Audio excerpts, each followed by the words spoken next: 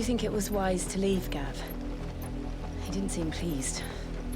I needed his eyes and nose in Dhalmekia. I'm not about to let Kupka take us unawares. Besides, he has a knack for that sort of thing. That he does. And wasn't it Sid who said that matters such as these are best left to dominance? Especially should one of his beloved opportunities to grow and change present itself.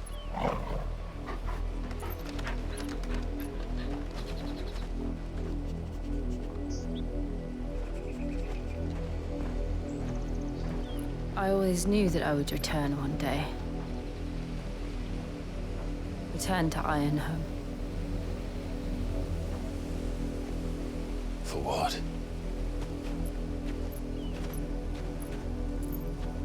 After learning the truth, you were given the chance to face your past. If I am to continue at your side, I must do the same.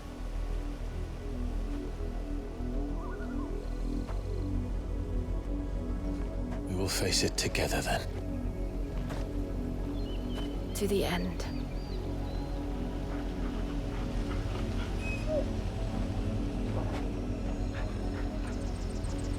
Come on.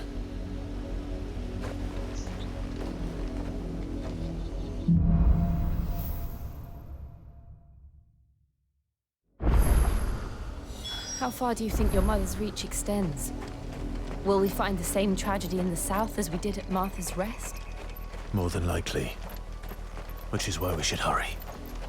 There are still many settlements between here and Port Isolde. We visit as many as we can and hear their stories.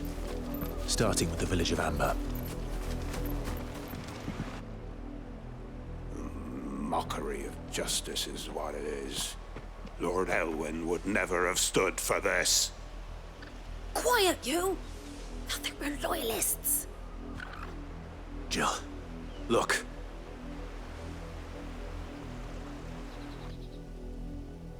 Rosaria must be cleansed of the stain which befouls her, that she might rise once again from the ashes to welcome a new dawn.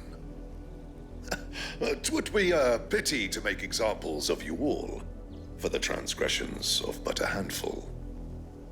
Of course, your lordship. You shall have our full cooperation.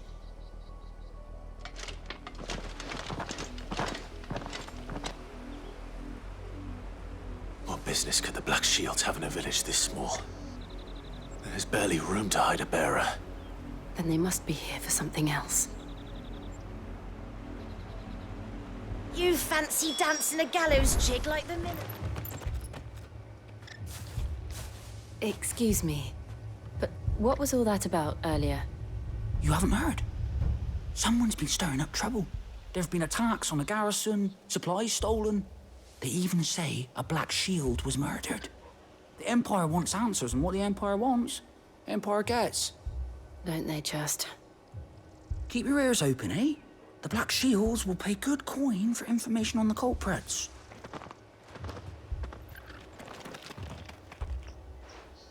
You seen him, didn't you? I'm sorry. The Black Shields. Just now.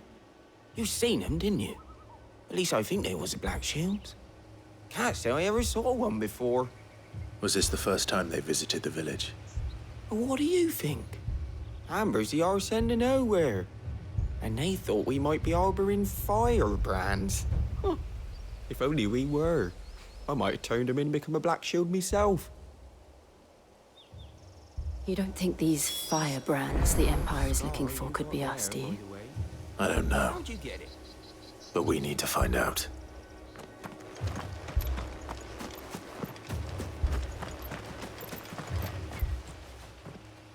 Greetings, friend. We are travelers. I know that. What do you want? We couldn't help noticing those Imperial soldiers who were here earlier. Don't you go telling these strangers a thing.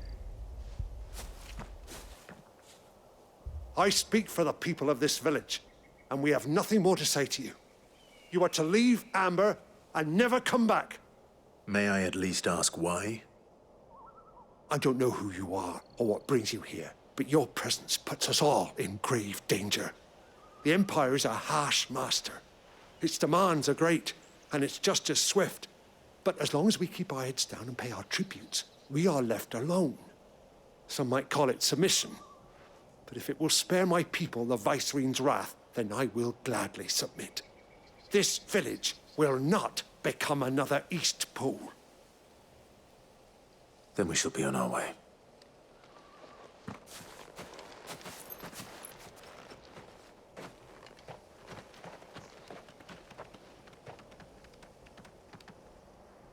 These people live with a knife to their throats. In the mistaken belief that if they cooperate, my mother will show them mercy. Obedience bought with fear. Are you all right? Sorry, It's nothing. We still don't know who the Black Shields are looking for. Well, whoever they are, the Imperials deem them worth pursuing to the back of beyond. But other than Martha, who else in Rosari would have the courage to stand against the Empire? A new ally would certainly be welcome. Can we find them before the Imperials do? Perhaps the next village will yield more answers. Perhaps. Blood, Clive. And still wet.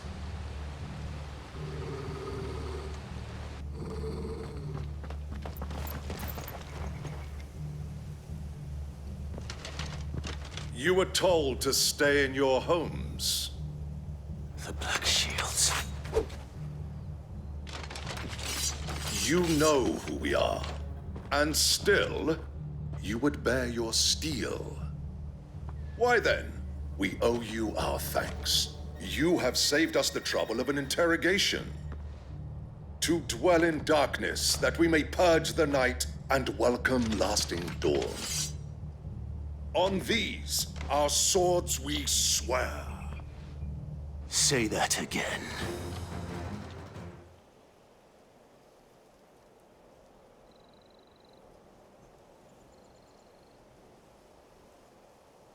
Tell me what I want and the end will be swift. Who are you looking for? Why, you.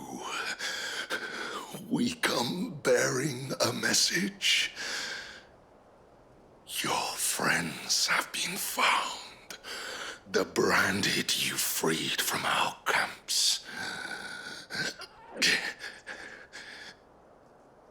They await you in Ordeal.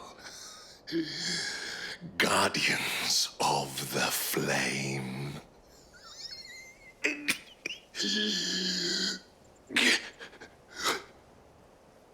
Those are Old Hill's gates. Then we hurry.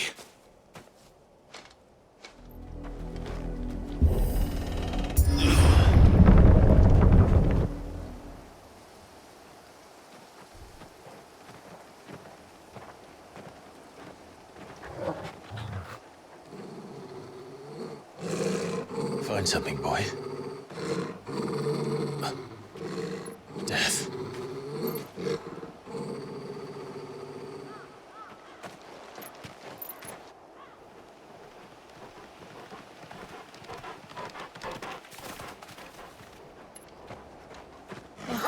Found her.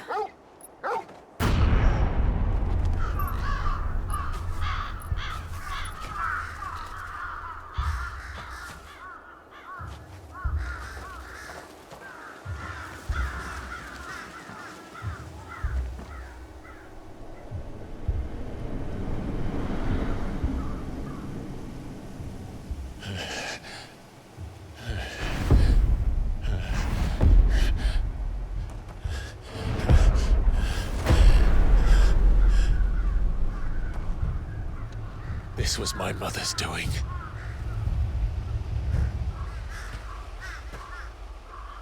But why? Why would anyone? I don't know. I never truly understood her. But this... Oh, Clive.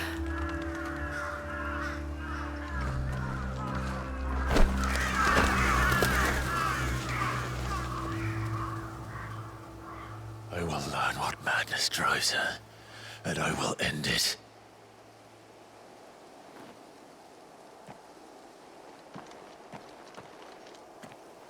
We should go. Yes.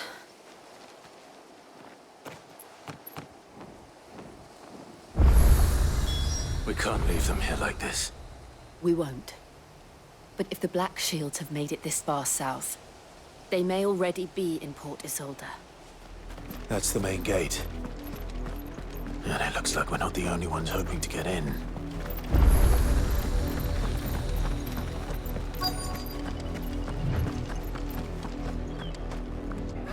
Let us pass!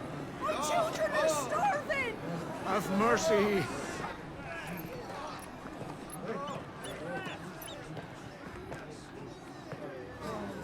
Voice-rinsed dogs they are! You can't ignore us forever! Let us in, or we'll die on your doorstep! Better out there than in here! Oh, good enough, Fuck off! Hang you chinless bastards! Those crystals belong to us all! I said, where were you, filth? Back to your stalls! Cut you down where you stand! Destroy it! No chance of slipping through unnoticed. We'll need to find another way in.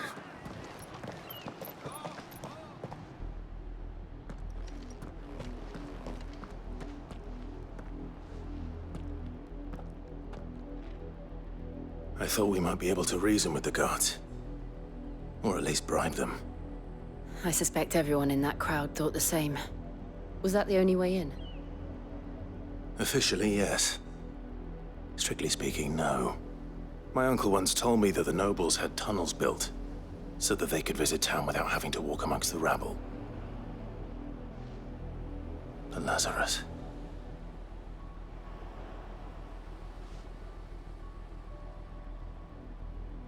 We'll find our way into the city there. If you're sure. The entire place looked abandoned. Do you think it's safe? As long as it is abandoned.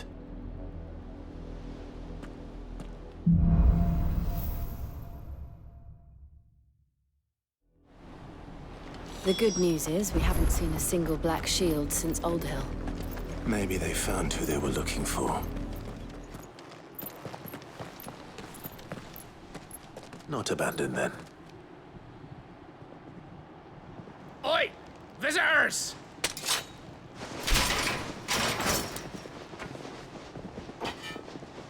Apologies. We'll show ourselves out.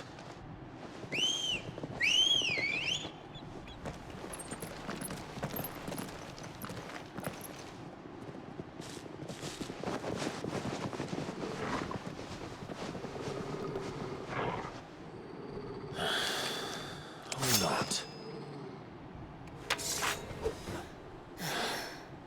I've only ever seen one man fight like that. And he's long dead. Then perhaps it's time you joined him. The blessing of the Phoenix. It can't be. I was there when you died.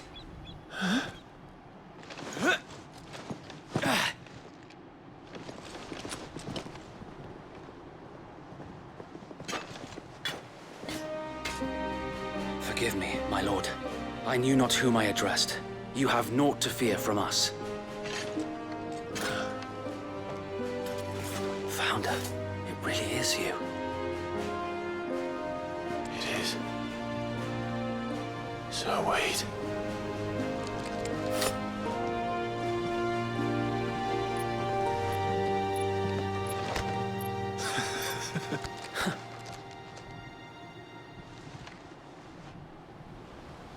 We can speak inside.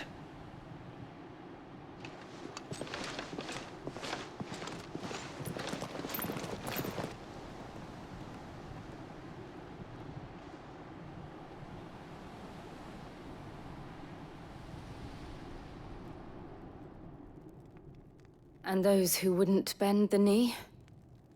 We left before the Empire could make examples of us, though we didn't go far. and we banded together to form the Guardians of the Flame soon after. Alas, there is only so much a handful of aging shields can do against the might of an empire. But we've seen to it that their stay has been anything but pleasant. Of late, though, we've had our hands full just trying to keep the Duchy's few remaining bearers out of the Imperial's clutches. The Cullings. We saw what happened in Old Hill. Aye, the foul work of the Black Shields and their mistress. You mean my mother? But it doesn't make sense. Even knowing what I know about her. Her hatred for bearers was no secret, but she wouldn't have been ignorant of their value to the realm. No offense, my lord, but in case you haven't noticed, the Lady Annabella couldn't care less about the realm. She barely even cares for her own home. That much has been plain since the slaughter at Eastpool. And, since granting the Holy Emperor a new heir, her obsession with bearers only seems to have grown. As to why, I don't know. Maybe she can't bear the thought of anyone having the power to challenge her beloved son. Her son. Sir Wade, the Black Shields have broken camp. They march in full force for Buick Bridge. Then so do we. Make ready.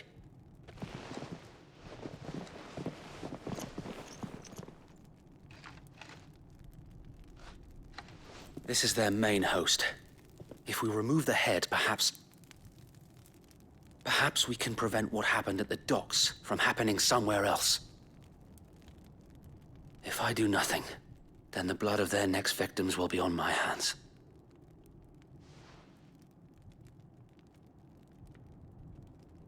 Yours and ours.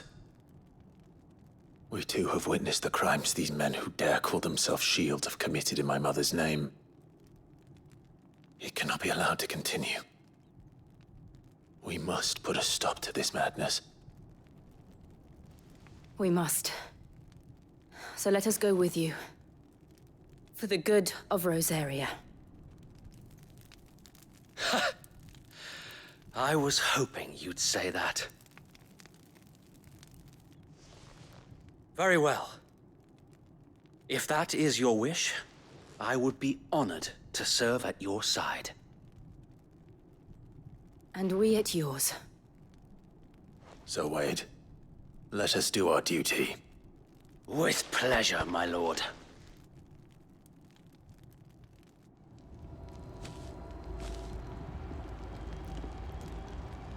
I imagine this endeavor will require more than just our wits. Then let's hope Sir Wade has a good quartermaster. Tell us then, Sir Wade. What is your plan? Nothing fancy. You, Lady Jill and I make for Buick Bridge, and provoke the main host at their encampment. Sensing an opportunity to end the Guardians, the Black Shields will call for reinforcements, who will be met from the rear by parties of my brothers hidden throughout the surrounding hills. This will allow us to wage battle on the bridge without fear of being overwhelmed. While the Black Shields have an advantage in numbers, you see, they prefer to fight in small units, which we can use to our advantage. How small exactly? Small enough, now that I have you and Lady Jill for company. I doubt I could have done this on my own. But until we arrived, that was your plan. You haven't changed a bit. So Wade, the bearers from Old Hill have been laid to rest. Very good. Now make ready for battle. As you command.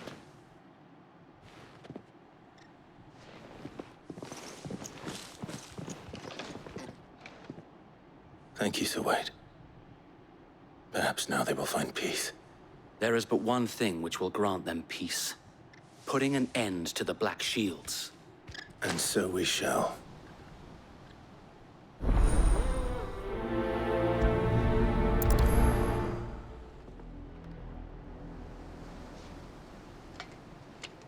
What is it now?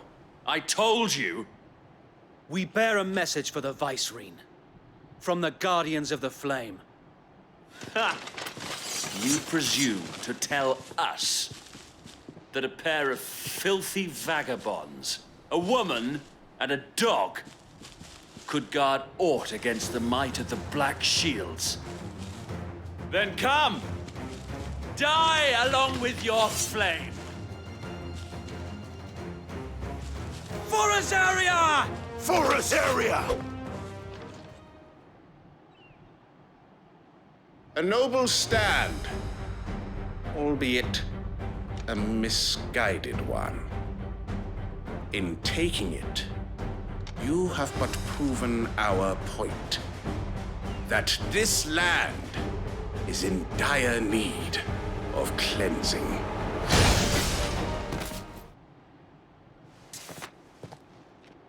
I don't see any more. Nor do I. The plan worked. It did. It bloody worked. We sent every last one of the rotten bastards straight to the mud! Lord, perhaps this will be enough to stop the Cullings. For the time being, at least. Perhaps. Though I doubt my mother will take this loss well. She'll move swiftly to see her minions' ranks replenished. And then it will all begin again. I often wonder if the nation we once knew is gone for good. Her fields rot. Her people starve. We battled to preserve the flame that was, but for every foe we fell, another springs up in its place. Yet be that as it may, it is still our home, and we must fight for it, as we always have, and always will. For as long as the Firebird's flame burns in our hearts, the Duchy cannot die, and her loyal subjects may dream of a day when the Rosarian standard flies over Rosalith once more. So wait, Think we should fall back to Port Isolde before the garrison sends reinforcements? A sound strategy, my lord.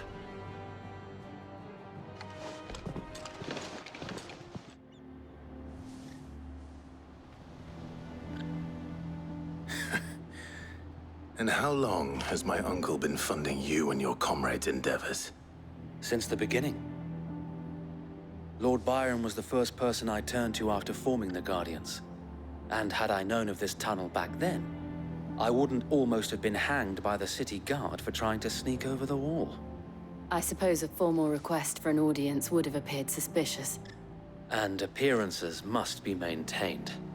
Were the Vice-Regency to catch wind of Lord Byron's involvement in our movement, they'd seize his estate and send him to the gallows, where he would be of no use to anyone. And so, though it sickens him to the soul, he plays the part of the loyal lord, knowing that one wrong move might prove his downfall. It is why he remains ever vigilant. Don't be surprised if he refuses you an audience, especially since you're famously dead. Then I will have to think of a way to prove that I am neither wraith nor wrongdoer. I might have something which could help with the latter. It's the mark of the Guardians. Display it, and those who love Rosaria will know where your loyalties lie.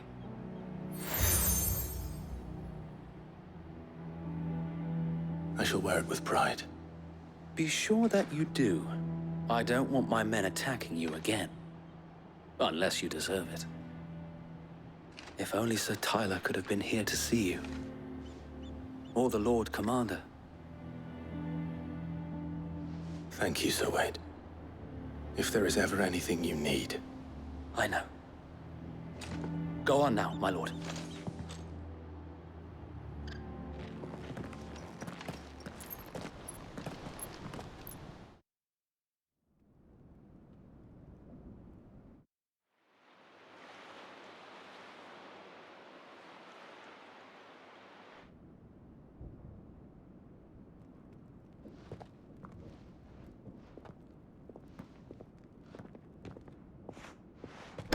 How accommodating.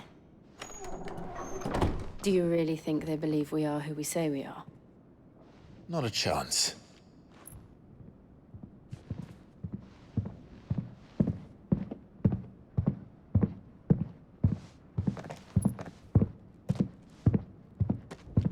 All right, I guess. My uncle believes we're imposters here to rob him, and means to string us up himself.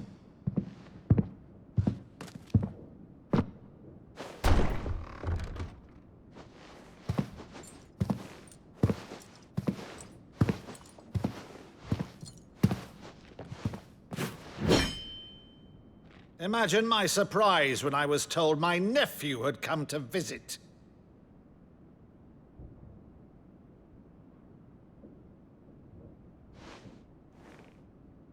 Clive Rosfield died long ago. And for uttering his name here, you shall pay with your tongue!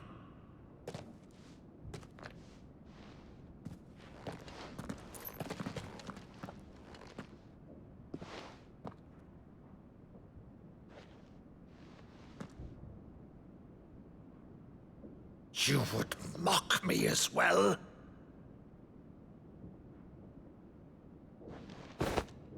It is I, Sir Crandall of Camelot, loyal servant to Her Serene Holiness, Saint Sybil the Unshod. Meadow, thou vile sorcerer, for thy crimes against church and crown, I shall have thy head.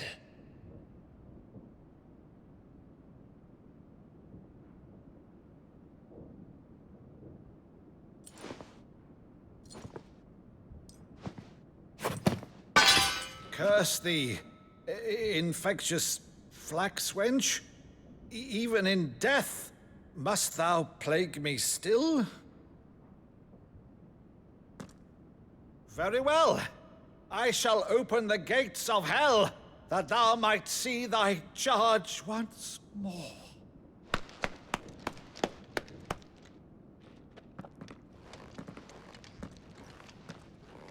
Bravo, Uncle.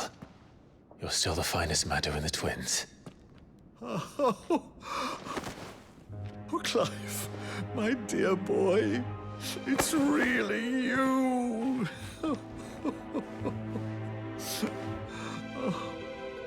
You always were fond of that scene from The Saint in the Sanctuary. Never did let me play Sir Crandall.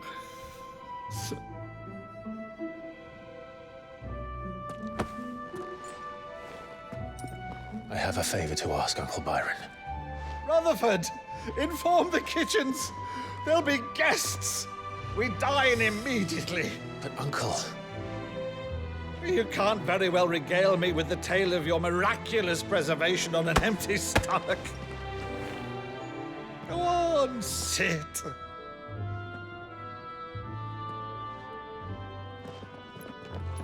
See that you use the good plates, Rutherford.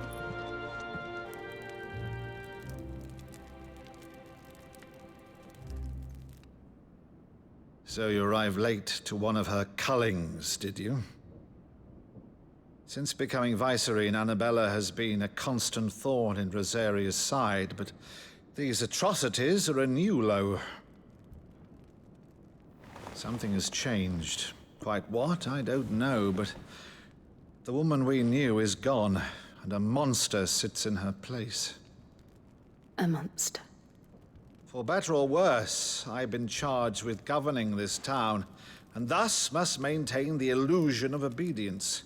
That's all I can do to aid Wade and his merry band of revolutionaries. So he's told us. You have risked much for Rosaria.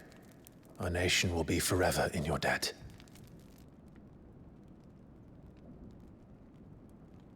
It has been 20 years, Clive.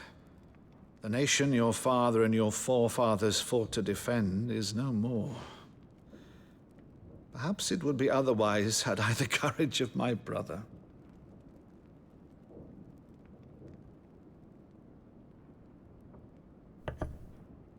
All right, if it's a ship you require, a ship you shall have. I've a galley in port, but recently relieved of her cargo. She can be outfitted for the voyage in a matter of weeks. So you believe us, then? About everything. Believe you? Ha! Only a fool would believe even half of the things you claim. But until tonight, only a fool would have believed my nephew still lived. And besides, I have it on good authority that Clive is telling the truth. Whose authority? On your own, of course. You've always been a terrible liar. Is that true? It's not untrue. Let's say no more about it, eh? It wouldn't do to linger on my nephew's greatest failing.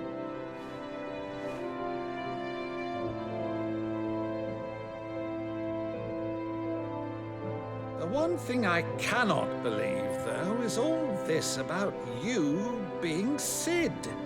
You were always such a good boy, but now you're quite the outlaw.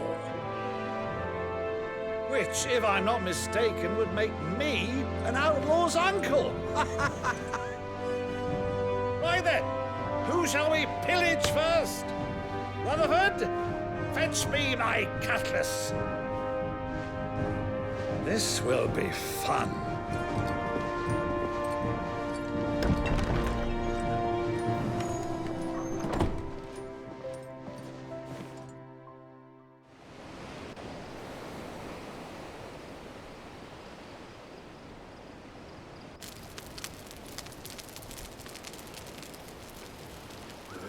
Over there. Go on. She's a fine ship, isn't she? Once outfitted, she'll bear us across the boiling sea to Drustinus in the space of 3 days.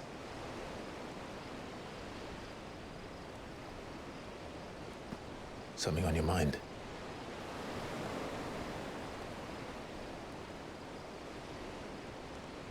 Monsters. When I served the Iron Kingdom, I did so because I saw no other choice. Because once they learned that the lash would not move me, they turned it on those who could.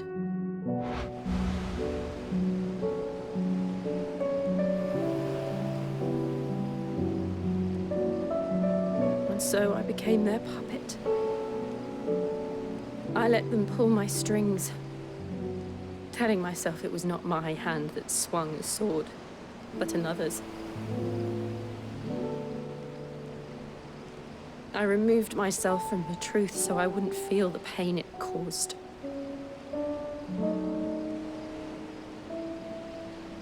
And before I knew it, I no longer felt anything. Anything at all.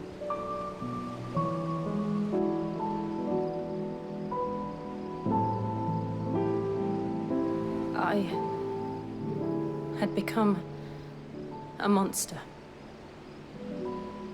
Jill.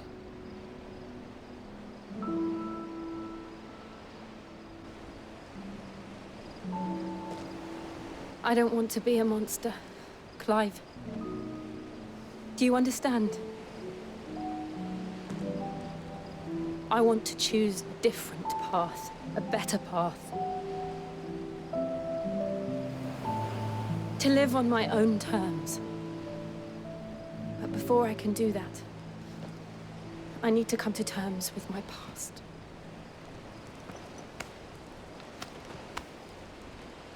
And when you do, I'll be standing there with you, just as you stood with me.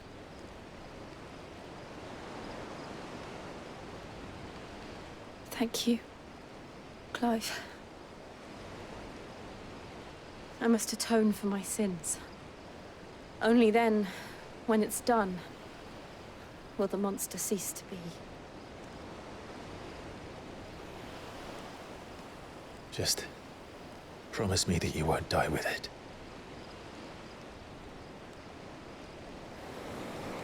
Now, let's get some sleep. The journey back to Benamir is long, and there is much to tell the others.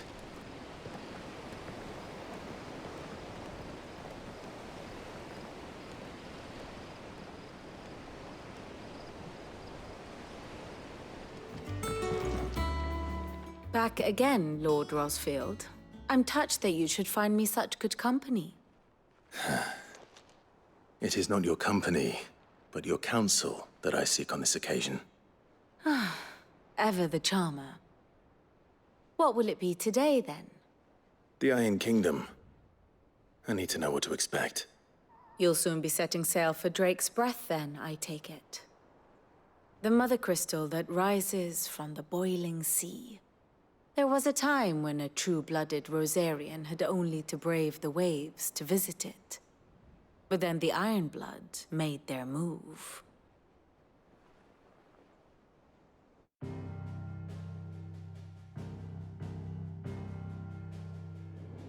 As you know, the Iron Kingdom rules over the islands to the west of Storm. Or rather, its church does. But this is not the pragmatic approach to state religion employed by the Holy Empire to manipulate the masses. No, the Iron Kingdom is the literal embodiment of the crystalline orthodoxy. And so, if one is to understand it, one must start there. As the name implies, the orthodoxy holds the mother crystals sacred, and they do not take kindly to heathens plundering the objects of their worship for the means to fill washtubs and light lamps with frivolous feats of magic. Indeed, the faithful consider ether a sinful thing, a poison no less. And to them, a dominant is an instrument of evil, albeit one they have proven only too happy to turn against their enemies. Some 80 years ago in Northern Storm, Drake's eye collapsed. Soon after, in pursuit of ether and with the Blight at their backs, the Northern Territories descended upon the Grand Duchy of Rosaria. And when the Shields of the Flame marched north to meet them, the Iron Kingdom spied an opportunity. A few short days later, the Crusaders landed on the island of Mount Justanus, home of Drake's Breath, and plucked it from the Duchy's grasp. Rosaria tried to reclaim it, of course, but to no avail. I doubt more than a handful of Duchy men have set foot on its shores in your lifetime. Nor are they like to again, under the Empire's stewardship, meaning the Iron Blood will keep their island. And with it, the foothold they need to march on mainland soil when next they spy an opportunity.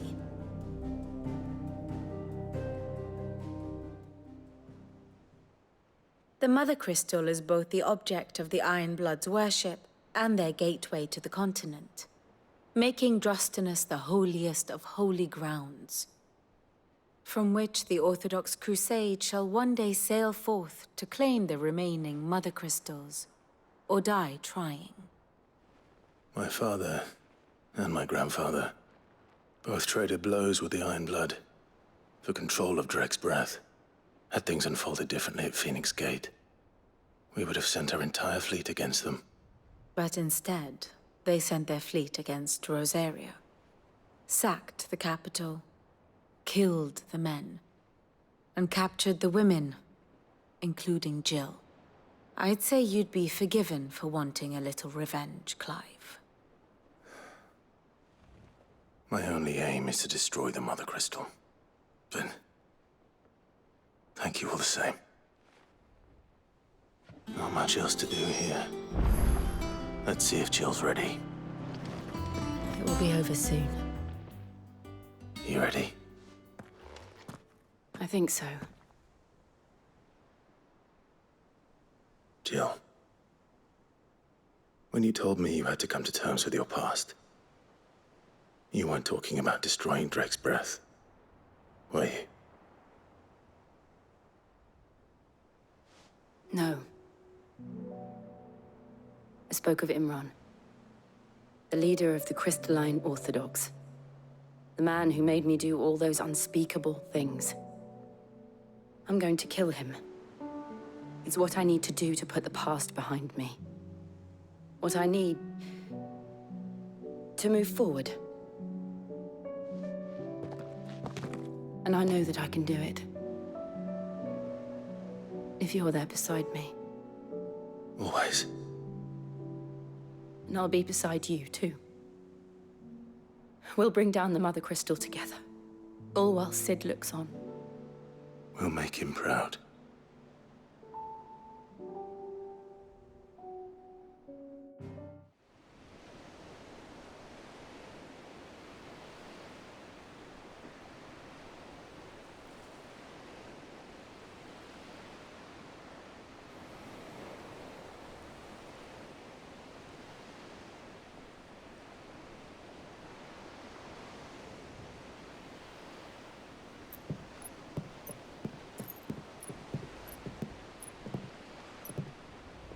Useful trick. Freezing and thawing the spray to make mist. How did you learn to use your powers like this? The Masters made me do it. When the Crusaders took to the seas, to keep the fleet's movements from prying eyes. I'm fine. No, you're not.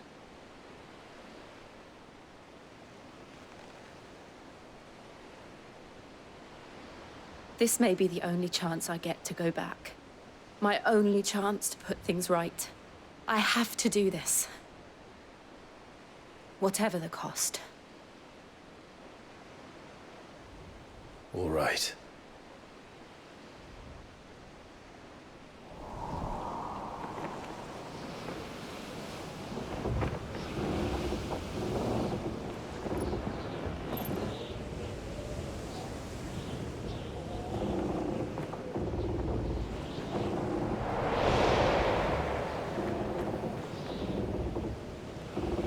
There she is.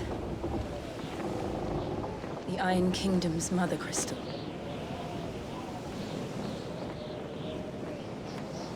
Drake's breath.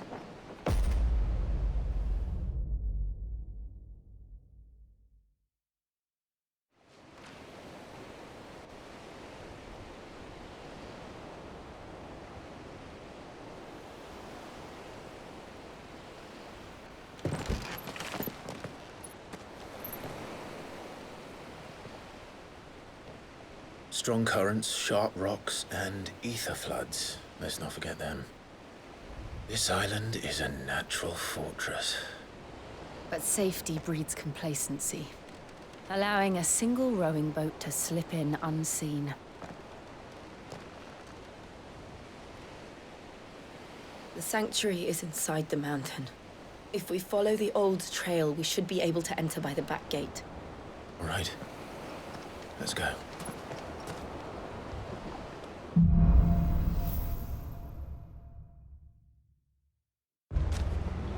I always imagined when I came here it would be to reclaim it. It used to belong to Rosaria, didn't it? Once, though it's been in the Ironblood's clutches for far too long. As was I. For 13 years, this rock was my home. I know its secrets only too well. This path was abandoned after an ether flood. They don't guard it. The perfect little shortcut.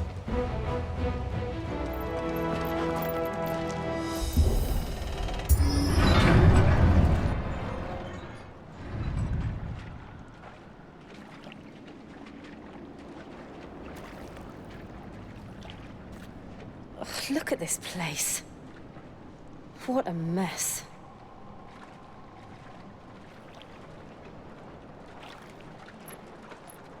Wait.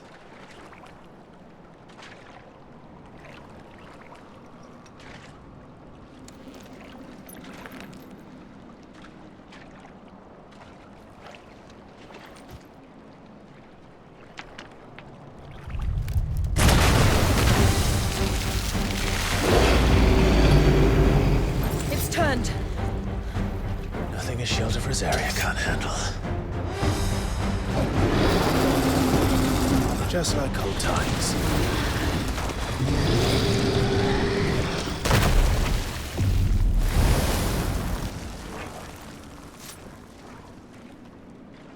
Press on? Yes.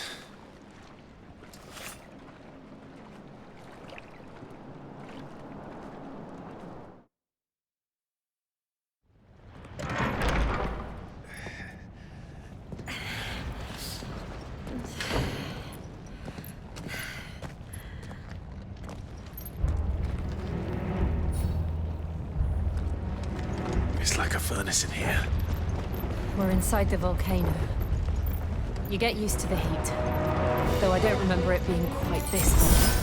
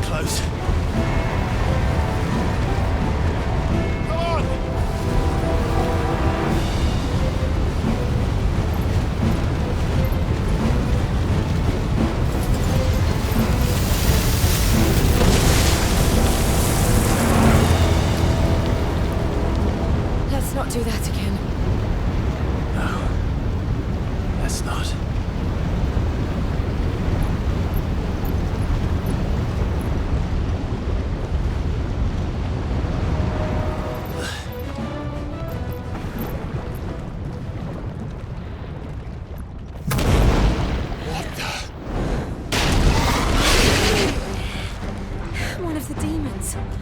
But they never leave the lava. If I didn't know better, I think this volcano was about to erupt. Why attack us then? They're peaceful creatures. Then this one must be the exception.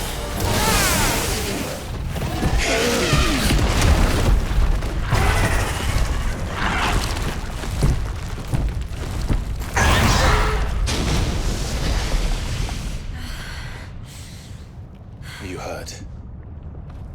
Just hot.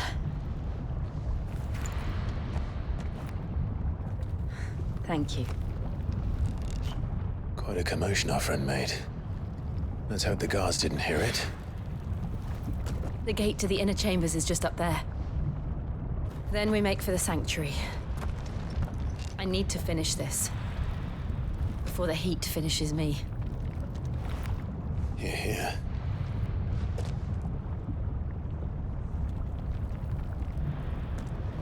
We'll enter the Comric by the Handmaiden's living quarters. It was always a hive of activity. Sounds like we'll have a hard time staying out of sight. We won't have to. There's someone there I should very much like to see.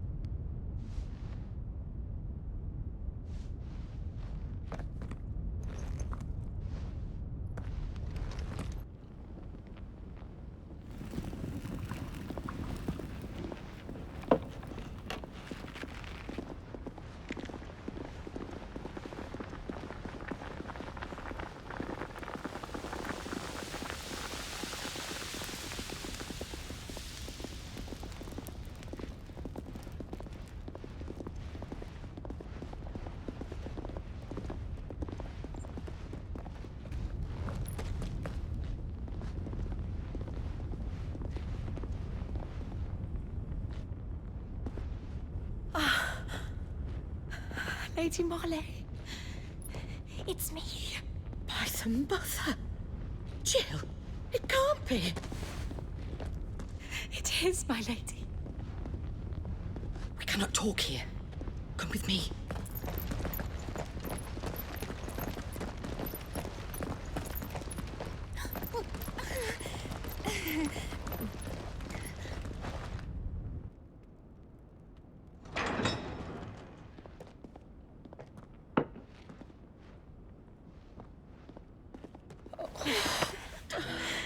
I'm so glad you're safe.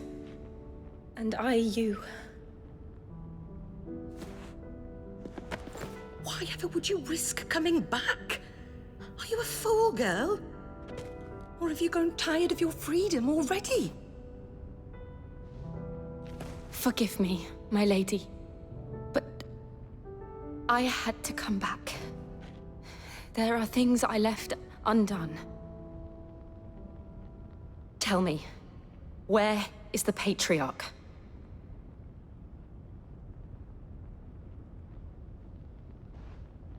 At this hour, he'll be in the Comric, giving thanks.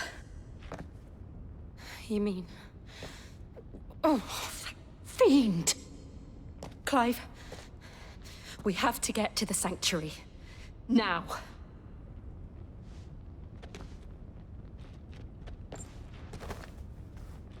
Lady Marley, you must flee this place, gather your things, and go. Now listen here, Jill. We have company.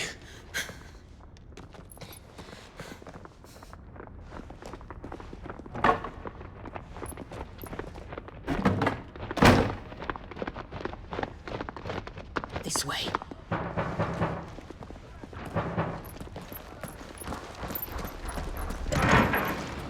Follow this passage. It leads straight to the Comric. Go on, stop dawdling. Thank you. You were always so kind to me. My light in the darkness. Take care, my lady, please. You deserve better than this.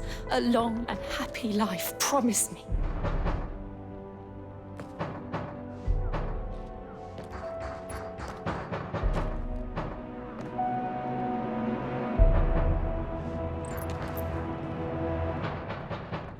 I'll live if you promise to do the same.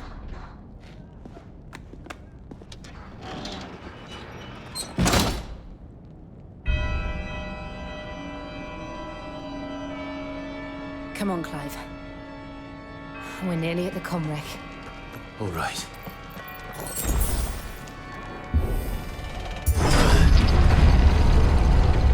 O Mathen Sanov, Gladden you non credith. O Mathen Sanov, Gladden you non credith. O Mathen Sanov, Gladden you non credith. O Mathen Sanov, Gladden you non credith. O Mathen Sanov, Gladden you non credith. O Mathen Sanov, Gladden you non credith. O Mathen Sanov,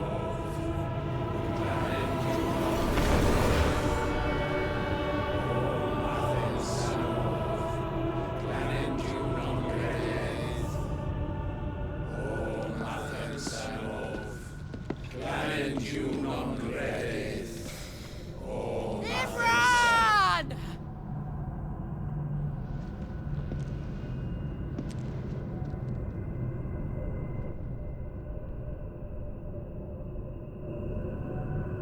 Shiva's dominant.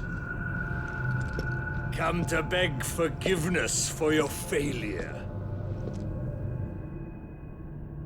For years, I followed your orders. Fought your wars. All to protect the children you took. Just as you took me. And what did you do in return?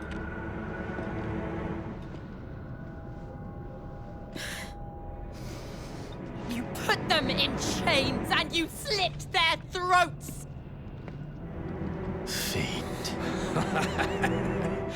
Their souls were sullied with the stain of ether.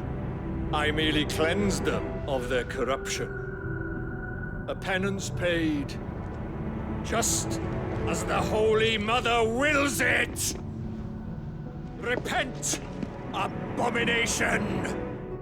For a monster like you to set foot in the Holy Cymric is in itself a crime deserving of death. You're right. I am a monster. And my soul is stained black. Though not by ether. But by the evil of men like you, who made me close my heart and drown in darkness when I should have raged against it. This is my penance. I will be your monster no more. Nor will I suffer you to create another.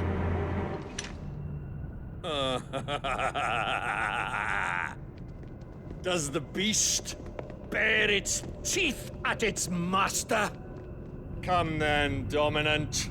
Rage, be as you have ever been. A monster! And what are you, Imran? I was forced to kill. You do it by choice. But never again. I bowed to you once. Now it is you who shall bow to me! Kill them.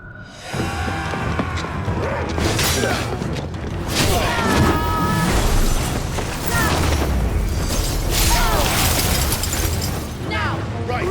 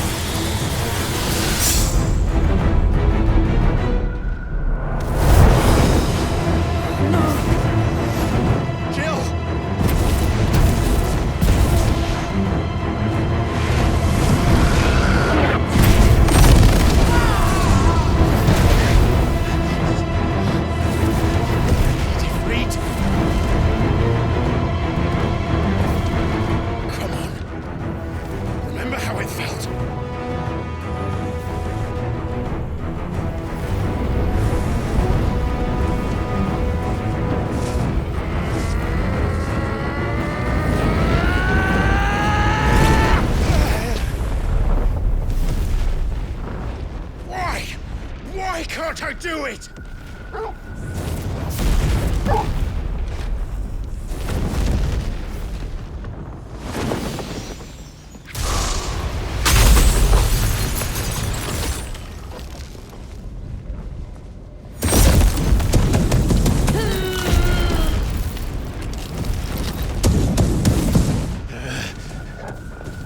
Please, just once.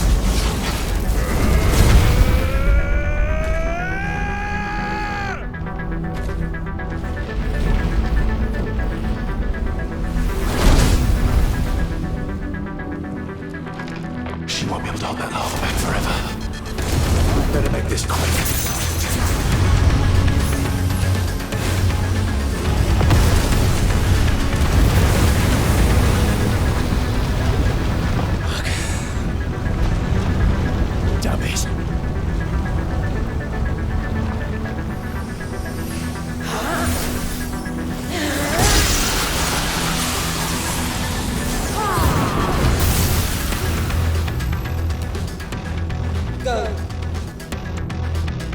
All right.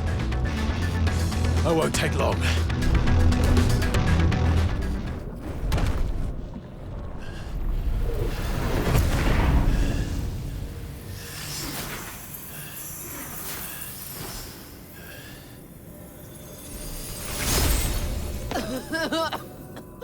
Jill!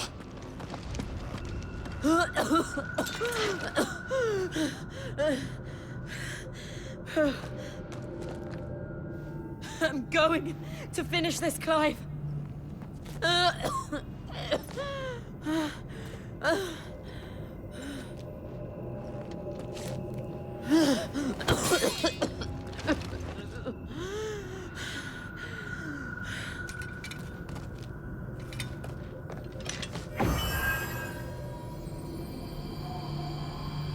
Here, use this.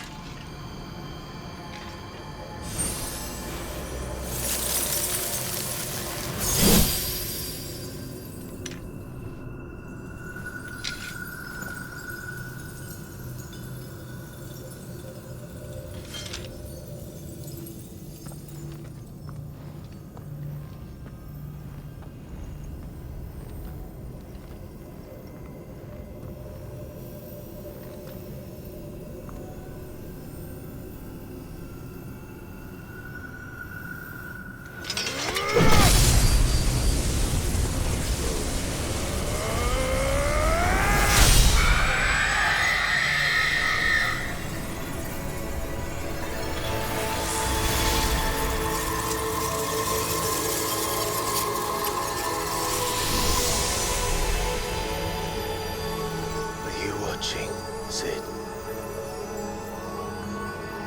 We're one step closer to freedom.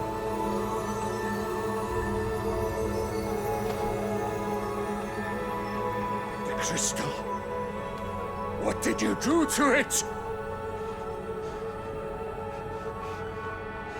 Oh, we destroyed it. What? But... Monster!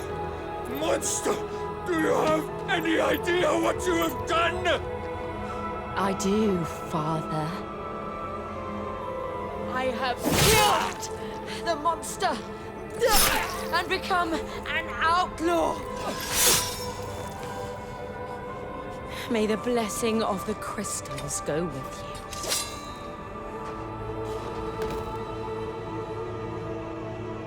you. It's over. It is. And Shiva exacted her price. She did. Again, the burden fell to you. And I bore it willingly. This was a sin for which I had to atone. Now I can continue at your side with my head held high.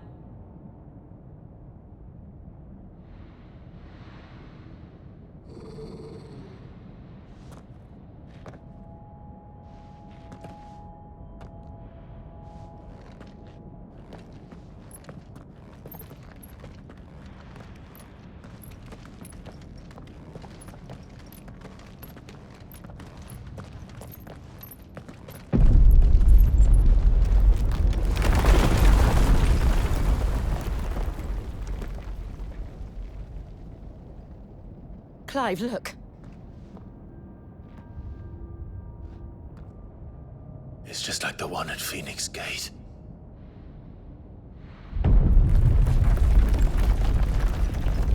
Damn it. We need to leave. Agreed.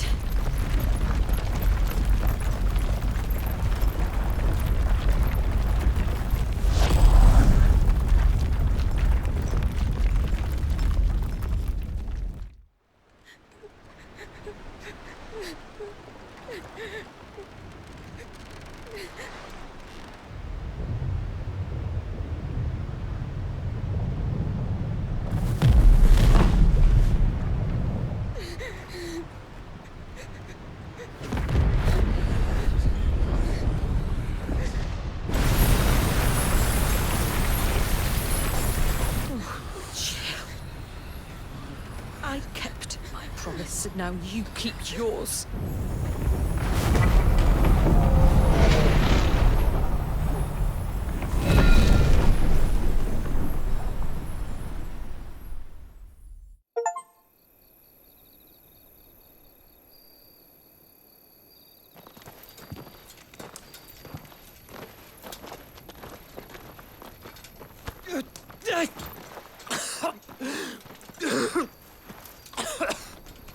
This way, Your Grace.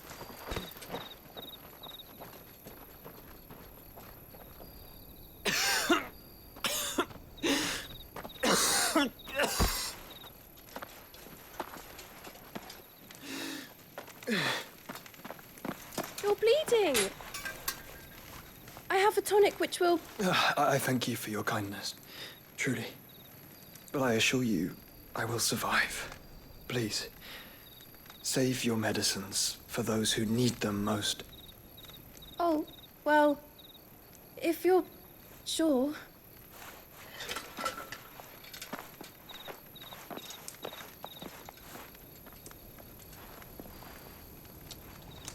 For a moment there, I felt my brother's presence. You did? I fear he is in Ultima's thoughts again. But why now, after 5 years of silence? I cannot keep him sealed away much longer. Your Grace.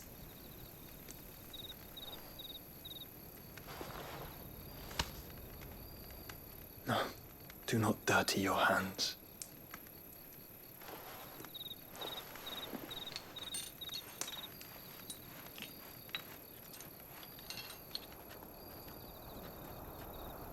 Look at them all.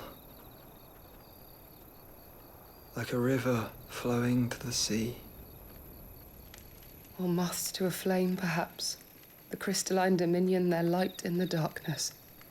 More and more lose their homes to the blight and set out in search of sanctuary, while others lose their fortunes to the Dalmekian levies and leave to find new livelihoods. What is it that you seek in the Dominion, Your Grace? Oh, Dion Lesage. You mean the Crown Prince of Sanbrec? He has many titles. Dion the Bold, Prince of Dragoons, Odin's Nemesis, or simply Bahamut. I met him once, when we were children. He was a chivalrous soul even then, and has served his empire indefatigably ever since. And you are confident that he will listen to what you have to say? Our world lurches ever closer to the abyss, and a hidden hand ushers us onward. Ultima's influence extends to every nation, Sanbrec included. If His Highness is the man I believe him to be, and I pray that he is, this truth will not have escaped his notice.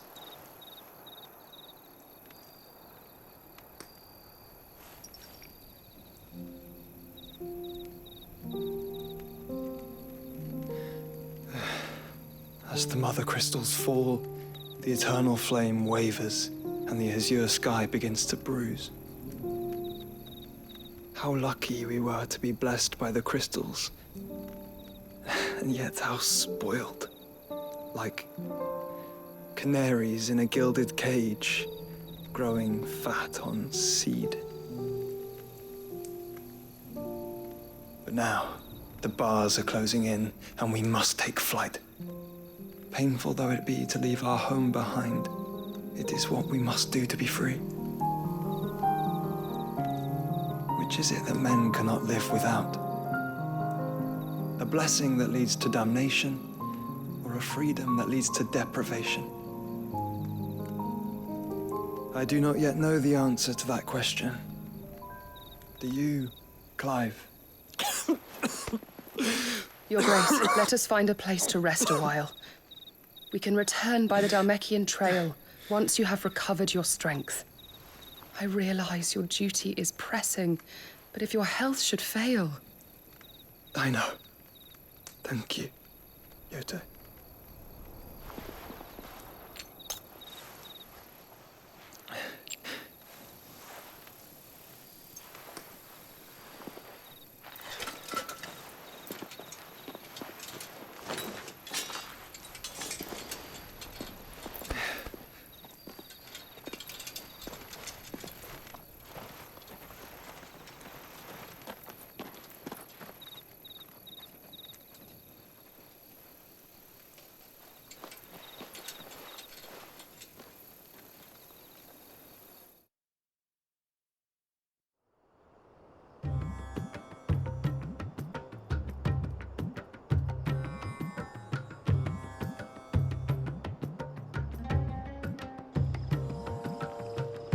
Army's attempt to breach the Empire's defenses and gain the Isles of Ark has failed yet again. Only because your fleet has proved as impotent as a eunuch on laying night. Would you rather we simply fell back to the capital? Enough, both of you. All here agree that the Empire cannot be allowed to maintain its illegitimate claim on the Dominion. However, our casualties mount with each passing day.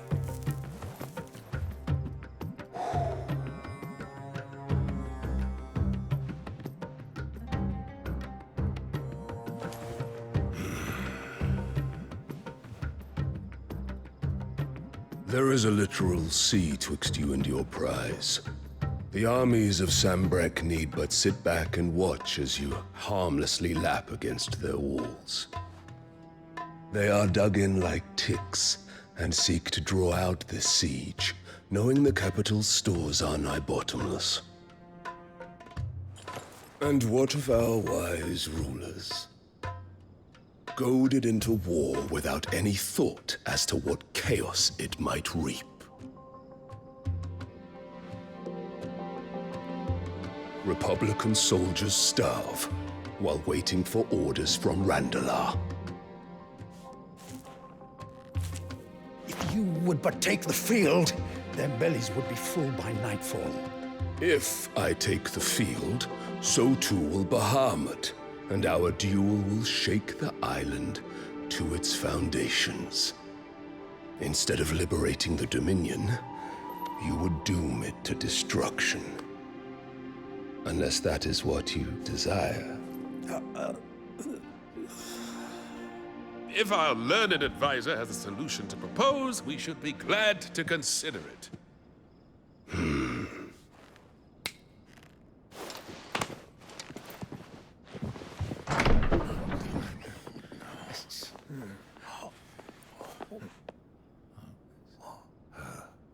Is that the Emperor's?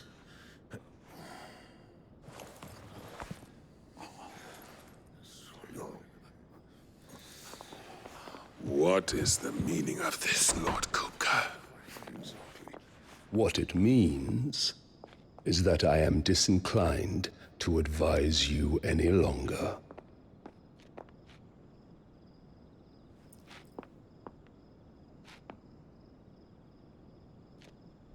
Ah, the looks on their faces when you walked through those doors. A perfect picture of stupefaction. They could not believe their eyes. Though I confess, I had my own doubts whether or not you would accept my invitation.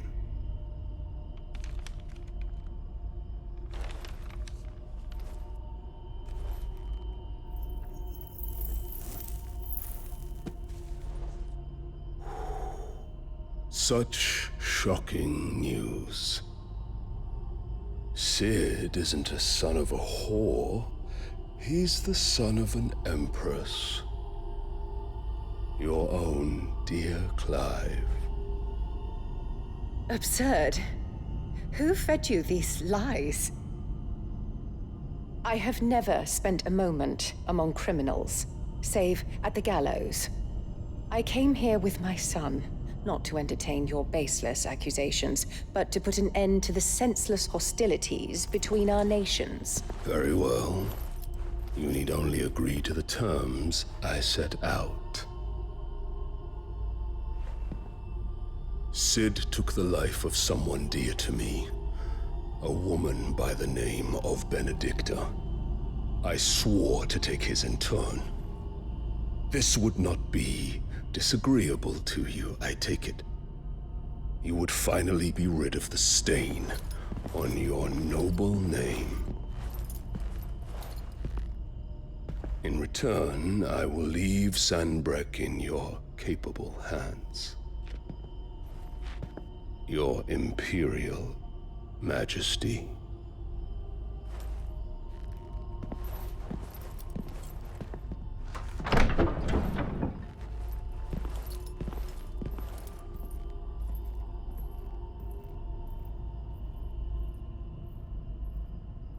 And all for the love of a common whore. Dominant or no, one cannot hide one's breeding. And beasts will ever belong with beasts.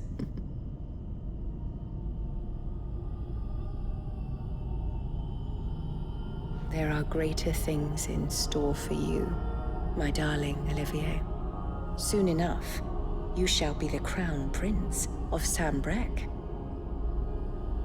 And when your father goes to meet Great Griga, you shall be emperor of all you survey. The old order shall come tumbling down, and you will rebuild the world in your glorious image. Soon.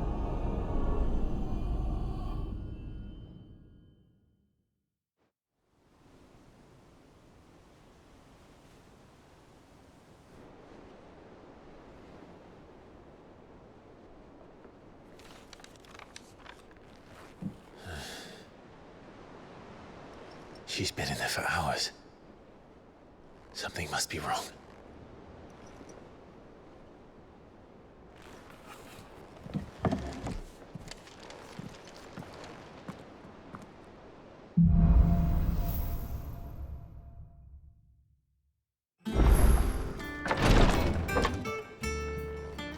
I've done what I can, but the rest is up to you.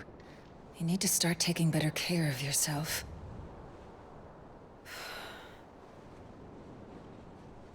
Understood. And thank you.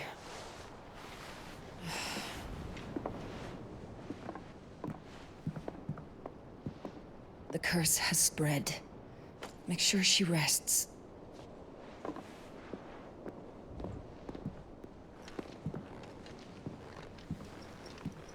If it hurts, you can tell me, you know. I'll understand. I can bear it.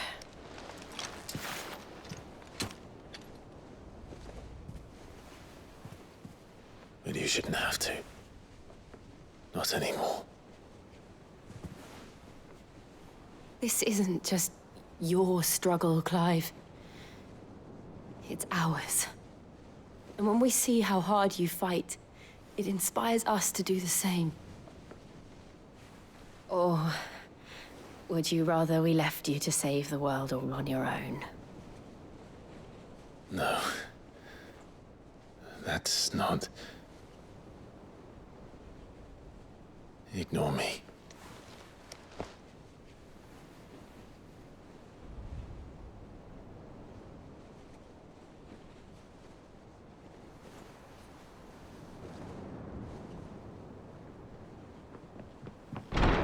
Clive, where are you? In here.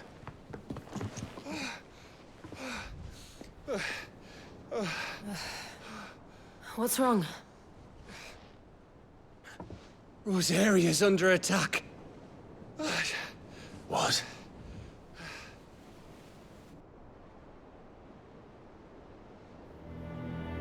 This isn't the Dhalmekian army we're talking about. It's the Men of the Rock from Drake's Fang, Hugo Kupka's private guard. There is in hell in Rosalith, trying to batter down the castle gates. Looking for me. Seems that way. Reckon old Hugo has finally worked out who Sid really is. Then this is just another trap. Ah, it's a trap, all right. The daddy of all fucking traps. I'm going to Rosalith. You're not serious. That's exactly what he wants you to do, Clive. Look, I don't know why Kupka harbors such a grudge against Sid. But as long as it's left to fester, our world will never know peace. He has dragged the rest of Storm into this pointless war just to find me. Besides which, I am not about to stand and watch while my home gets ground into the dirt. Hugo Kupka must die. I've lost enough friends to that man already. I don't want to lose any more. So let's go and kill the bastard. I'm coming too. After all, we're in this together. All right.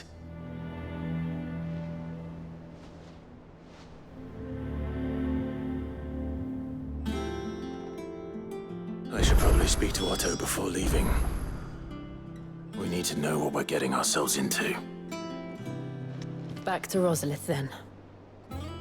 Whatever has become of her. Rosalith at a moment's notice. Gov gave you the news, then? We're leaving for Rosalith. But not before I know exactly what's going on. What have we heard? All sorts.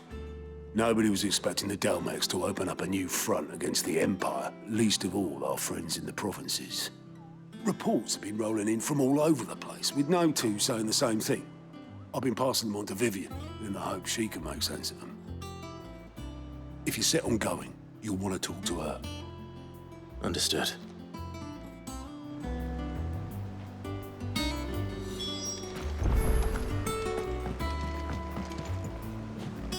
Ah, if it isn't my favorite pupil. Let's see now, where did we leave? Well, this is a surprise. My lectures are rarely so well attended. You know what they say? A little knowledge, can't hurt?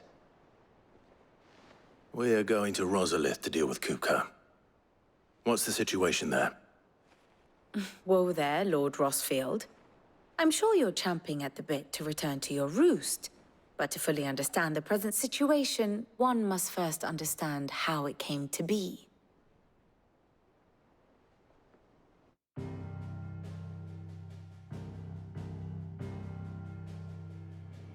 Let us begin with the story of Hugo Kupka, or the permanent economic advisor to the Dhalmekian government, to give him his formal title. In a republic founded on commerce, there could hardly be a more influential position.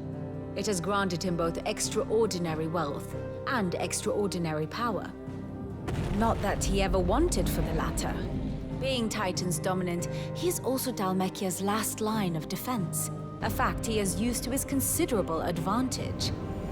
Why, he was even able to pry Drake's Fang, one of the pillars of the Republic, from Parliament's grip. And he was quick to buy the loyalty of the Fang's protectors. Today they are his faithful creatures, a private army in all but name. The self-same army that marches upon Rosarian soil as we speak. By which I mean Imperial soil, not that you need reminding of the fact. Suffice it to say, the Empire's attentions are elsewhere at present, deadlocked as it is with Dhalmekia over its occupation of the Crystalline Dominion, where its legions are now gathered. Scarcely a handful of garrisons remained to secure its western provinces, and half of them left after the fall of Drake's breath. With the threat of the Ironblood thus diminished, they had little cause to fear a maritime invasion. And so today, only a token force guards the former duchy's shores, as Kupka was quick to descry. He landed his troops on the Rosarian coast without encountering so much as a single ship. All for you, Clive. He wants your head. And so he and his men advance upon Rosalith, not to capture the province, but to draw you out.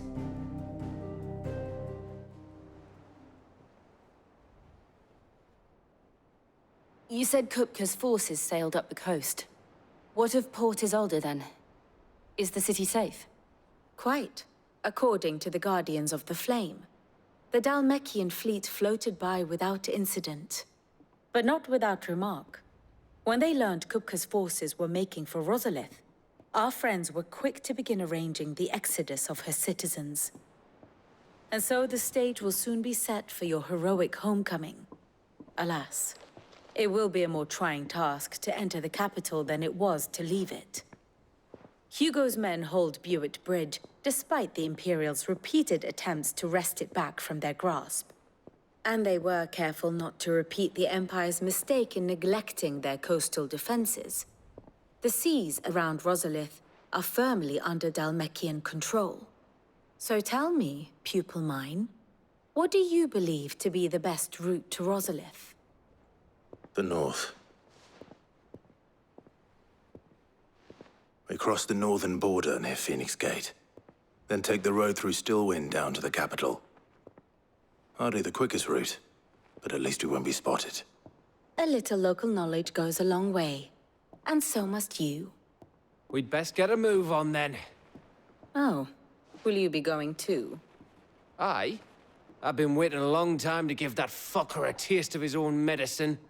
I would have missed this for the world. All right. We should be on our way. Lead on.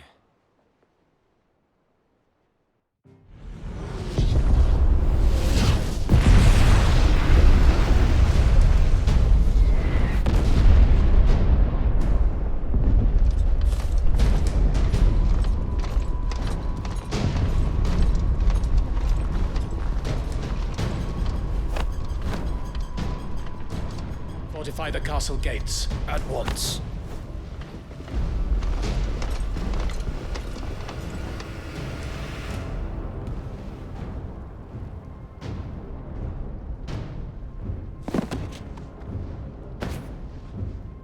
Hugo and his men have been busy. They've already breached the castle's outer wall. The Imperials are holding the ground for now, but it's only a matter of time before the keep falls. Those fuckers really went to town on this place. Almost like they want to wipe it off the map. Just a means to an end.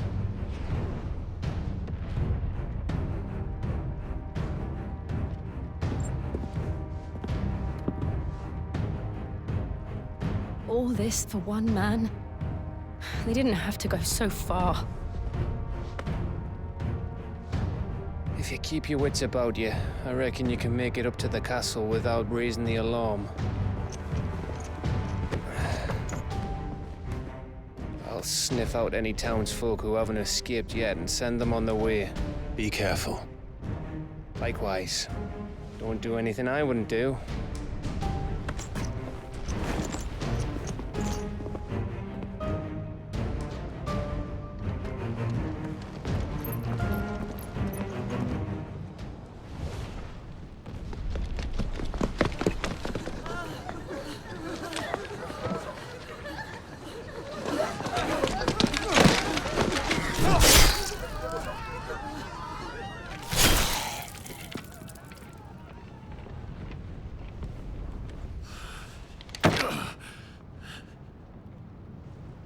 I thought I was ready for this, but... I know. It's like a nightmare. This was our home. Come on, Clive. We have to keep going.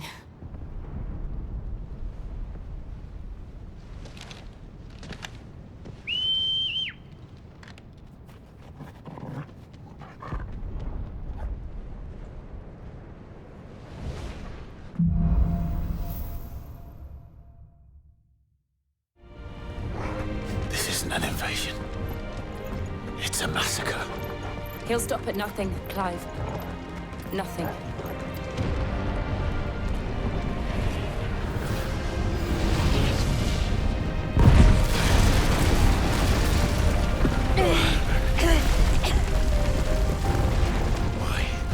Why do this?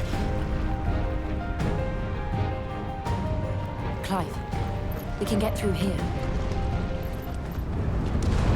I yield! I yield!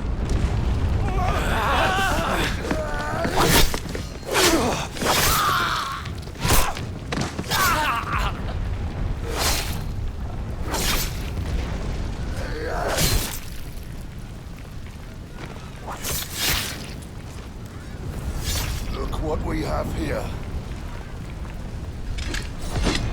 Gentlemen!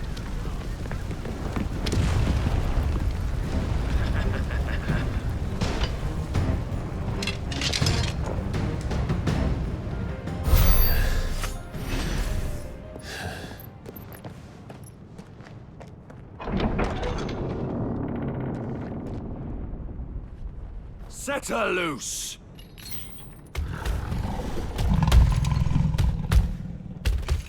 They have a curl.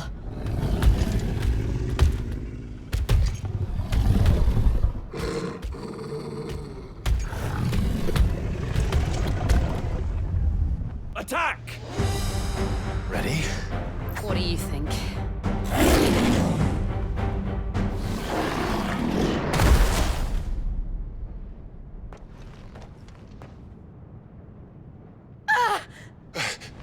Jill!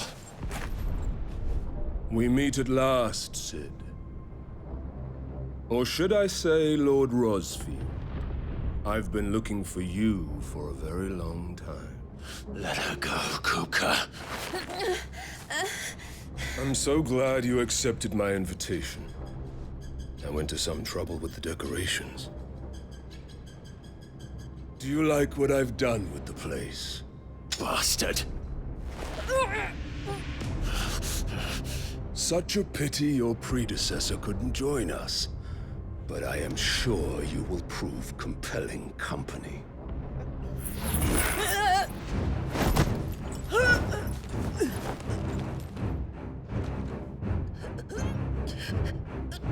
Be still, little snowflake.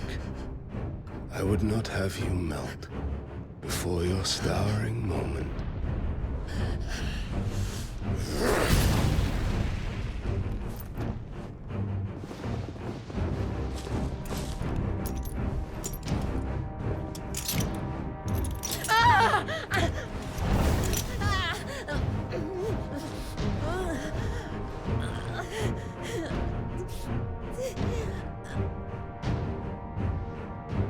Fuck.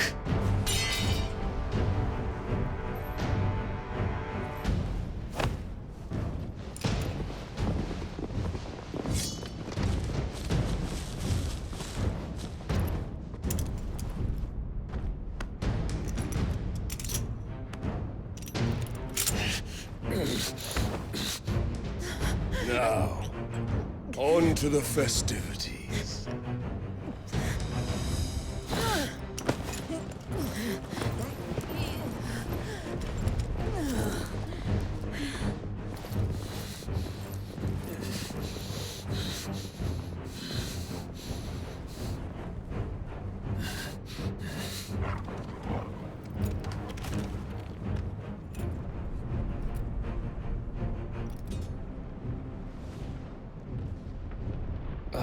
That's just great, that is.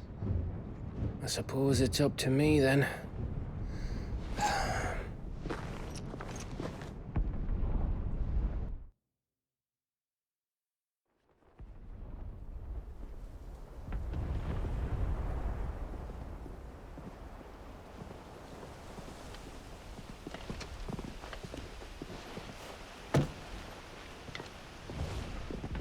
Headsman!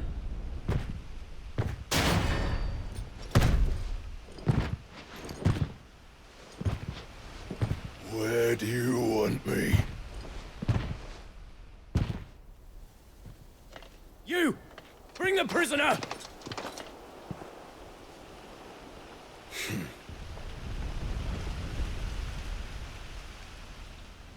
Yes, no more than she deserves for getting into bed with an outlaw. We should get into mine. Lord Kupka commands your presence. You're to bear witness to the girl's execution. Such a waste.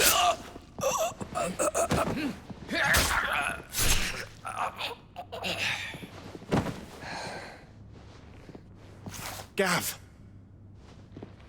Shh.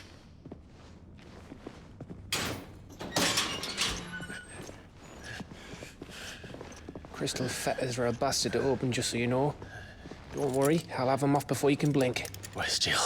In the courtyard. Shit.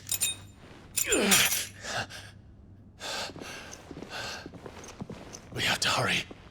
The Imperials have sounded the retreat and cleared out of the castle, but the place is still swarming with Kupka's men.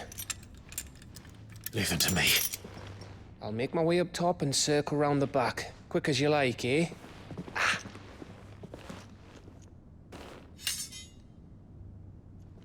Nearly forgot.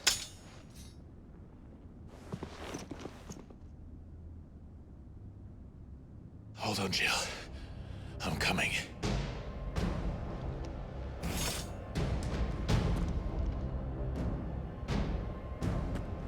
I have to get to the courtyard.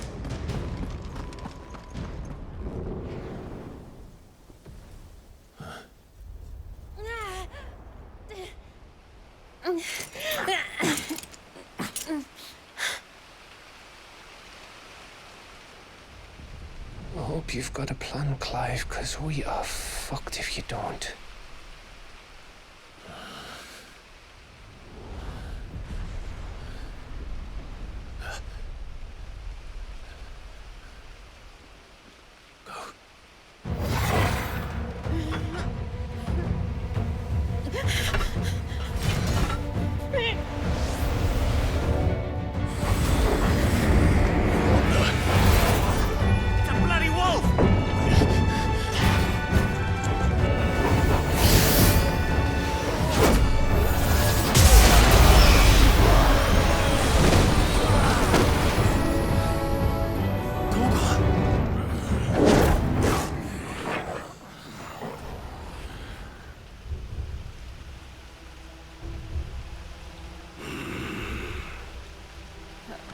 Jill, can you stand?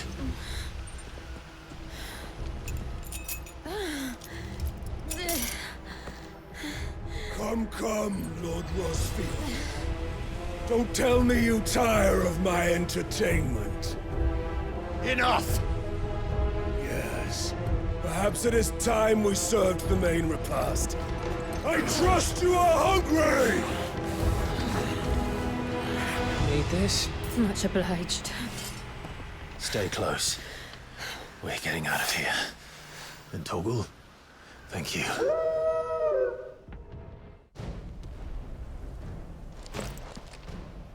It's over. For now. But I bet that wasn't the last of them. And they won't stop hunting us until Kupka's dead. So you get in there and finish the job, eh? Go on. If they come again, we'll hold them back. All right. But be careful.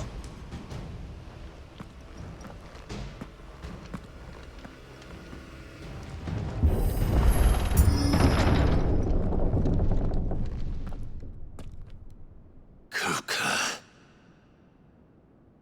You're late. Trouble on the way. Just enjoying your entertainment. How gratifying.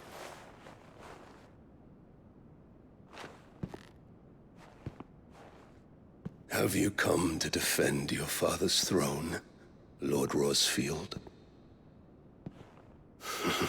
The Grand Duchy of Rosaria. A realm without a ruler, an army, even a people. A veritable kingdom of dust.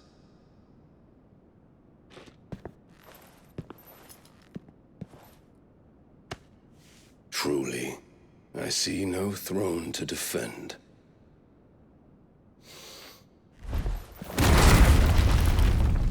No!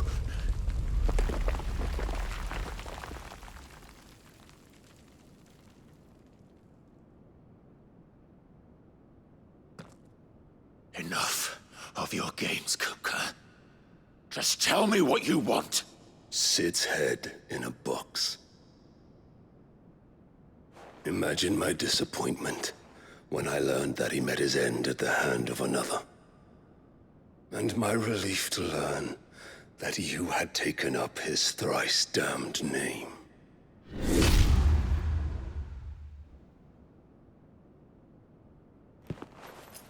Your master slew Benedicta Harmon and defiled her body. If you choose to bear that murderer's name, then you shall answer for his crimes. The only crimes I shall answer for are my own. Sid did everything in his power to save that woman, though she was long past saving. And so I did what he couldn't. It was me all along, Hugo. It was you.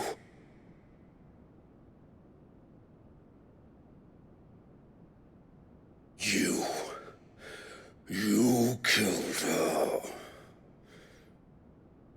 I did.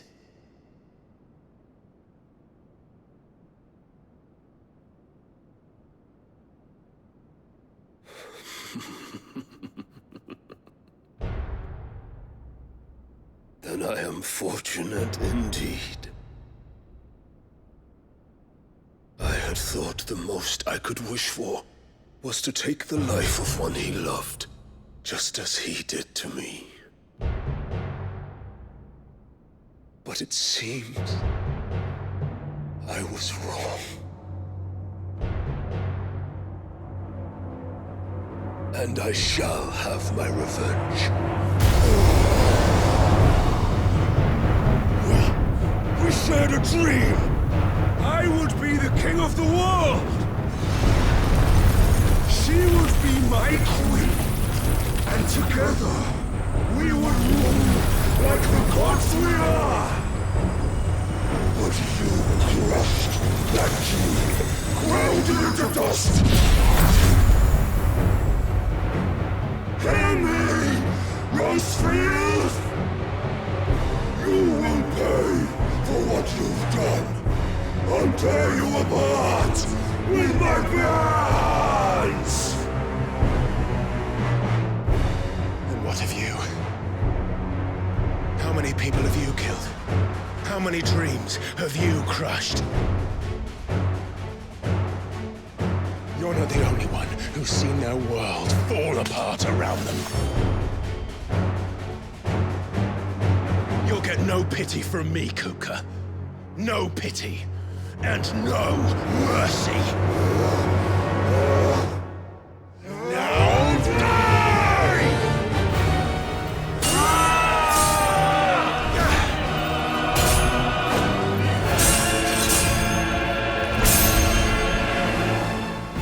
You will die by my hand, Rosefield. My hatred for you is unending. Unyielding. Let this palace be your grave! What? Oh, shit.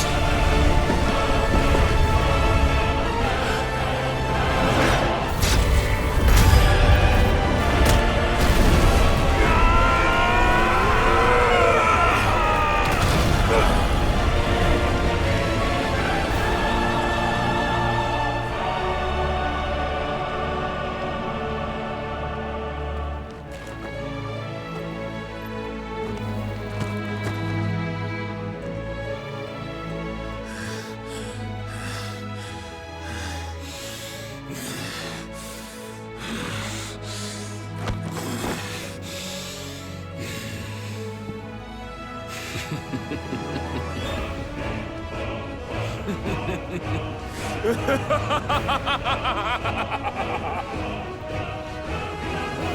world has chosen. I am in my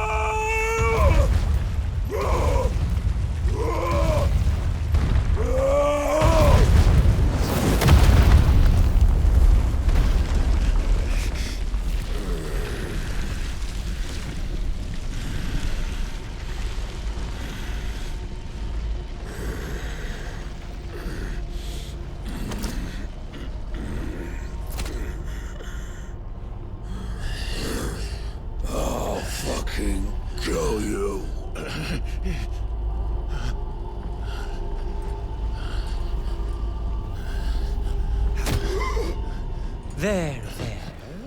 You mustn't get yourself worked up. Wait! Another time, Mythos.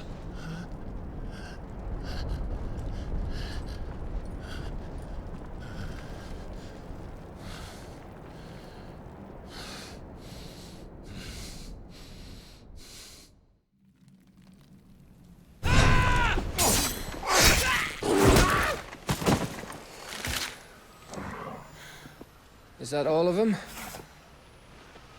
I think so. Well, load of scum. Who the fuck invited them? Not that that's the biggest surprise we've had today.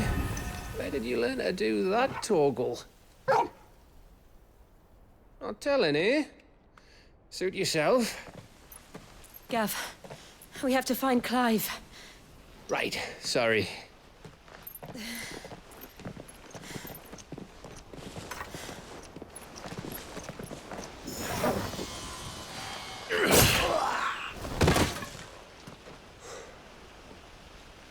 You missed one.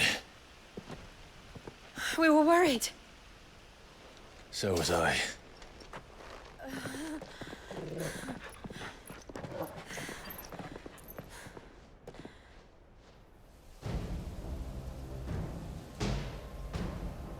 I was so close. If it hadn't been for my gift, I would have finished him. I'm just glad you got out of there alive. When did the Royalists arrive? Right after you went inside. Just when we thought we were shot of Titans lot. In pile Odins. Not enough of them to worry us, though. No. You didn't see the one who took Kukra away. So, what? You think they came here to save him? Well, I'll be fucked if I know what's going on, but every minute we spend racking our brains, that bastard's getting further away.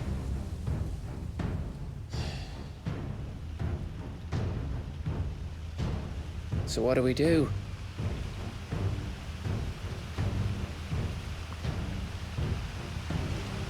We go back to the hideaway. I'm too tired to think. As are you, by the looks of it. And after what Jill's been through. Let's worry about Kupka later, shall we? Aye. All right. It'll give us a chance to solve the riddle of your magic mud, too. Hey, how you feeling? Ready to go home?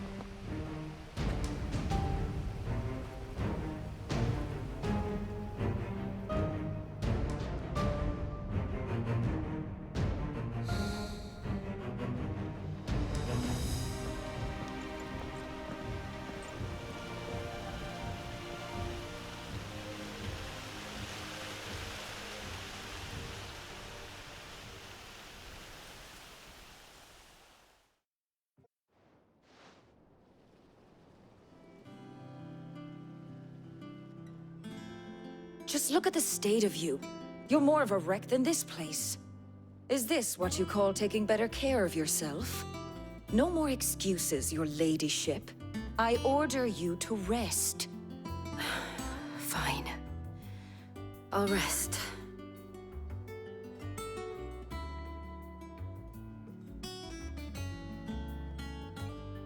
Don't worry, Gav.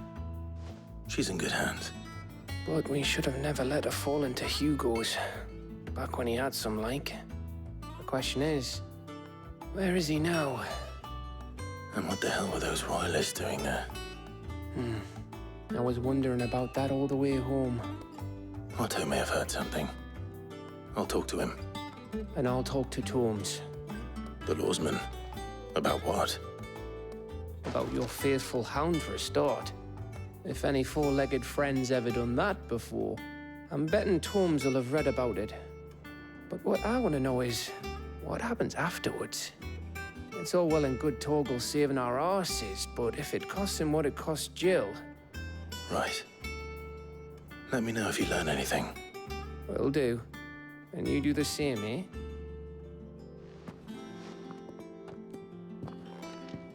Jill, listen to Taya. I will. Thank you.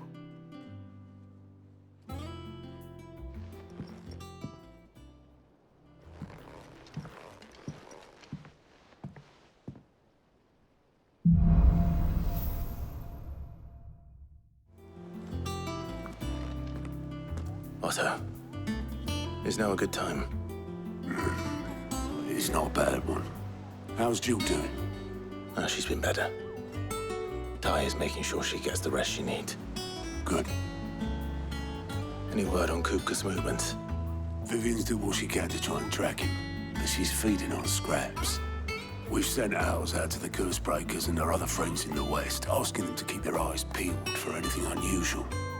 No leads yet, but it's only a matter of time. Right.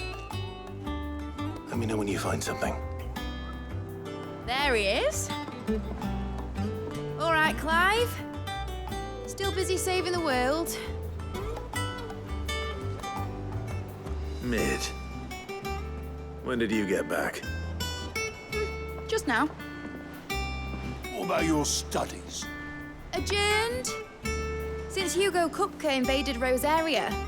All the canvas in uproar about it. He's gone mad. He's turned rogue. It'll be us next.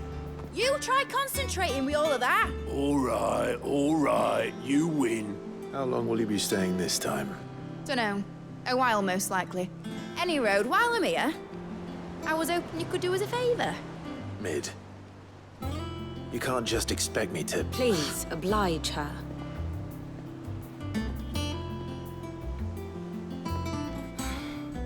While we are busy tracking down Kupka, you should have a little time to spare. Professor! Now there's a face I haven't seen in a while. Shouldn't you have it buried in a dusty old tome? I did, till a familiar trill pricked my ears. As ever, your exuberance is a breath of fresh air, which successfully scattered the painstakingly assembled fragments of my thoughts. I'll take that as a compliment.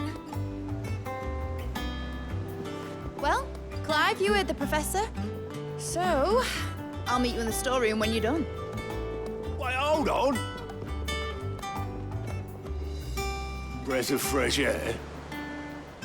Bloody tempest, more like.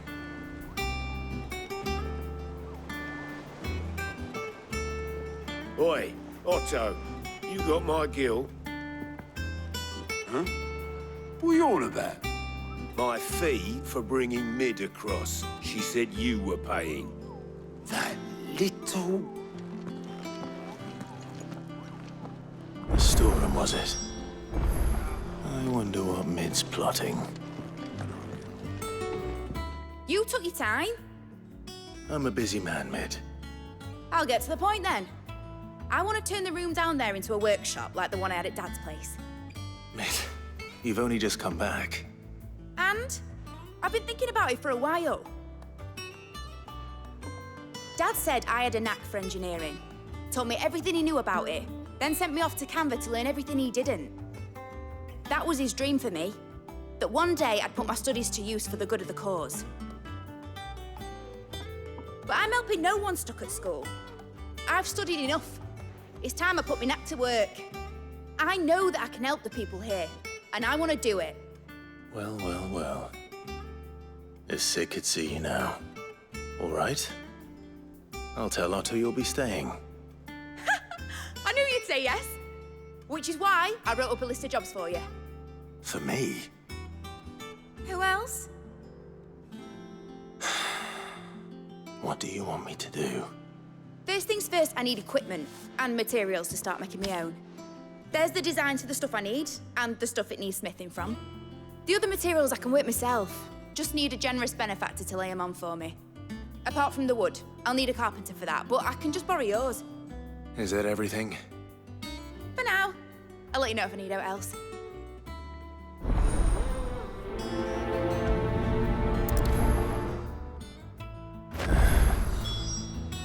start. Materials and tools. That means Karen and Blackthorn. Basically, I need a smith, a merchant, and someone who can work wood. And let's face it, my student allowance isn't going to stretch that far. So do us a favour, will you? Blackthorn, you busy? What does it look like? I have a commission for you. From Mid. She requires certain tools.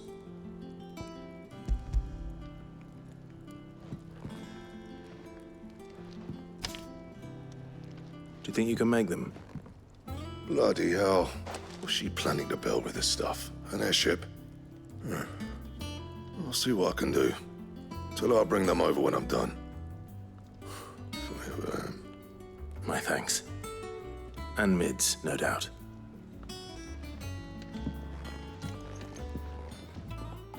Was wondering where you'd got to. Mid's back from Canva. Have you seen her? Just now. She's planning to set up a workshop in the stores and ask me to buy her some materials. Here's the list.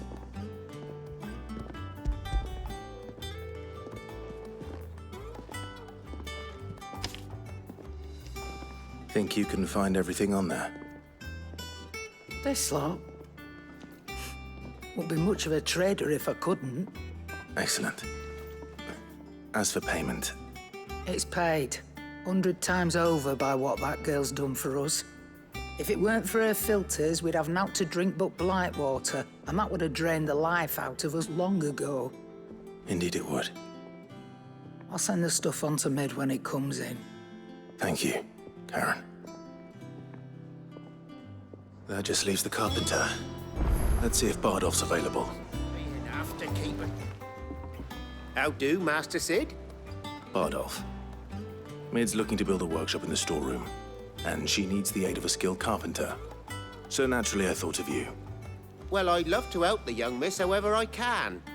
But I'm afraid I got my hands full just keeping this place afloat. There's holes need patching, and if I don't patch them, will all of us sink into the mere. I'd gladly spare Mid all the time I have, but the sad truth is, I ain't got none. I see. It don't have to be me, though, does it? What about that other fella? You know, the one over at Martha's Rest. Bernard, was it? That's right. And he is a friend of the cause. I'll ask Martha if she can spare him. Thank you, Bardolph. Least I could do.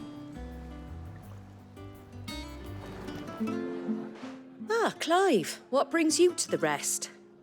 Our home finds itself in need of an extra carpenter. I wondered if I might be able to borrow Bernard for a short while. I don't mind if he don't. We're all friends here, aren't we? Thank you, Martha. Do you know where I might find him? He went up to Cressida on business. No idea what, mind. Place is a ruin. Far as I know, he's still there. I'll look for him there, then.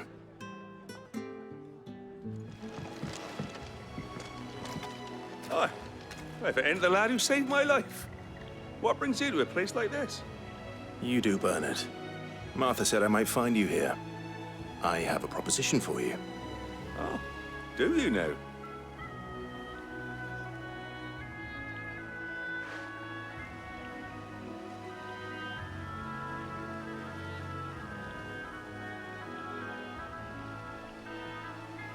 Building a workshop, you say? Well, that beats tacking boards to bridges, sure enough. And if Martha didn't mind me being gone a while, then neither do I. You just tell me where you want me. That's the spirit. I couldn't ask a favor, though, could I? Before we go? Of course.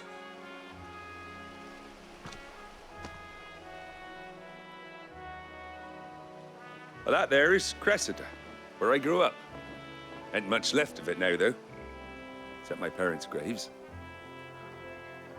But I came up here hoping to visit. I even patched up the bridge to get across. Only to find the place crawling with fiends. But you're a dab hand when it comes to dealing with beasts and bogles, ain't you? Any chance you could, It's the least I can do. Well, thank you kindly. And take care. That should do it. You made short work of that lot. Thank you, son. Now my folks can rest in peace once more. How long is it since the village was abandoned? Oh, people started packing their things after the duchy fell. Between the Blight and the Imperials, you just couldn't make ends meet. Must be nigh on a decade since the last wagon left. Though it may as well have been a century, looking at the place. This isn't the Cressida I remember. I'm sorry.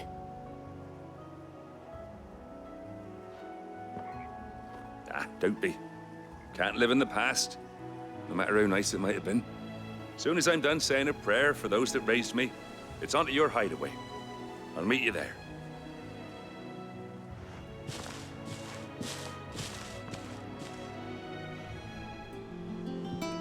All right, Clive. You've all done then? I am. I've placed your various orders, and a carpenter by the name of Bernard is on his way from Arthur's Rest. That's brilliant. Thanks, Clive. Is there anything else you need? Nope. Blackthorn and Lady Karen have already sent over everything I asked for, and I've got all my plans drawn up. So as soon as Bernard gets here, we can get to work.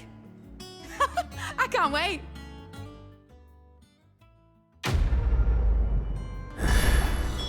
That's my good deed for the day done. Let's see how Jill's faring. Ah, Clive. Talia, how's Jill? Recovering, but she still needs her rest. Of course. Take good care of her, won't you? I'll do my best. Oh, Gav was looking for you. He said he had something to show you in the shelves. The shelves? Oh, that's right. He went to ask Harpocrates about Torgal. He must have found something.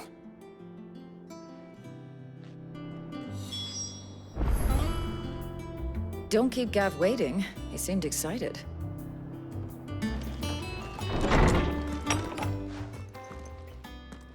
Clive, where have you been? I've been wanting to ask you something about Torgal. Where did you get him, like, in the first place? My father brought him back from one of his expeditions into the Northern Territories. They were crossing a snowfield when they heard his cries, and seeing no sign of his pack, they took him in. What do you reckon, Torms? It certainly adds weight to the theory.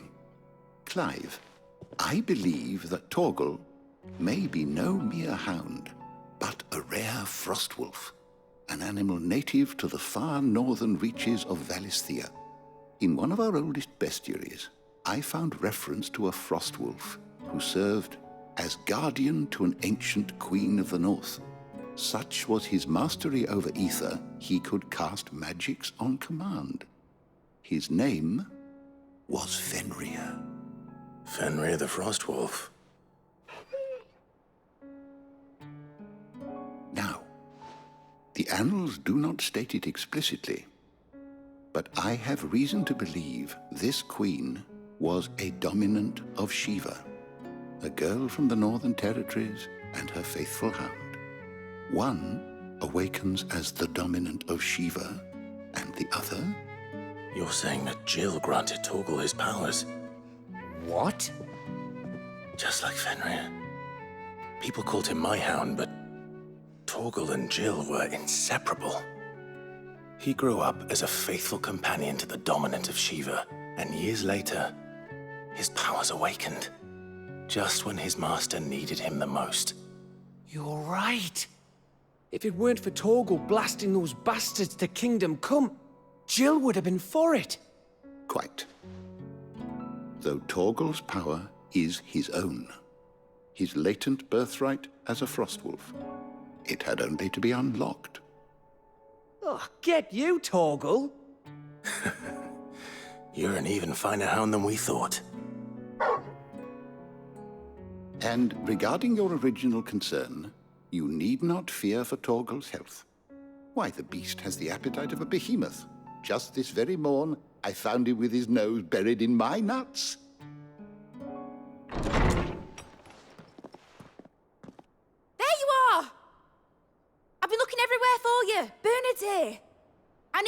useless so we can get to work. I shan't be a moment.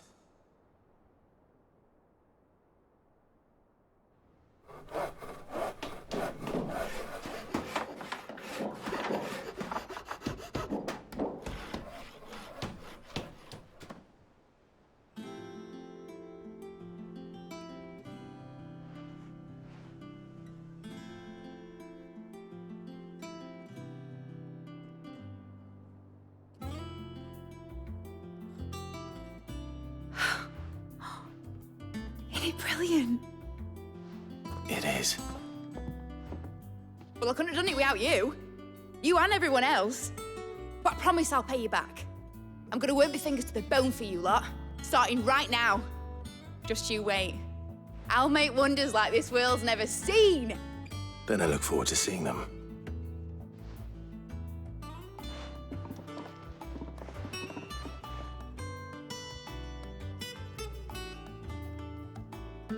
Now that that's settled, I wonder if Vivian's made any progress tracking down Kupka.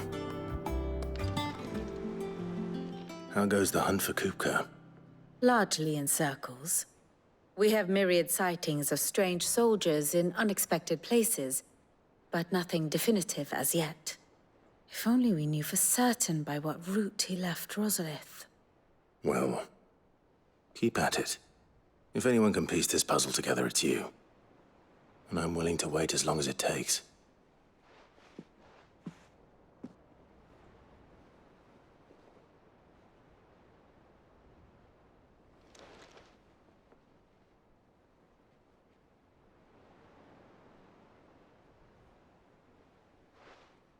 What? Here? Would that be a problem? Do you know, Clive? I believe it a mercy that you didn't inherit your father's throne. Your poor people would surely live in fear of you. You have nothing to worry about on that front. I won't be claiming his crown. That is a relief. Clive, have you got a minute? We, have a guest. A guest?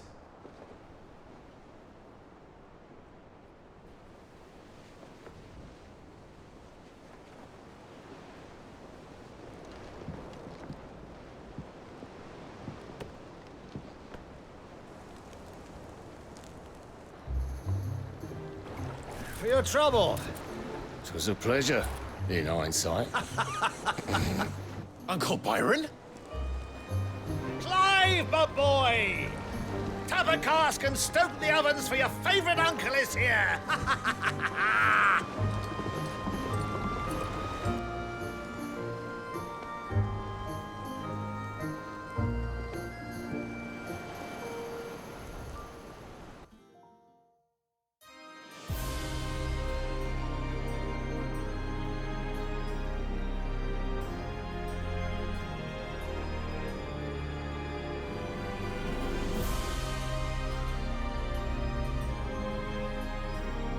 The Dalmekian government sues for peace. How shall we respond? If they're willing to accept their fault in the matter, I see no reason to refuse them. Still, we must insist on substantial reparations. Twinside stores are not as bottomless as reported. Aye, and we have many more mouths to feed. We shall just have to have the Dalmecs empty their treasuries for us.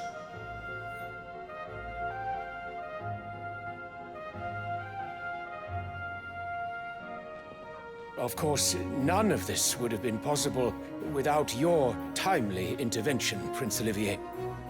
Indeed, I doubt any of us would have had the courage to trade words with the mighty Titan, nor less the wit to win him over. The Empire owes you a great debt. May the blessing of the crystals go with you, Your Highness. May the blessing of the crystals go with you. Very good.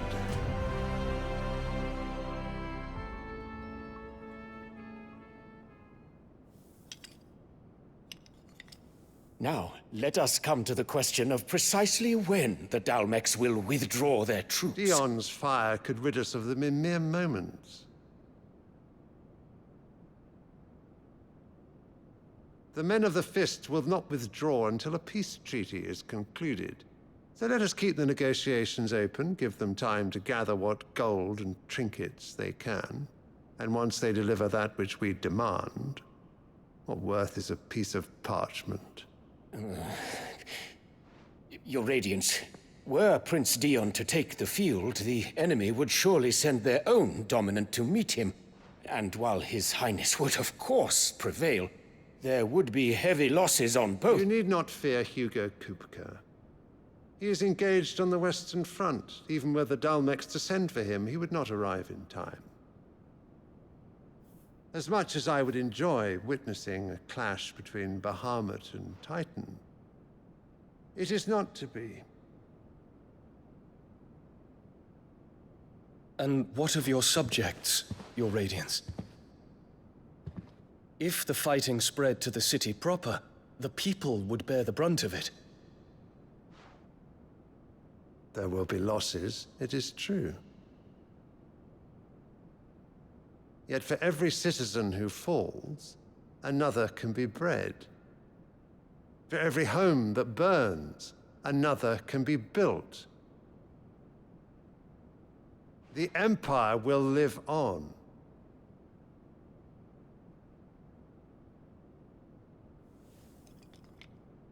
Dion? Yes, sire.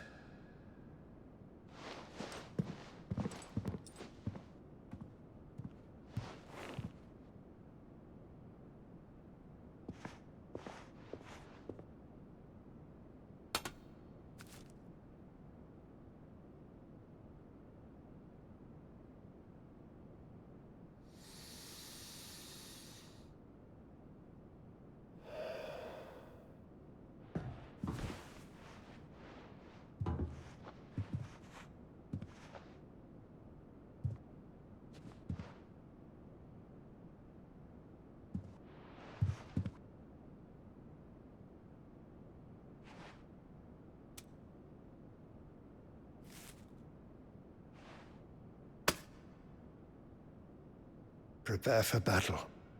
But sire... Do not make me repeat myself.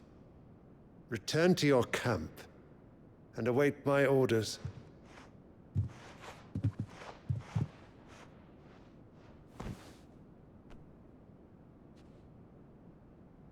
If that is your wish, Your Radiance, I shall depart at once.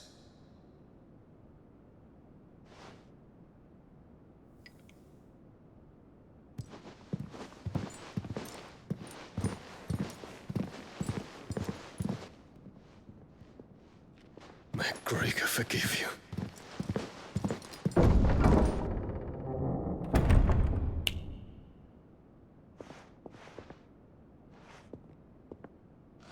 What do the astrologers augur? The stars are in agreement, Your Radiance. The shadow of treachery hangs over Prince Dion.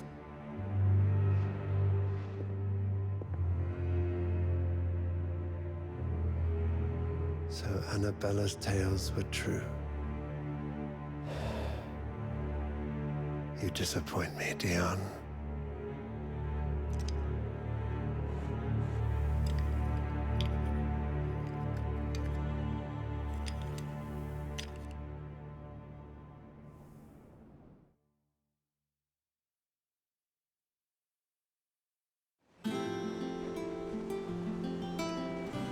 What on earth is Uncle Byron doing here?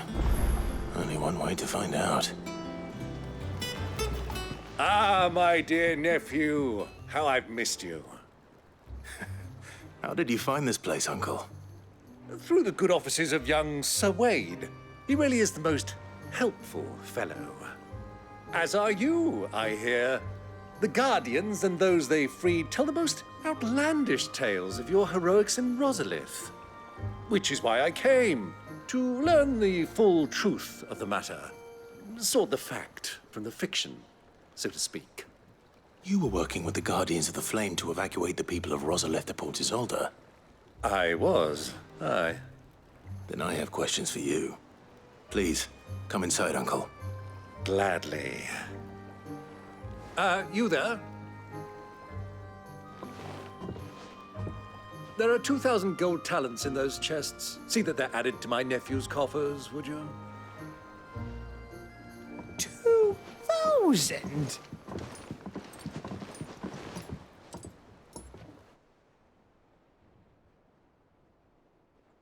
And I'm afraid that is all I know.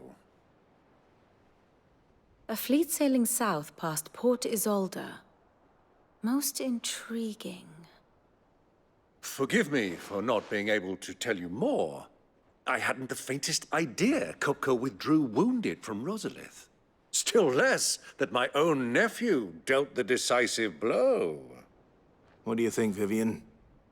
I think, with this news of the Dhalmekian fleet and recent reports of the Royalists' movements, that the final piece of the puzzle has fallen into place. Come here and I'll show you.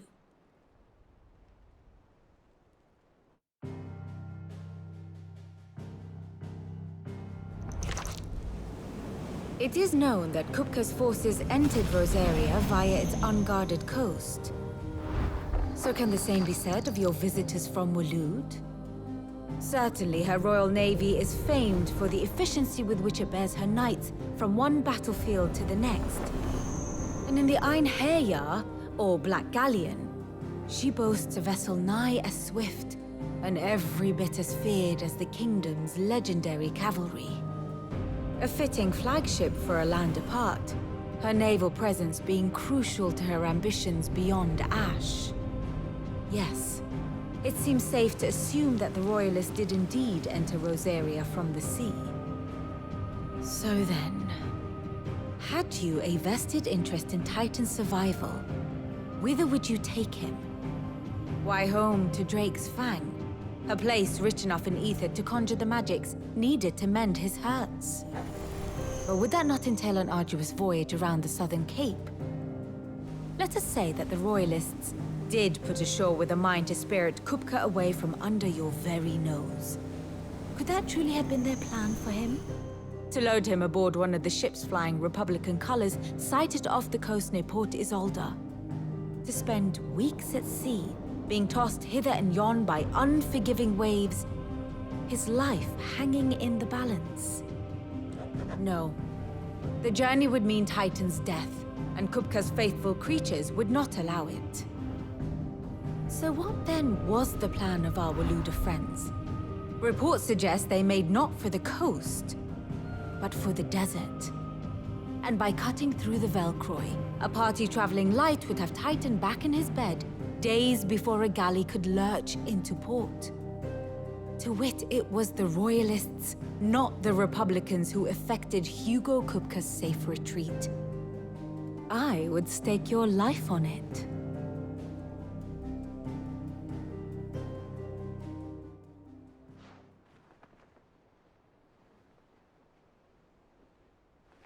So it was the Waludas who spirited the wretch away. Now I think about it, there was something a little strange about the ships I saw.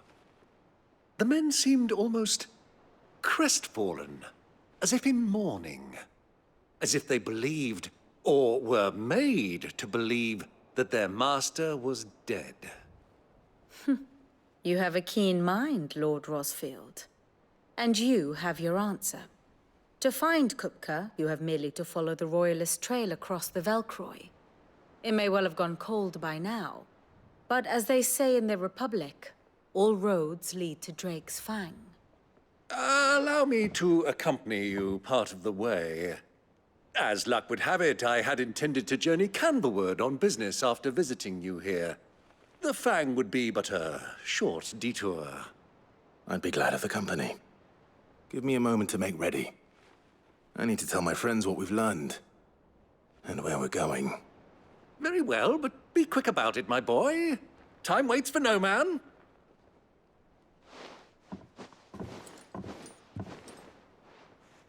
A little help from Sid. Otto, Kupka's at Drake's Fang. I'll be leaving before sunset. You're not going in there alone, are you? Don't worry.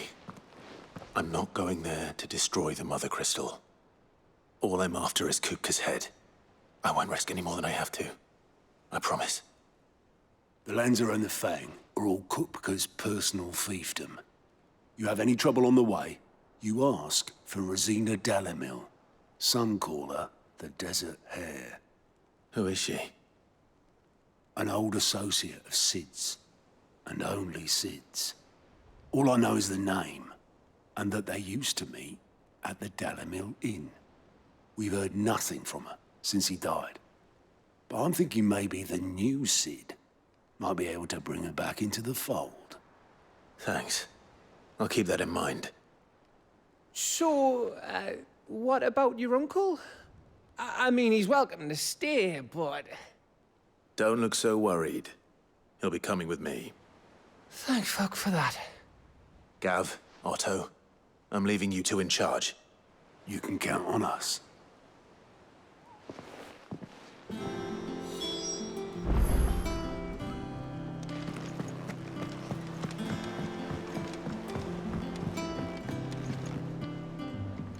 All right, Uncle. I'm ready to depart. Shall we? We shall. Come, let us away to adventure.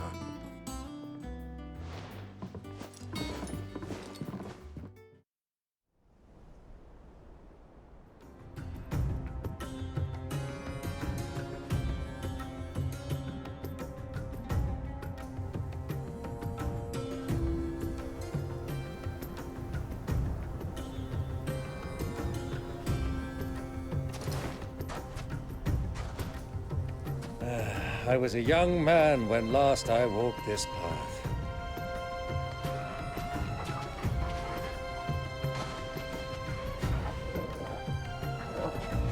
There's an old trading post not far from here. The road to Drake's Fang leads through it. The trading post it is.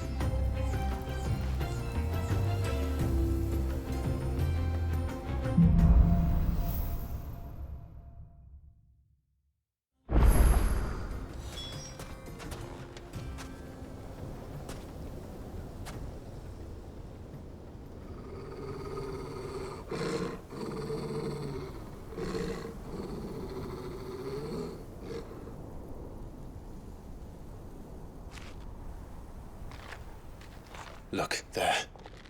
Those are Ashen steeds. No doubt about it. And such a long ride from Stonehair. Our Waluda friends must be soothing their saddle sores in the inn. Shall we join them?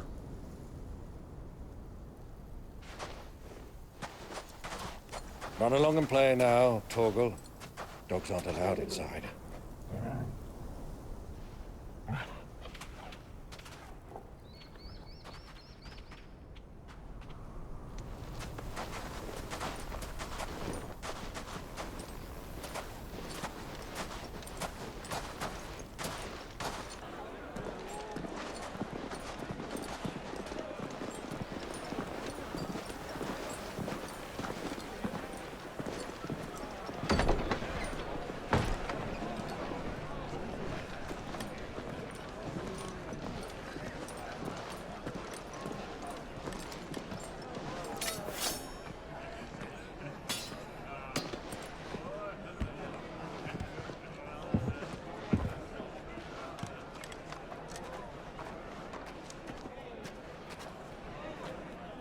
Good day to you. Eating?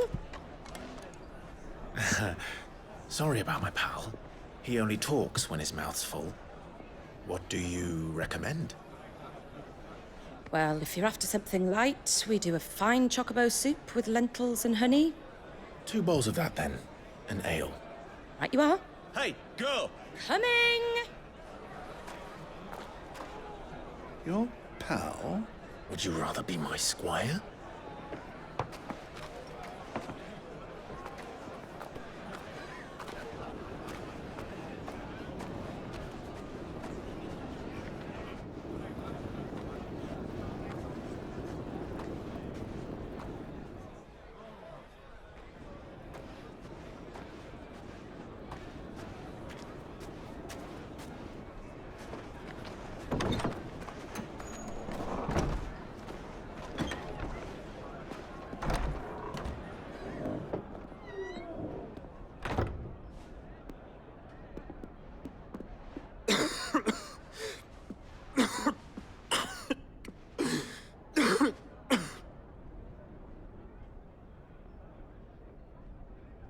Your Grace, it is plain you are not yet well enough to travel. If you would only let me take you to someone who can better attend to your ills. No, we must press on. Prince Dion has returned to his camp and will soon depart for the front. I must speak with him at all costs. Miss this chance and I may never get another. You do understand that? Yes, Your Grace. But you must at least agree to take your medicine. I'll fetch you some water.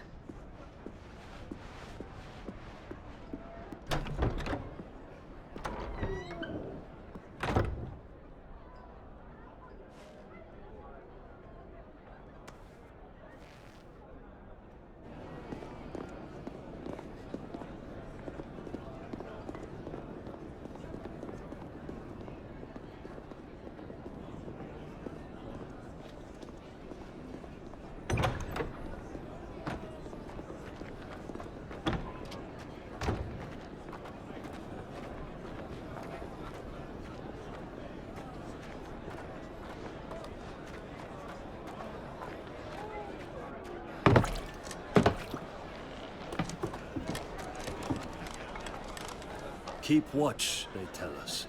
But all I see is sand. I hear they got our guest back to the Fang without any trouble. We'll be leaving soon enough. Why the Lord Commander dragged us all this way just to save that blockhead skin, I'll never know. Dominant or not, he's a bloody idiot. That'll be Cooker, then. Well, let's get this down us. We've a long way to go. Hey, you!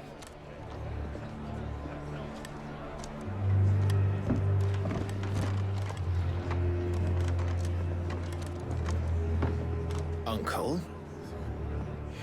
Sorry.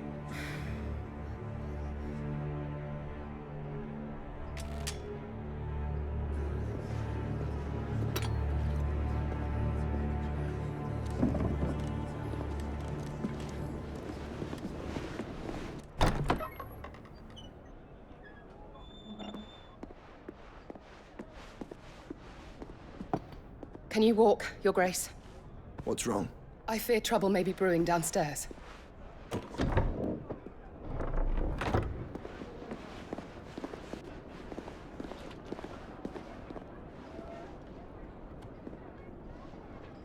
You two are travelers, are you not?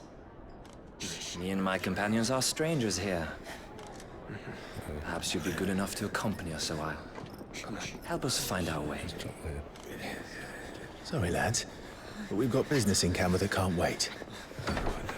Ah, I'm sure you could spare us an hour or two. Come on. Friend.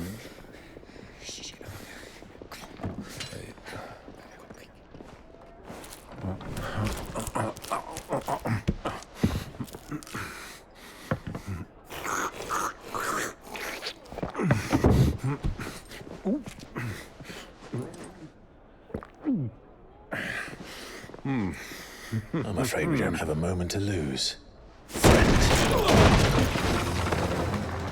Stay back, Uncle. Gladly.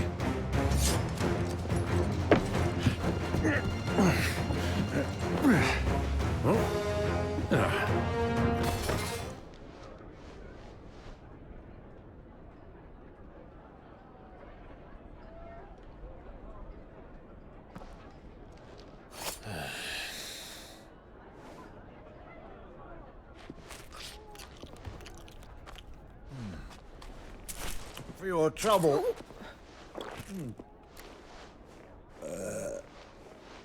Word of advice, miss. That soup could do with a touch more salt.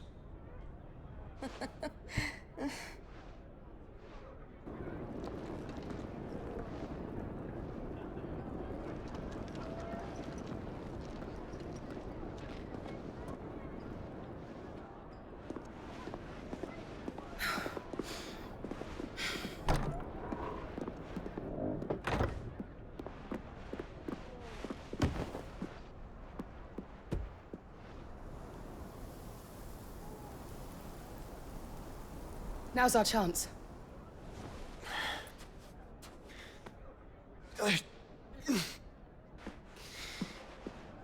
Your Grace? I'm fine.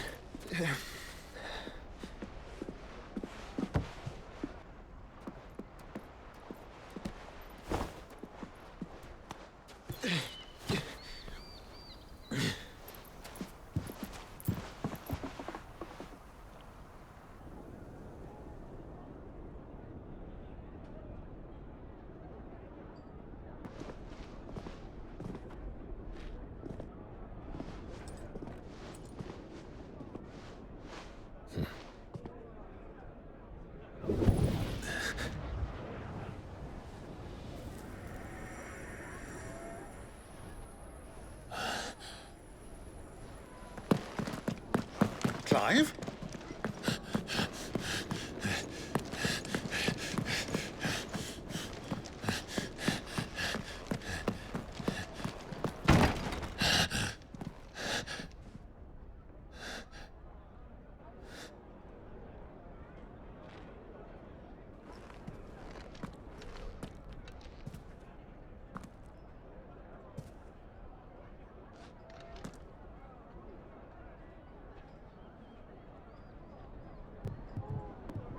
What is it now?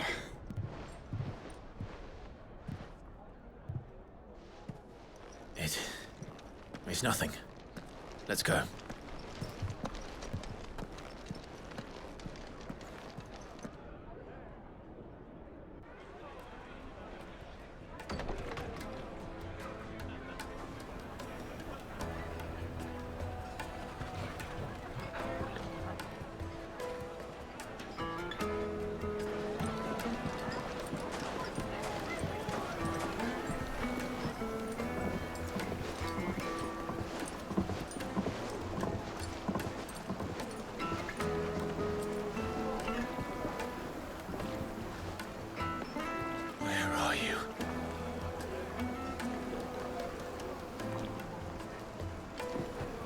Well, we didn't know where to find Kupka before. We do now.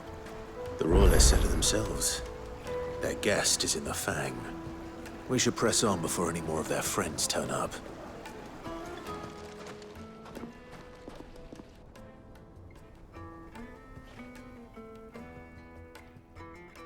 Ah, they've closed the road.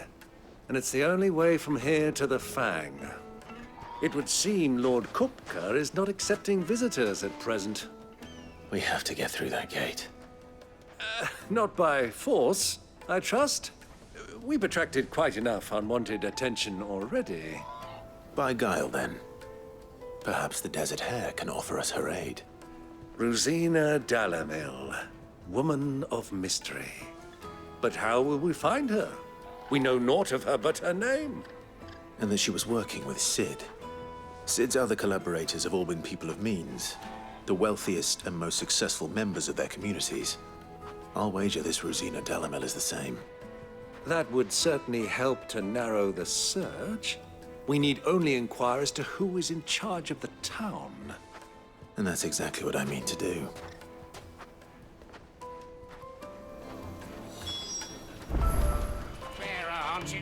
Anything I can help you with, travelers? Allow me. My good man, we represent one of the oldest and greatest trading houses of Port Isolde. We're seeking to expand our business in the region and would very much like to make the acquaintance of Dalamil's leading entrepreneurs. If only we knew where to find them. Well, we're best known for our baths, our markets, and our smithies. I suppose you could do worse than start your search at one of those. Thank you. You've been most helpful. Oh, you wouldn't happen to know a lady by the name of Rosina Dalamil, would you? No. I can't say I do. Well, thank you all the same. What do you want? Can't you see I'm busy? I won't keep you long. I'm looking for someone. A woman by the name of Rosina Dalamil. Do you know her? Never heard of her. Is that all? One more question. If I wanted to find the richest trader in town, where would you recommend that I look? Oh, that's easy. The Briar's Kiss. Won't find a finer smithy this side of the strait. The owner's only a young sprig, but he's got all the right ideas. The Briar's Kiss, you say? Thank you. I doubt this young sprig is the person we're looking for. You said Sid's contact was likely to be an influential sort. Influence comes with age and experience. Believe you me. Looks like Can I help you? Yes, I'm looking for a woman by the name of Rosina Dalamil. A long-standing pillar of your community, I believe, from old trading stock. Then you should ask Ferda. He's been here for years. Knows the place and its people like the back of his hand. And he's in with all the old merchant families. Try the baths. That's where you'll usually find him. Thank you kindly.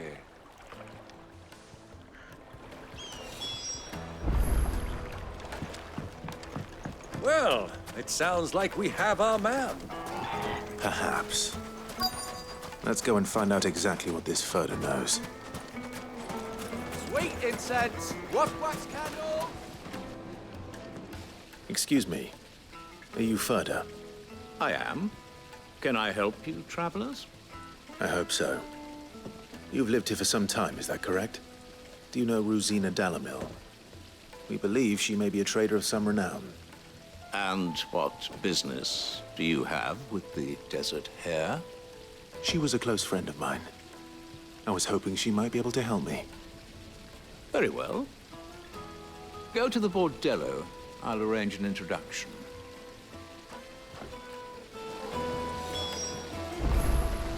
Sylv, do you think we can trust him? Only as far as I... So you're the ones who've been sniffing around. I beg your pardon? Don't play the fool. Stick your nose in our business and you're likely to lose it.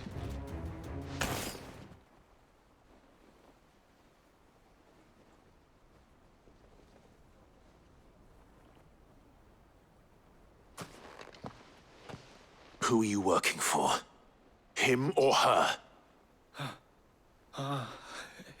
Him. The boss. He wanted us to test you.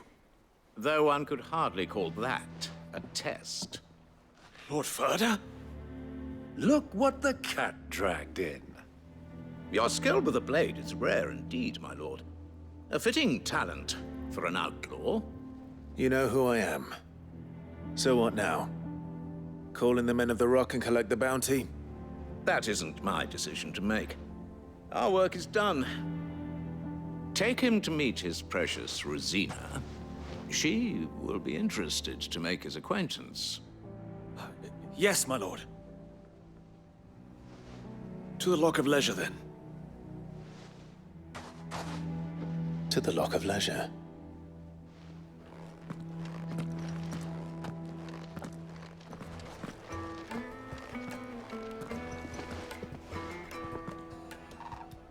Is this the place? Ubor's Forge. The Briar's Kiss. Ah, so it was the young sprig after all. So much for Rosina Dalamil being a woman of experience. How wrong I was. It was an easy mistake to make, Uncle. After all, it must have been years since Sid last saw her. Sorry, him. Whoever this Lubor truly is, he's clearly a man of means. I'd say he deserves our respect. See that he gets it.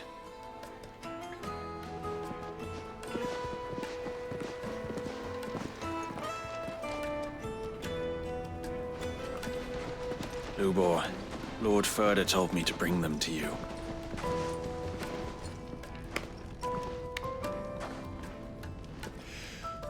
My boys tell me you're in need of assistance.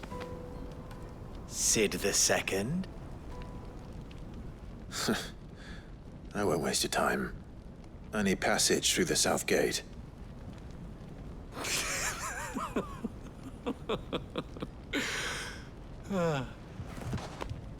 Tell me, what do you think is a merchant's most important commodity?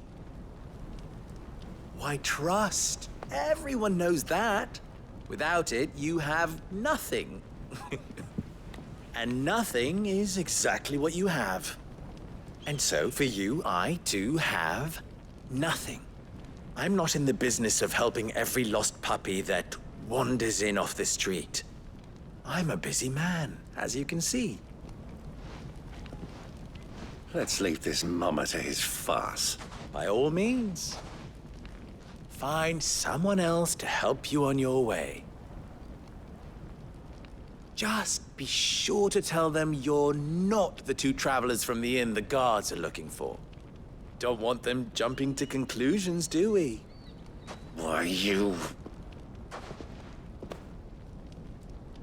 So, what do we need to do to earn your trust?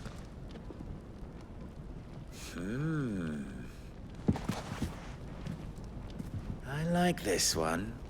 Willing to do whatever it takes to get what he wants. Ha! Men like you have a special place in my heart. Why, you ask? Because they get me what I want. Always. Fine. So what do you want? Don't tell me you're gonna listen to this swaggering scruff! We might as well hear him out. It's only natural that an ally of Sid's would seek assurances of strangers. Assuming he is an ally, of course. 5 years ago, he would have still been a boy.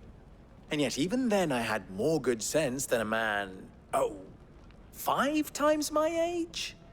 But enough of the pleasantries. We were speaking of what I want. I want you to put an end to the trouble in Dalamil. Return to me when you have done so, and you shall have my aid. Until then, I bid you good day.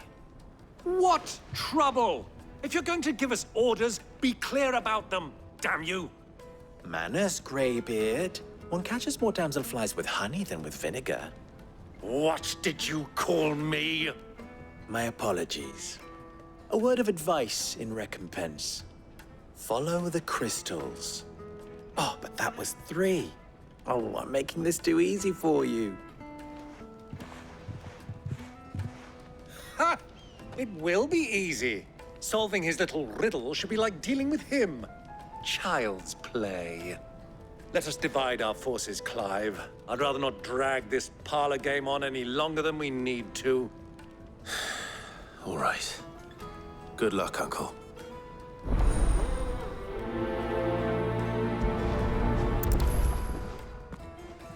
I thought we were the only ones causing trouble in Dalamil. Excuse me. Is it true there's been trouble with crystals of late? You've heard, then? I've heard rumors. Damn thieves. Pilfering the crystals that were meant to fill our cups and light our stoves. Us common folk have hardly had a shard to share between us these last few moons. And it isn't as if we can buy them on the black market, either. Whoever's taking them, they aren't sharing. Do you have a moment? Depends what for. Just a question. Dalamil seems to be thriving compared to the other villages I came through on the way. Is there a reason for that? Well, we're a stone's throw from Drake's Fang, for one. The soldiers guarding the Mother Crystal and the shipments need a place to spend their hard-earned gil. The men of the Rock throw their money about like there's no tomorrow. Is that so? Well, thank you. Don't let me keep you from your work any longer. Leave how much you gave me. What can I do for you, soldier? Need that sword polishing? I'm not a soldier. Oh, then be off with you. I serve the men of the Rock and the men of the Rock only. You have an agreement with them? Don't be stupid. I just know which side my bread is buttered. Don't want to be stuck under some pauper when they come knocking. With pockets deeper than Zemeckis and an urge to empty them. No, just leave, will you? Before you scare them off. I think I'm starting to get an idea of what's been going on. I wonder if Uncle Byron's learned anything of use. They'll probably be back at the inn by now. Finest fabrics! Fresh. What was all that crashing and banging about before? Some out-of-towners. It's you, the one who broke all our furniture. What do you want? Haven't you caused enough trouble already? I'm looking for my pal. Have you seen him? The gentleman who was with you? Yes, he's upstairs, but...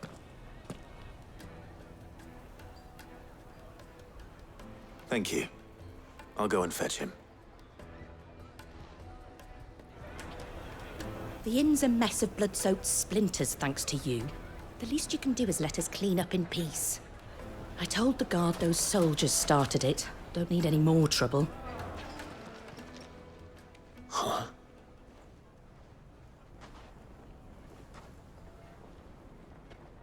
Will this suffice as a deposit? By the sands. That's a black pearl. One of the many treasures in my collection that I would be only too happy to part with, should you give me reason to do so. All right. I'm sure that we can come to an agreement, but not here. What are you doing, Uncle?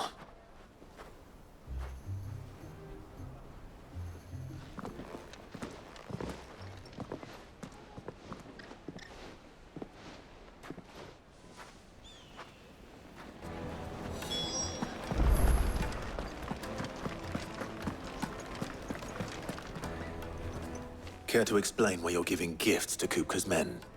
Bait, my boy. One cannot catch one's prey without it. And I do believe I've snagged us quite the quarry. I started by asking around the markets as to where I might purchase crystals. I had no luck, of course. It's forbidden to trade in such things. But my uncharacteristic indiscretion just happened to attract the attention of those uniformed ruffians. They took me aside and said they could procure the crystal I sought if I proved I could pay for it. So the pearl was your proof? I thought they'd asked for more. A second-rate specimen like that would only fetch 500,000 or so. A small price to pay for admittance to the underworld. But enough about my little act of subterfuge. What did you discover? That the supply of crystals has dried up of late. And some people seem to think they're being stolen. Meanwhile, members of Kupka's private guard have been spending money all over town. I'll wager those soldiers you've been talking to have been siphoning off crystals meant for elsewhere, and pocketing the profits. I'll wager you're right. We'll meet with them then, just as you arranged, and put an end to the trouble Lubor spoke of. Ha! That preening popinjay thought this would be difficult. It just goes to show, one should never underestimate a Rosfield. We'll soon wipe that smirk off his face. I arranged to meet with the soldiers in a secluded corner of the Velcroy, far from prying eyes. The perfect place for a spot of double dealing. I trust I can count on your support, if things turn sour. Of course.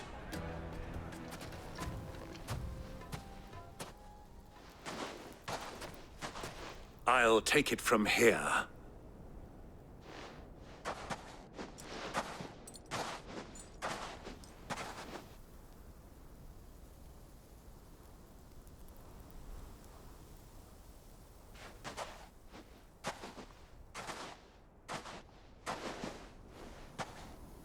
I was beginning to think you weren't coming, my lord. You've brought your contribution? All the silver and stones I could scrape together at such short notice? You brought the whole 500 talents. That was the price we agreed upon, yes? If you've no objections, I'd like to see the crystal. Of course. Right this way, my lord.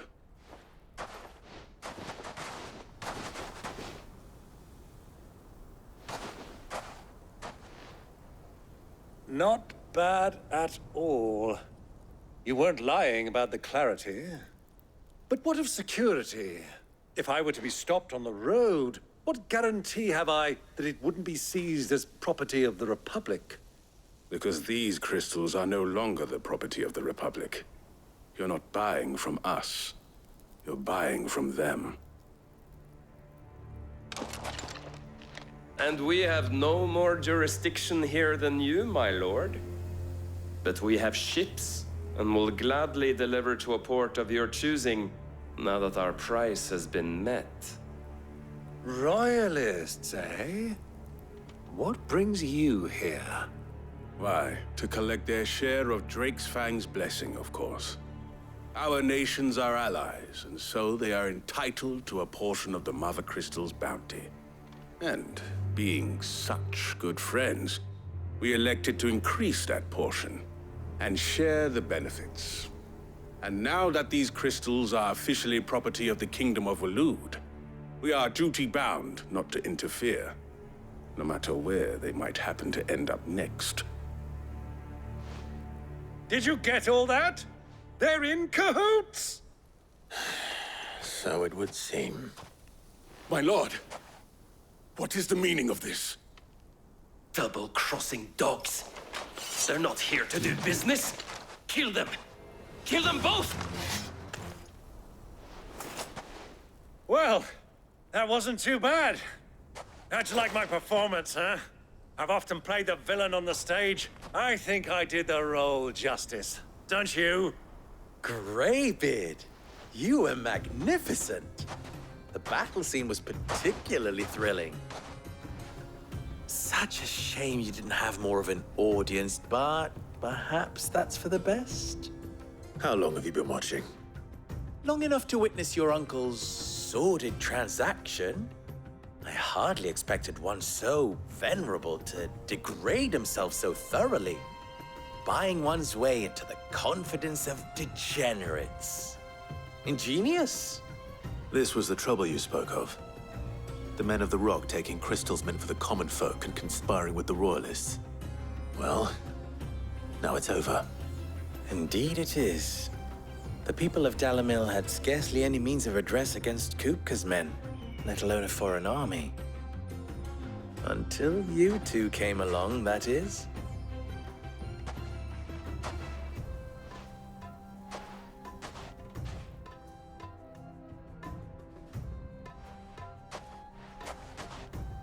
Well, we'd better get these crystals back to town. You won't mind waiting with them while I fetch a wagon.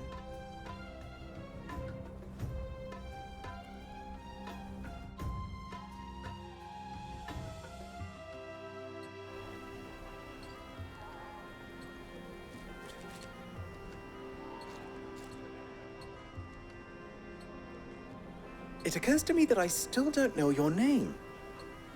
Clive.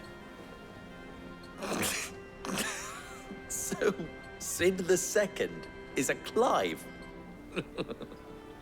I suppose it could have been worse. Well, Clive, you held up your end of the bargain, so I must do the same.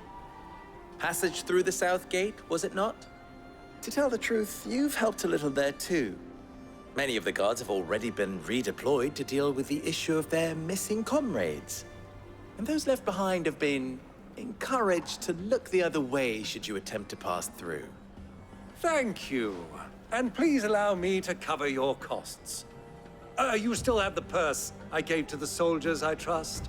I saw you pluck it from one of the bodies. Oh, dear. Was I really so obvious? And my name is not Greybeard. It is Lord Byron Rosfield, thank you very much. No, thank you very much, Greybeard. Double the... Ugh! Here, wear this.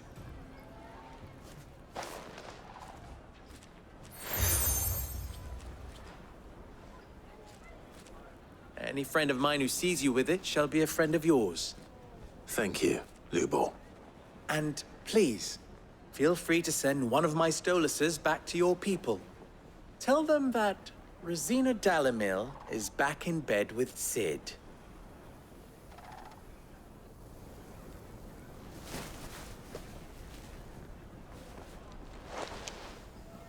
Omia Lostelan. Tu Isagelis.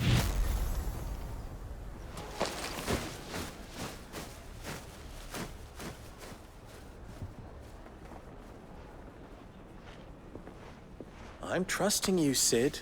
Or should I say, Clive? So be sure not to let me down. I have a reputation to uphold.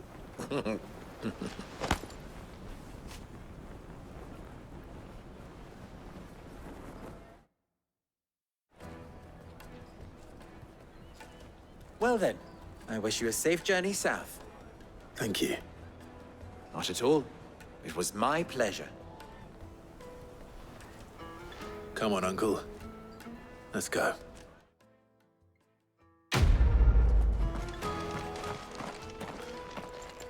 Ah, I'm not too late.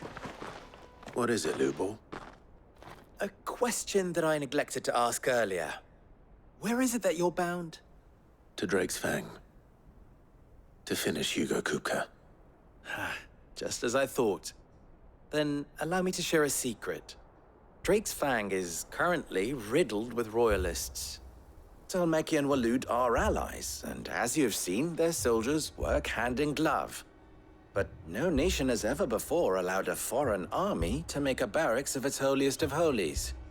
Not by choice, at least. And there's more.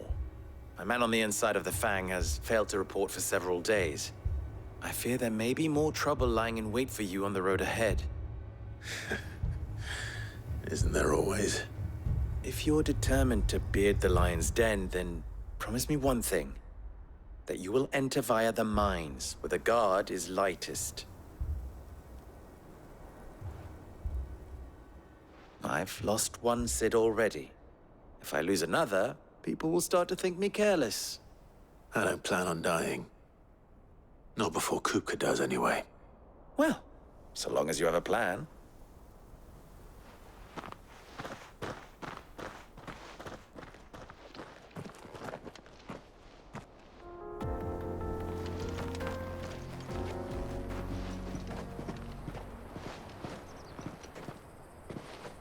There it is.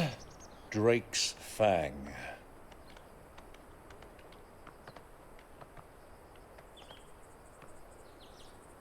Kupka will be hiding inside.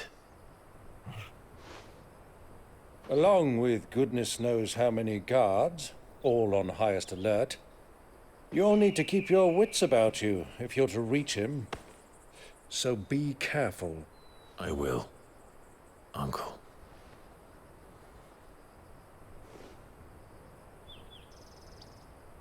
Before you go, Clive, allow me to apologize.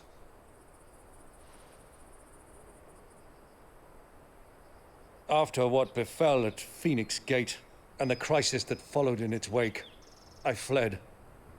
I retreated to my counting house and danced attendance upon the vicereine in the hope it would bring me favor.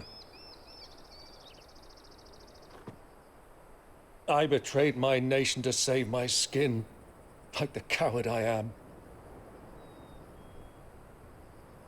And I'm sorry. Uncle, please.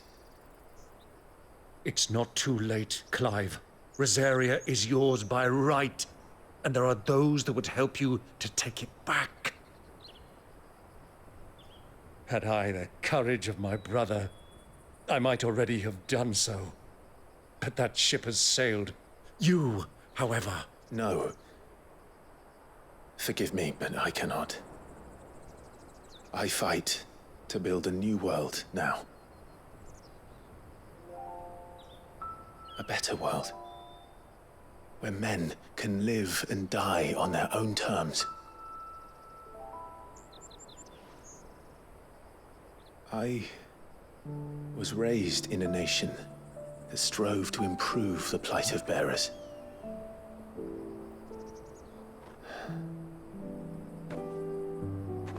Only later did I realize that spark of freedom did not arise by chance, but was kindled by my father. You would see me follow in his footsteps. And that is exactly what I mean to do. Not by ruling Rosaria, but by extending his ideals to the whole of the twins. Though every soul in the realm may judge my actions heresy, I am certain my cause is just. You really are just like him, you know?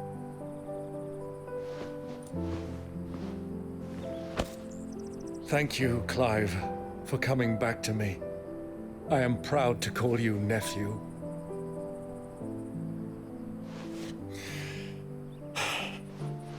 Well then, this is where we must part ways. Wish me luck in convincing my Canvarian friend to share his considerable talents. I mean to plunder his coffers and prove myself worthy of a place in your merry band. Till then, my boy. Till then, go safely, Uncle. And you, nephew. We have much to catch up on, you and I. I shall expect you to regale me with the tales of all your adventures when next we meet. You can regale me too, Torgal.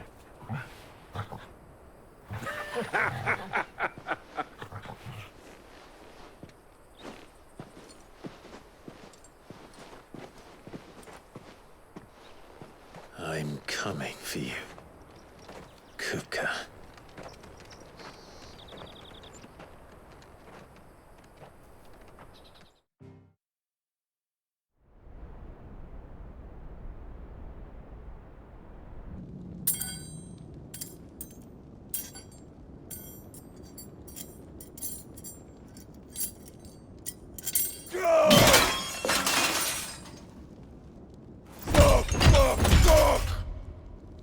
Why do they start? What has that gutter rat done to me?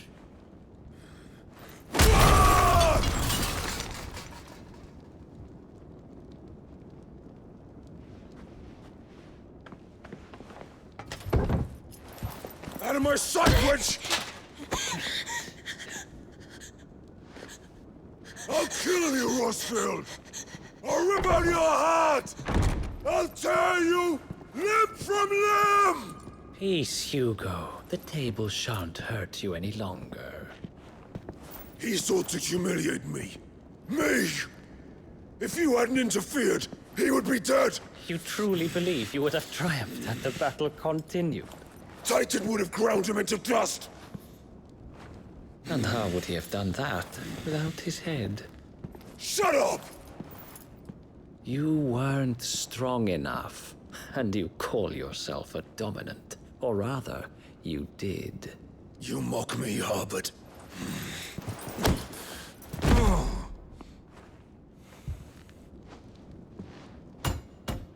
Do you see, Hugo? You are weak. Fuck! But so long as that fire burns within you, there is still hope. There may yet be a way for you to take your revenge. Tell me, what must I do? Please, I'll do anything. Just tell me.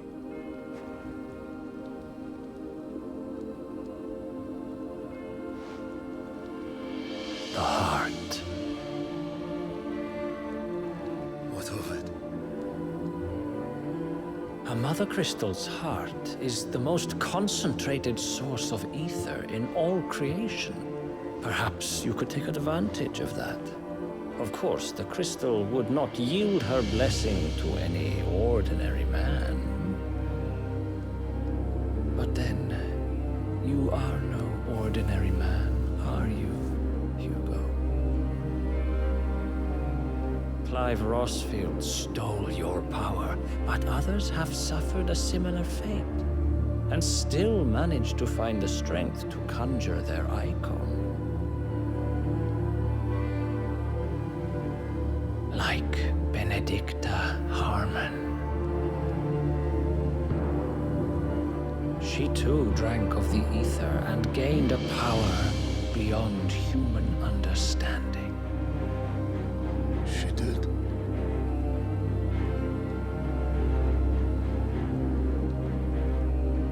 Benedicta.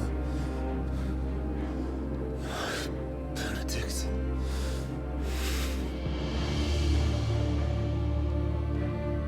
I'll do it. My love. I'll avenge you.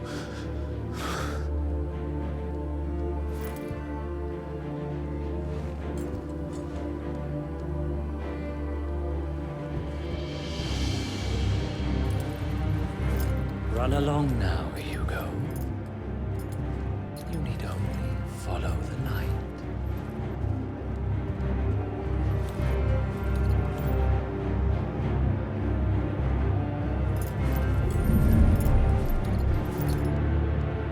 Muthos is here.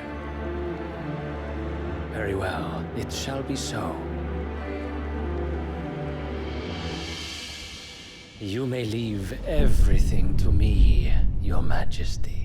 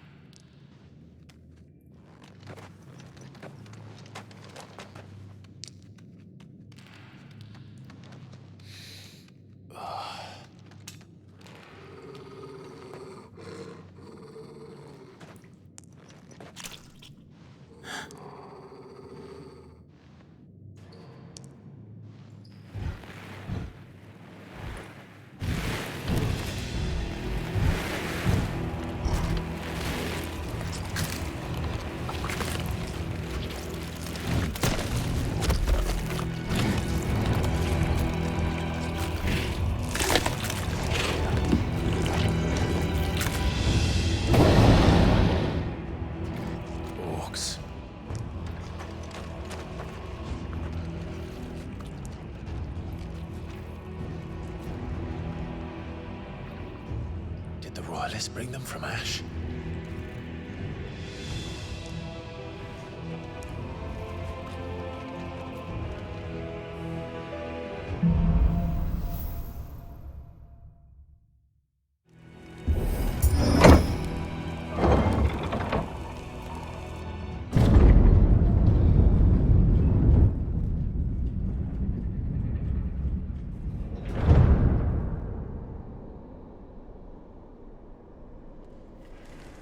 Flames. Come on, Torgal.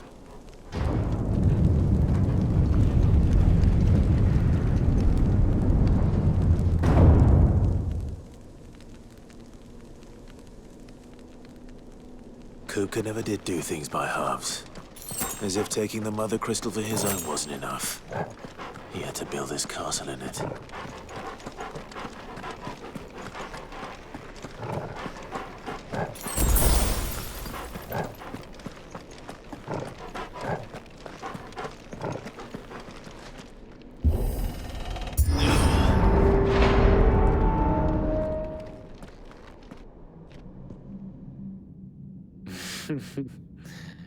Let the trial begin.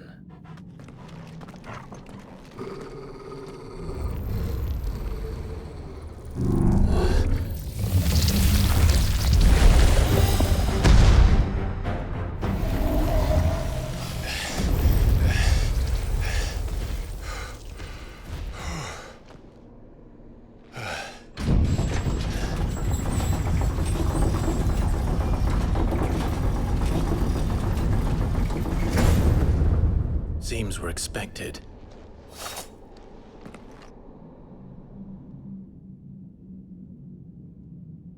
So this is the power of Muthos.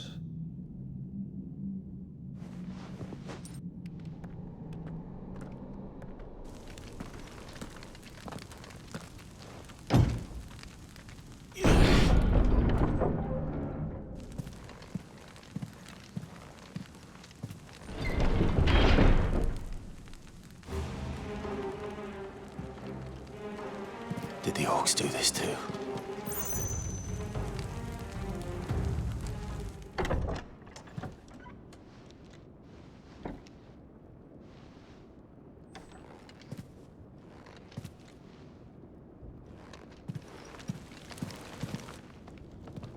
You've been busy, Kupka.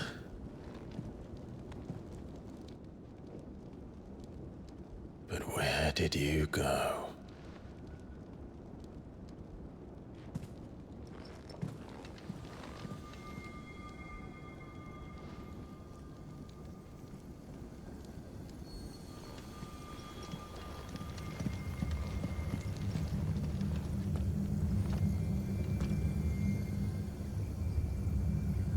The heart.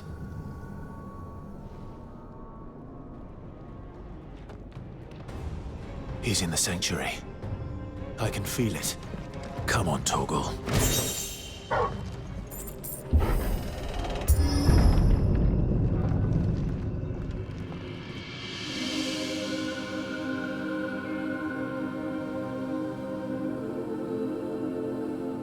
Benedicta, my everything. I've missed you so much. Kuka!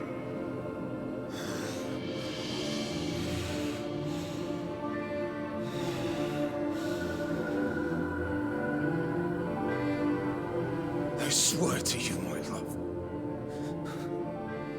we will never be parted again. What's wrong with him?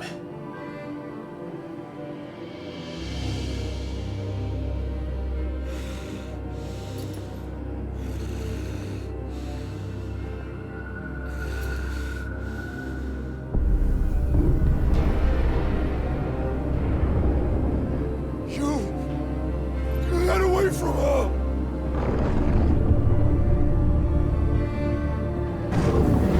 Benedicta!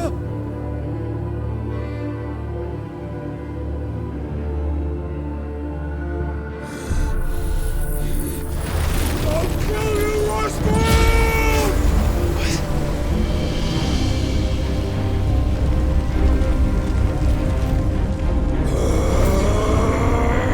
Oh shit, he's priming.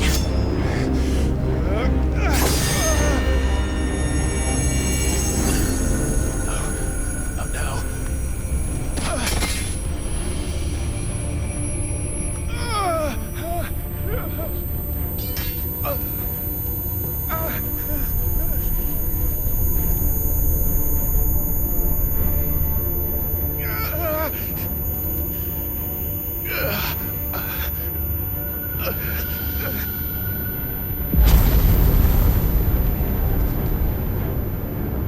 Come on.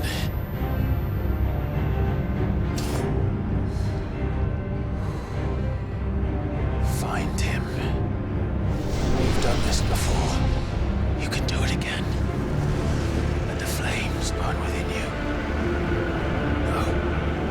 Let them burn without. Come to me, Ifrit!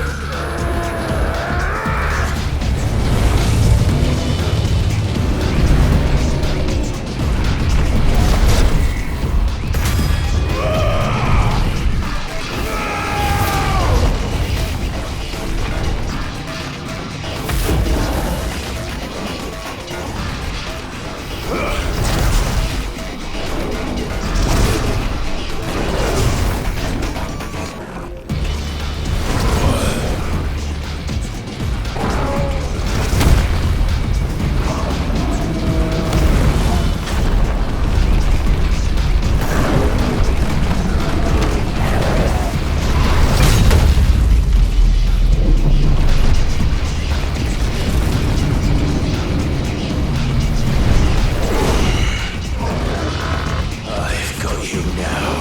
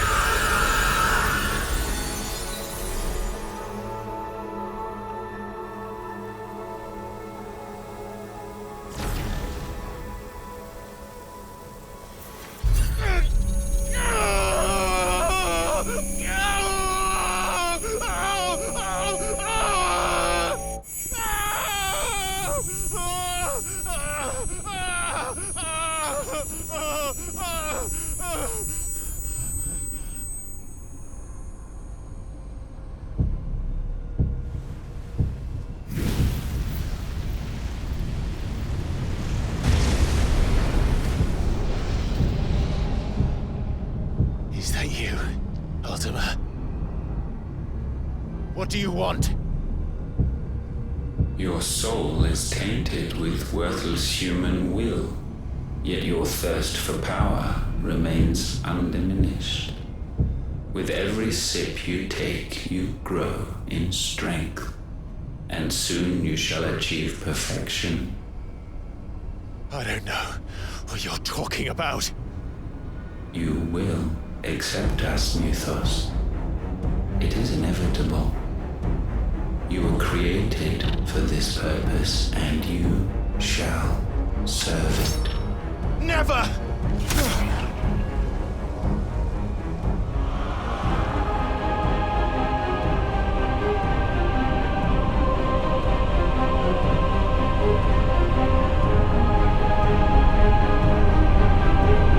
Fight it, Clive!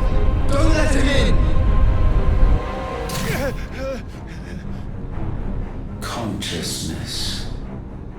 We see now. Human will is so insubstantial it cannot exist in isolation. You mitigate its weakness by interweaving it with your consciousness. We believed we had merely to purge you of your will to claim our vessel.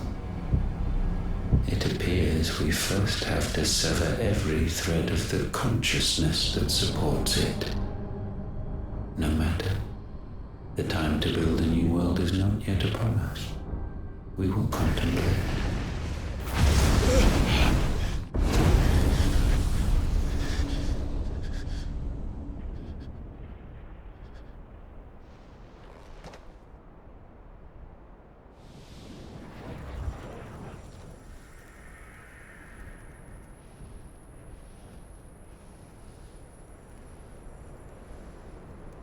Thank you, Joshua.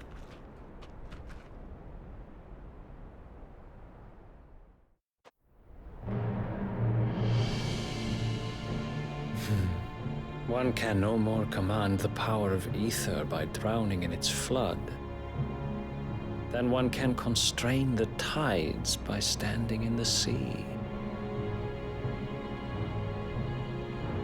I had thought Hugo wiser than this, but it seems his head was full of rocks after all. Titan was strong. Your Majesty. But Mythos is stronger. For 5 years, that man lived only for revenge. Clinging fast to a fiction, even as it swept him into the abyss.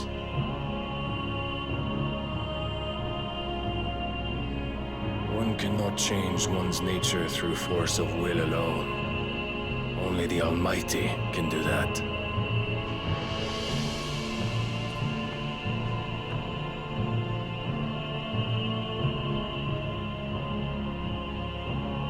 Hugo Kupka, the man who gave his life for a woman's head.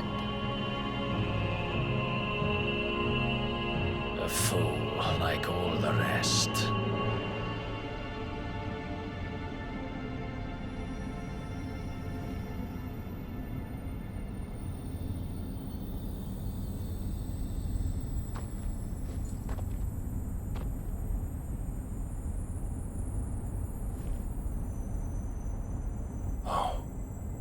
That the death of a mother crystal should be so beautiful.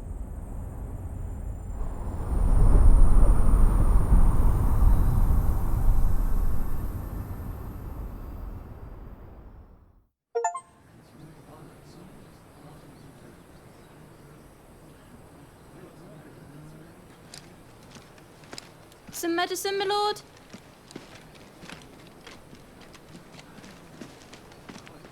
I have salves, potions, anything you need. Stop bothering me, urchin, or you'll feel the back of my hand.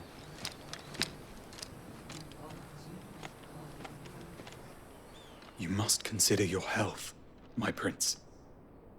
If a show of force is needed to keep the Dalmex at bay, you may trust in your dragoons. I beg you to call on Bahamut only as a last resort. His strength comes at too great a cost. The Empire agreed to an armistice with the Republic, and yet the Emperor still plots its ruin. For now, the Dalmex suspect nothing, and as long as I can hold their gaze, war need not be inevitable.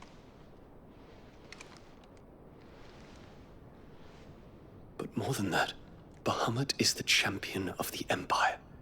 When our people look to the heavens, the sight of him gives them hope.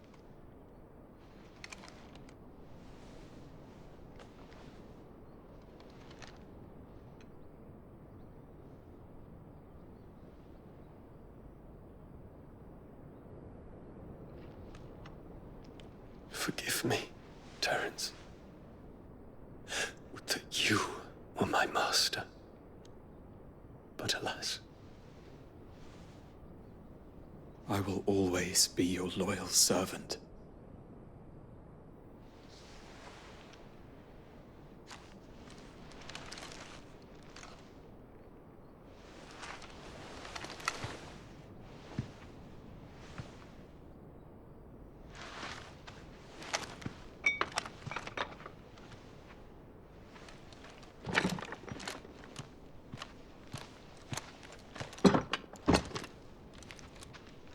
Should the Council's brazen maneuvering prompt the Republic to tear up their own treaty and launch a new assault, our soldiers would advance to meet them, cutting across the Central Isles, but not in time to prevent their forces from breaching the southern defenses and storming Twinside. And so the capital would become a battlefield.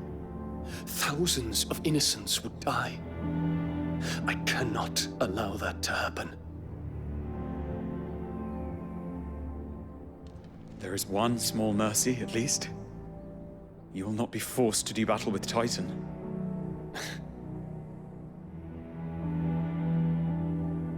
Would that I could avoid doing battle at all.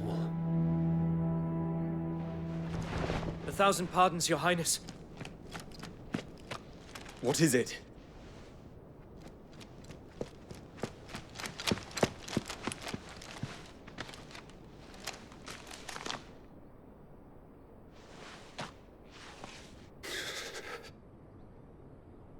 Olivier has been made Emperor. What is the meaning of this? My father's orders. What were they? Quickly! Yes, Your Highness. His Radiance requests that Your Highness maintain position here and... Ah!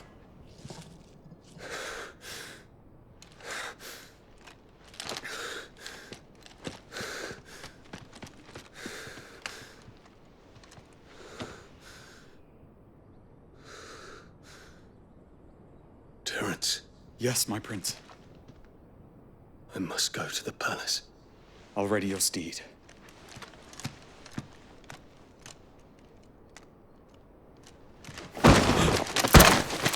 What is it now?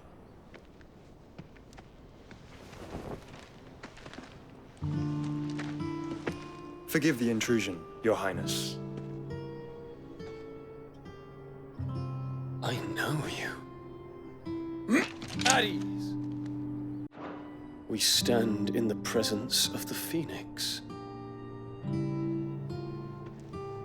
You wouldn't want to get your fingers burned. I hope I'm not interrupting. Not at all. Though I admit, I did not expect such a distinguished guest. How many years has it been since the Remembrance ceremony? 20? I thought you long dead. Do I address a ghost? Many have told me that I look like one. But no. I'm alive. Just. Prince Dion of the House Lesage, I have a tale to tell you.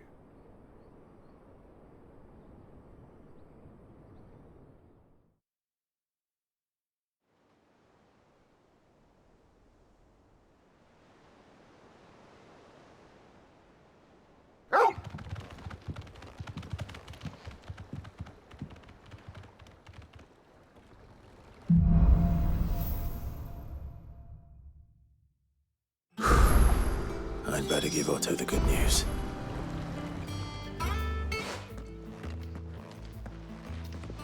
Clive, you're back. I am. And with glad tidings for once. Hugo Kupka is no more. Well, I'll be. All of our comrades who lost their lives back at Sid's place be smiling down at you right now. We had a stolus from Lubor saying Drake's Fang had fallen. I expect that was your doing as well, was it? It's a long story. One for the history books, I'll bet. Welcome home, Clive. It's good to be back.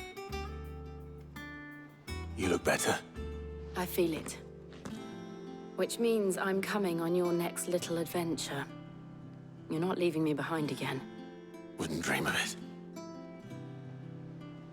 Otto, any word on the Royalist movements since I've been away?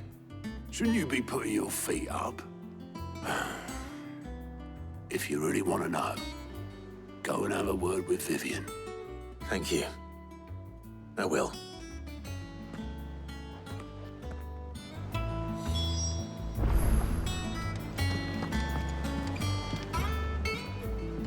Ah, the conquering hero returns. And with hardly a scratch on him. I may have picked up one or two. Well, the fact that you came straight to me instead of visiting our resident physiker suggests that you picked up something more important. A scent. The scent of Waludas. The very same. But whatever plans Kupka was hatching with the Royalists, he took them to his grave. As did his men. Slaughtered by the orcs who'd taken over the Fang. Orcs, Vivian. I've never seen such creatures in Storm before. The Waludas must have ferried them over from Ash, but why? Why work to rescue Kupka only to invade his home, the mother crystal of an allied nation, and let both fall? It makes no sense. Do you know the tale of the blind men and the Adamantus? One can often be led astray by focusing too closely on individual details. One must instead see the bigger picture. And what bigger picture is there than my map?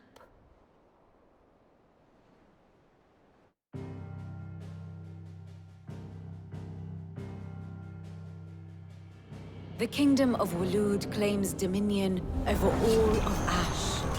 It is a nation forged by the bloody conquest of Barnabas Tharm, the dominant of Odin. The Canvarian War of Independence in 849. The Battle of the Twin Realms in 865. The Battle of Belinus Tor in 873. Wheresoever his armies fought, Odin was found where the fighting was fiercest. But of late, the warrior king appears to have laid his sword to rest. Battle rages for control of the crystalline dominion. Yet Tharm sends not a single ship in support of his Dhalmekian allies. Meanwhile, the Blight ravages great swathes of Ash. Yet warlike Waloed shows not the faintest interest in laying claim to untouched lands. So why go to the trouble of sending an army of orcs into the heart of Drake's Fang, only to make no attempt to claim the Mother Crystal for Waloed? It can hardly be for lack of men. Tharm's armies rival any in the Twins. No. We have not seen the last of the Waluda standard. Odin will ride again. It is but a question of when. And on that day, who will be trampled underfoot?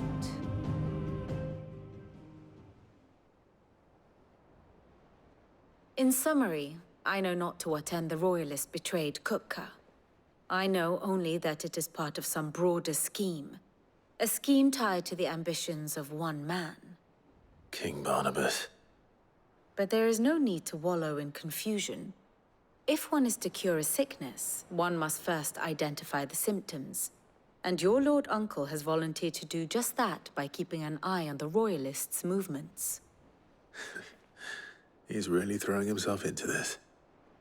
Indeed he is. Which means all that remains for us to do is await his reports. Well, not quite all in your case. The people of the Hideaway must hear the news. Justice has been done. Hugo Kupka is dead. The wounds he left that night are still raw, especially for those who lived with Sid the longest. Tell them that those wounds might finally begin to heal. Consider it the price of today's instruction. I've never known you to be sentimental.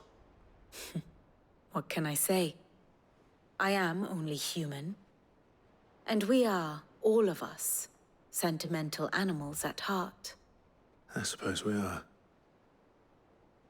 Very well. I'll go and spread the word. Well, someone looks pleased with himself. It's true what I'm hearing, then. Nothing escapes you, Lady Karen. It's true. Kupka is dead. No more looking over our shoulders, then. Good. I'm starting to get a crick in my neck.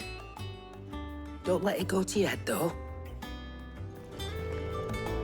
Blackthorn, do you have a moment? What is it? I'm busy. I wanted to tell you that Hugo Kupka is dead.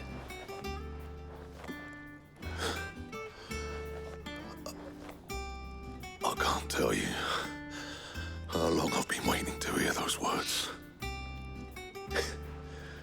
This is it then. A new beginning under a new Sid. I'll try to live up to the name.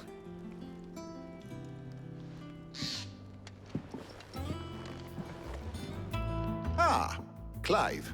Have you come seeking the gift of knowledge? No. To share mine, actually. Hugo Kupka is dead. Oh, my. Can it really be true? Look, he's crying. He is. Big baby. And with good reason, children. These are tears of joy. We must offer up a prayer to your parents that the heavens might weep with us. There shall be no lessons today, only thanksgiving and merrymaking. Go, put away your things. All right. Brilliant.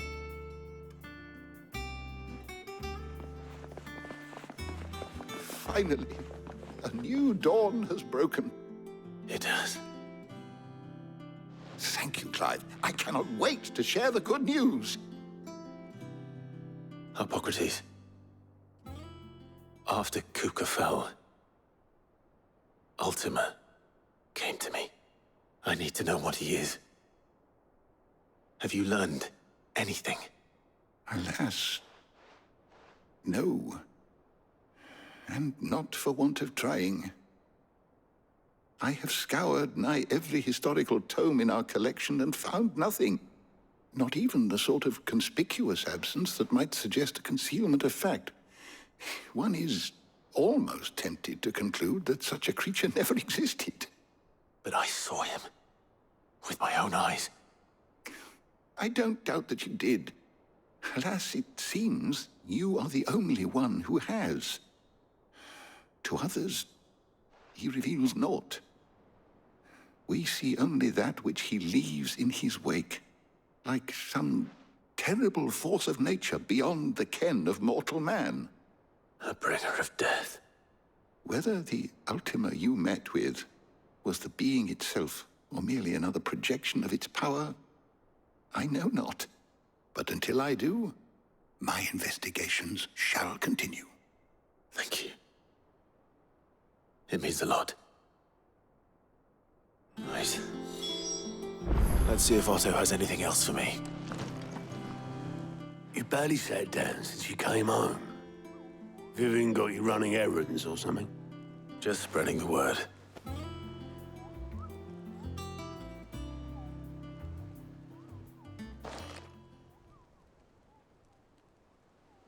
So, the Professor's got a soft side, has she? I'd never have guessed. No. She was right, though. Everyone was glad to hear the news. Ah, but you ain't told everyone. I can think of plenty of friends back at the old hideaway who'd sleep more peacefully for knowing. Not least of all Sid. You should tell him. You're right. I should. And I will. Well, when you do, be sure to take Mid with you. She's been going at it hammer and tong down in that workshop of hers, trying to do her father proud. I can't remember the last time she visited the old sod's grave. Very well. I'll suggest it. What was my soon? All right, Clive? What do you want? I'm going to visit Sid, and I thought you might like to come with me. Sorry, I'm too busy for all that right now. I've got to get this thermal displacement stack sorted. Thermal... Displacement stack. Here. And this is for... Only the fastest, finest ship the world has ever seen. The Enterprise. Me and my dad designed it together. Where other vessels rely on the fickle winds to drive them through the water, ours is fitted with mithril engines. And those things have got more push than a behemoth in a bad mood, and more heat than all the hells put together. Which is where the stack comes in. I may have already talked some tight-lipped shipwrights into putting the hull together for me in a little dockyard in Canva. But the stack's a bit more involved, so I'm building it here. Thing is, it's so involved that I'm running behind and it's starting to hold things up over at the shipyard. I'll come and see my dad, though, when I'm done. Whenever that is. Is there anything I can do to help? Good old Clive. I were hoping you'd say that. First things first, I need some parts meching. The stack will be made up of 3 major components. There's the plating, here, that channels hot vapors away from the engine. The helm over the top, that disperses all that heat into the air. And the shielding around the sides. That stops the rest of the ship from going up in flames. A full suit of armor, then. Probably best to take it one piece at a time. Then you'll need to start with the plating. Everything else fits onto it. I've got the designs and the list of materials here. Show these to Blackthorn. He'll know what to do. I can't make head nor tail of them. Luckily, you don't need to. Blackthorn, can I ask a favor? Out with it. It's for Mid. This my last chance to say I'm otherwise engaged. Spare myself the arseache. Go on then. What is it this time? She said you would know. Here.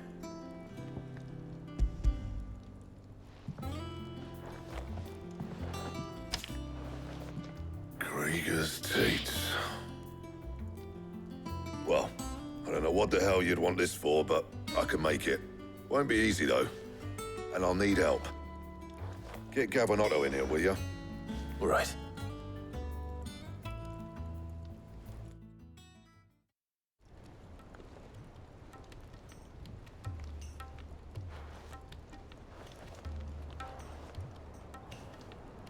So Mid's roped us all in here again, hasn't she? Typical. Still, if that's what it takes to get her to visit Sid's grave, I'll do what I can. And, what is it we need to do, exactly? Take a look at this. It's this plating.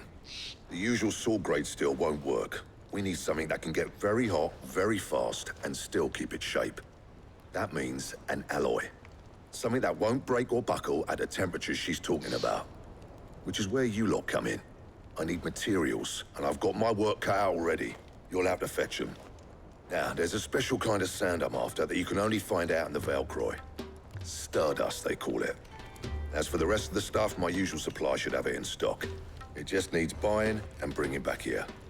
Well, we'll get it done quicker if we split up. One of us should probably give you an hand coat in the sand. And the other can go and get the rest from this supplier. Right then. Well, make your minds up who's going where, and we can get this over with.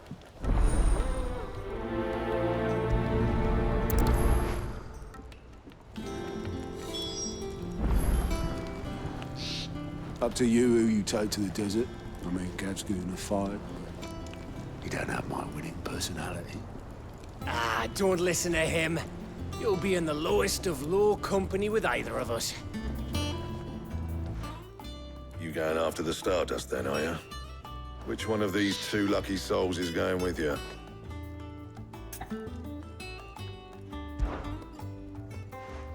Otto, you're with me.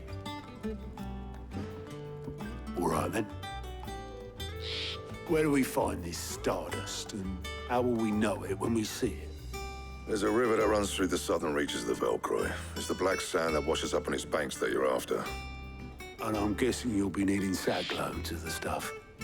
Might be worth our importers at the Dalimil Inn. I'll head down there. See about finding us a wagon. All right. I'll meet you by the river. Yous two take care, eh? I'll go and see the supplier. Just don't let the bastard fleece you, eh? Ah, he wouldn't do that. He's Blackthorn's mate. Isn't he? Best of luck.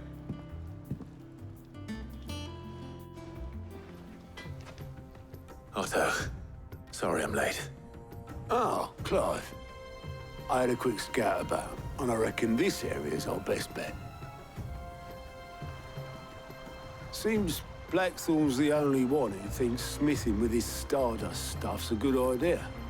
It's just lying here, waiting for any old fool to fill his boots. But unlike any old fool, you thought to bring a wagon. Well spotted. Now get filling.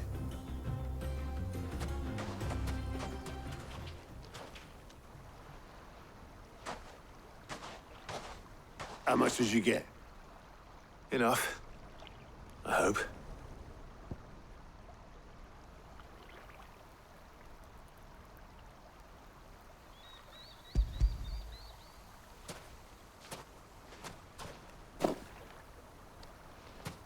More than me. Put it all together and I can't see Blackthorn complaining. Much. Here, Clive. Do you fancy a walk?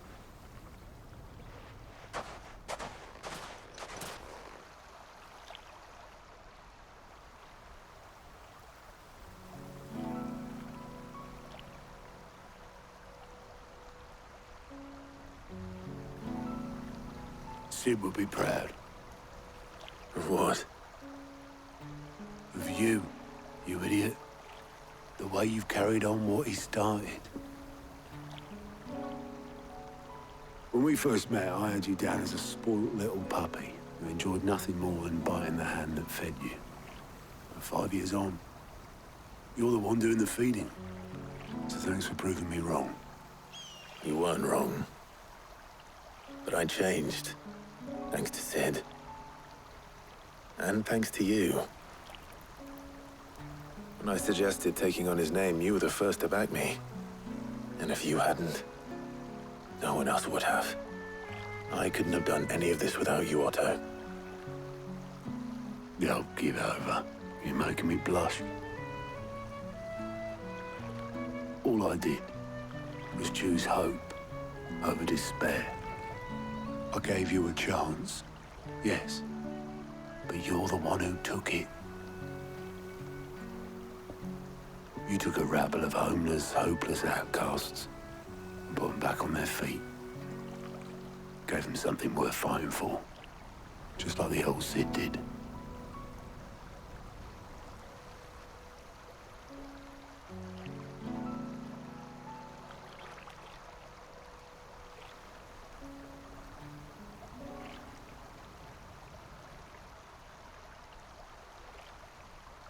About time I was heading back, I reckon. All this scrabbling about in the sand's taken its toll on the old pins. I'll see you back at the hideaway then. You can take a well-earned rest when you get there. Oh, I plan to. Believe you me.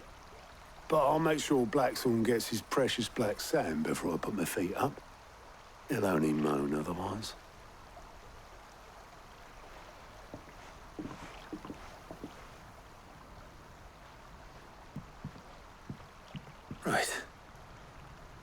ready to go home, boy?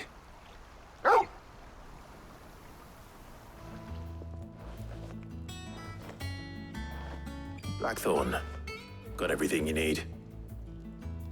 Yeah. Yeah, I do. Cheers for the stardust. Should be enough to be getting on with. Nice to get out and about for once. Let's do it again sometime, mate.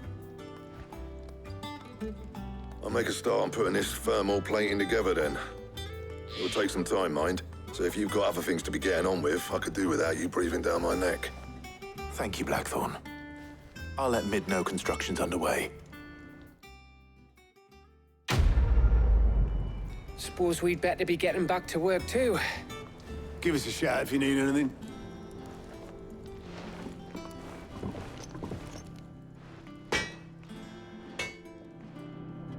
You'll be pleased to hear that Blackthorn started work on the plating. Excellent. 1 down, 2 to go. So, what's next? The helm, of course. For this, we'll be repurposing fallen scrap. Salvage from the ruins? I thought that material was all but impossible to work. Ah, but we don't have to. I'm sorry. Just so happens there's one particular ruin that's broken into exactly the right shape and size pieces for what we need. What's the name back there? I'll give you all the details. What's her name? Right.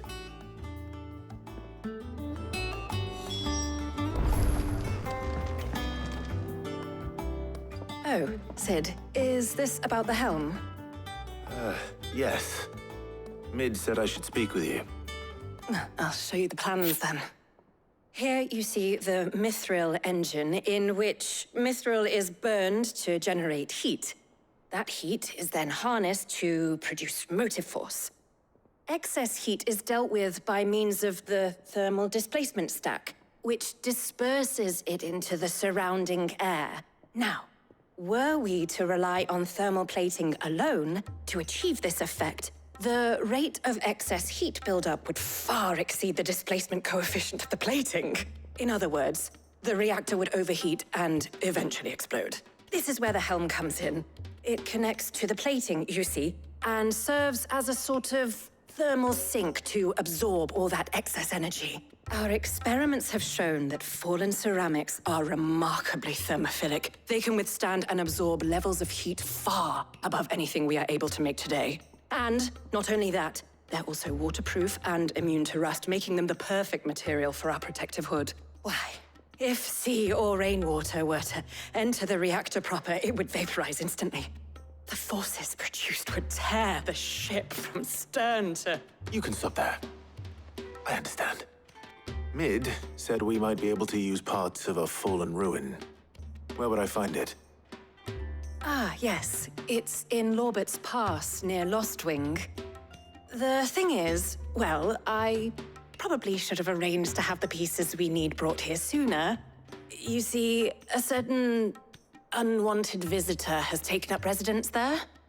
It's no longer a matter of just walking in and taking them. It's, going to be considerably more dangerous than that. I see. Then I suppose I'd better deal with this unwanted visitor for you. Would that help? Oh, very much. Thank you, Sid. I'll gather my team and head there right away. We'll meet you outside the ruins.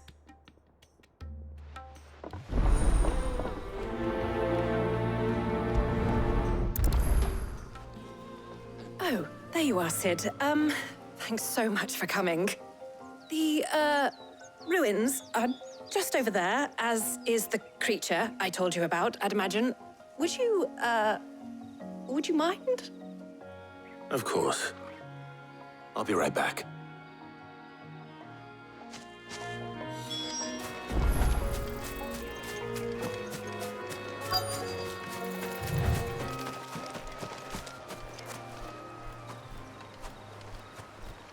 Anybody home?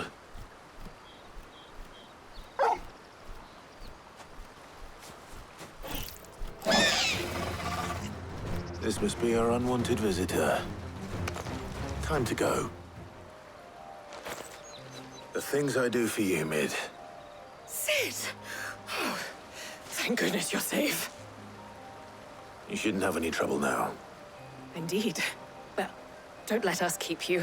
We'll, see that everything is transported safely back to the hideaway. All right. I'll let Mid know you're on your way.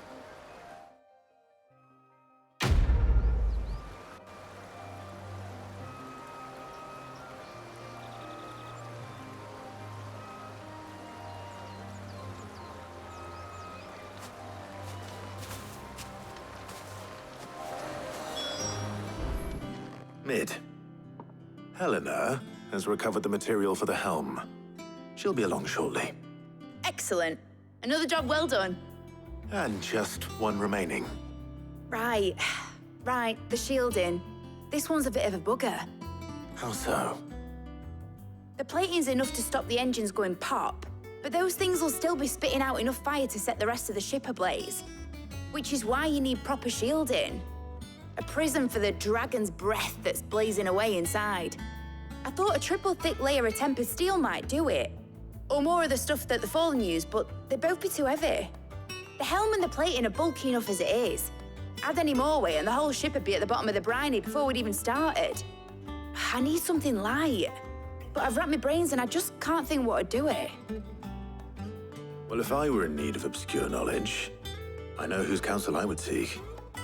Harpocrates. Tomes? Yeah, well, I'd thought of that, obviously. I've got all the details written down here. Can you take this to him, see what he makes of it? Right away. Harpocrates, do you have a moment? For you, Clive? Always. Well, actually, it's for Mid this time. Could you take a look at this?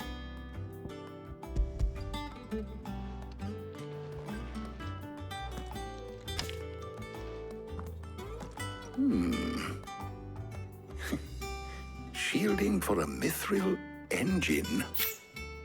Whatever will that girl think of next? And what are these notes around the edges? She has some specific requirements for the materials. The shielding needs to be able to resist extreme heat on the inside, and yet remain cool enough on the outside not to set the ship alight, while also being light enough not to sink it. As you can imagine, she's struggling to find anything that meets her needs. I see. I wondered if you might know of a solution, or if you might be able to search the records for one. Perhaps it is not a different material she requires, but a different approach. What do you mean? Consider the lake we have made our home. Its blighted waters eat away far more quickly than fresh water or even brine, at timber and steel alike. And yet, we have made a home here from those very materials nonetheless. We have. But Bardolph must varnish every board twice over to keep it from rotting. And Obelus complains that without a constant supply of pitch. I see. Early Gregorian histories speak of a preparation known as moondew. It is said to be able to resist even the most ferocious flames. Before the dragoons tamed the worms and wyverns of the realm, nobles would daub their castle walls with it in order to guard against dragonfire. So if we could recreate it... It might be applied to some material or other in order to provide the protection Mid requires. As to how best to apply it and to what material, perhaps Bardolph and Obelus might be of assistance. I shall speak to them and see what wisdom they might have to offer. If you would be so kind as to procure the necessary ingredients, I shall discuss the specifics of how it might be most effectively put to use with our two friends. The knowledge of the past may yet prove useful to we of the modern era. Thank you, Harpocrates. And since you're asking others to help you, perhaps I should too.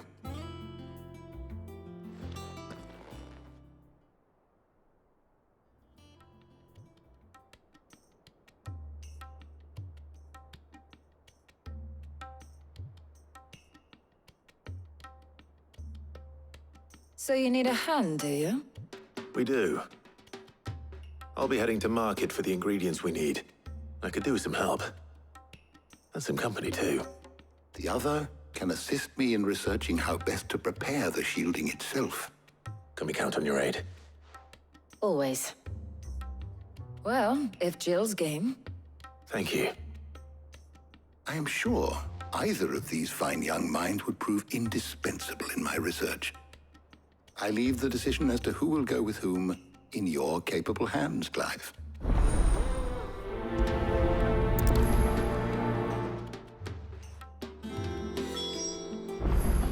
Shielding that guards against even the most ferocious flames. We could have done with some of that on Drustinus. I doubt I would have survived that place with or without it. A trip to Northreach, though, I think either of us could handle. So, Clive, have you made your decision? Who will accompany you on your little excursion? All right. So, what are we fetching? I have taken the liberty of preparing a list. Here. Garlic? Conch shells? Are you sure this is the right list? Looks like the ingredients for someone's supper. Though these items may seem mundane, they have potent effects that are rarely exploited, effects for which they were once highly prized. So much so, in fact, that they were harvested almost to extinction, hence moon dews having fallen from favor. Now, of course, they can be obtained with ease. You should be able to find everything you need at the market in Northreach. Well, isn't that convenient? I was hoping to be able to make a trip over that way sometime soon. Need to speak to an old acquaintance. I'll meet you there. All right. Stay safe. See you later, Clive. Good luck with your research. Stock up on I these. won't have use. There you are, Talia. Ah, and there you are. We shouldn't have any problems finding what we need in a place like this. But if time is of the essence, perhaps we should split up. Take a few items each. All right. What shall I look for? Let's see now. Why don't you take the garlic and the pepio nuts? Meet me by the gate when you've got them. Well, did you find everything? I did. Here.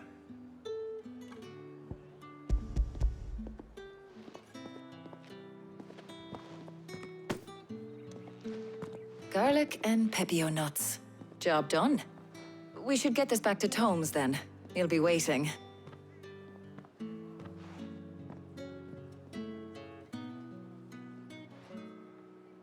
But we're not in too much of a rush, are we? Quick chat.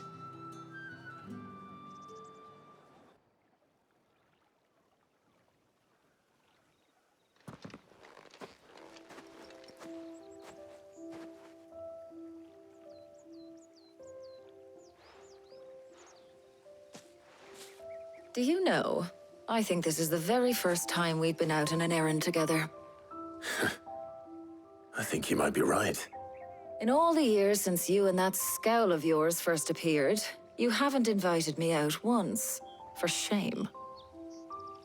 Well, it seemed long overdue. And you did say you had some shopping to do. I was hoping to restock my supplies of herbs and liniment, yes. You and Jill alone burned through them like wildfire. No luck, though. My usual supplier's not here, and I refuse to pay the prices these gougers charge. I'll ask Karen when we get back. What is it? Oh, just memories. I came here with Sid once, shopping for supplies, just like today. And just like today, I came away empty-handed. Sid even said he'd speak to Karen for me when we got back. Has it really been 5 years? I remember it as if it was yesterday. Hold on. Does that mean it's been 5 years since we met? Feels a lot longer. It does. In a good way, of course. Thank you, Taya. For what? For everything. I just want you to know that all you've done for us, all you still do, it's appreciated. Do you think I'd stick around if I thought it wasn't? But in the spirit of sharing and caring, you're appreciated too, by all of us.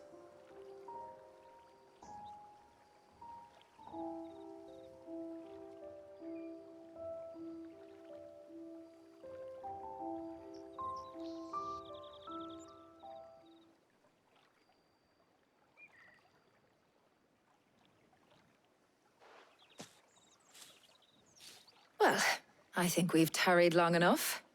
I ought to get these ingredients back to Tome so he can make up this concoction of his.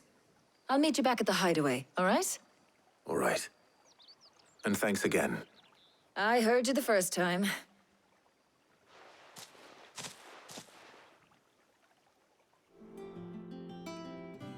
How's work on the shielding progressing, Hippocrates? Well, very well indeed. And thanks in no small part to your kind assistance. I was just explaining to Tarja how we might best go about preparing the moon dew. And now that we have all the ingredients, we may begin. You can count on me. I've mixed more than a few mysterious concoctions in my time. I'm sure you have. What about the shielding itself? Work is underway, under the watchful eyes of Bardolph and Obolus. Apparently, it'll be ready soon. Thank you. All of you. Right then. Jill, would you join me in the infirmary? Many hands make light work and all that. Of course.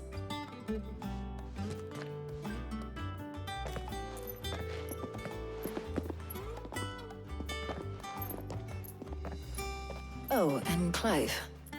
It was good to talk. We should do it again sometime. It appears our work here is almost at an end. A shame. I was enjoying playing the man of action for once. When both the shielding and the moon dew are ready, it will merely be a matter of applying the one to the other. Followed by a rigorous process of testing and retesting, of course. Perhaps someone ought to warn young Mid of that. Leave it to me.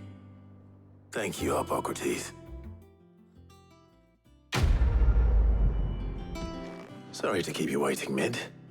But you'll be pleased to know that work on the shielding is underway. You found something for it?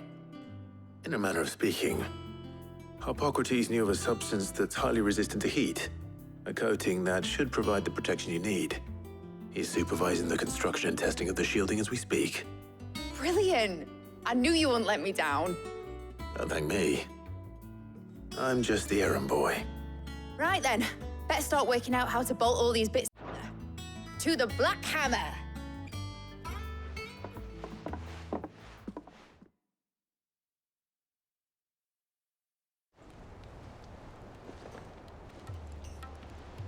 You know, when I got into the smithing game, I thought I'd be making swords and shields, not thermal bleeding didgeridoo-dahs. Displacement stacks. Same difference. Whatever you call it, I ain't putting it together in here. It's cramped enough as it is. Let's take this outside. Mid, you get all the parts lined up on the deck. I'll take care of the rest. On my way. Oh, and bring me the biggest hammer you can find. This is gonna require some precision walloping.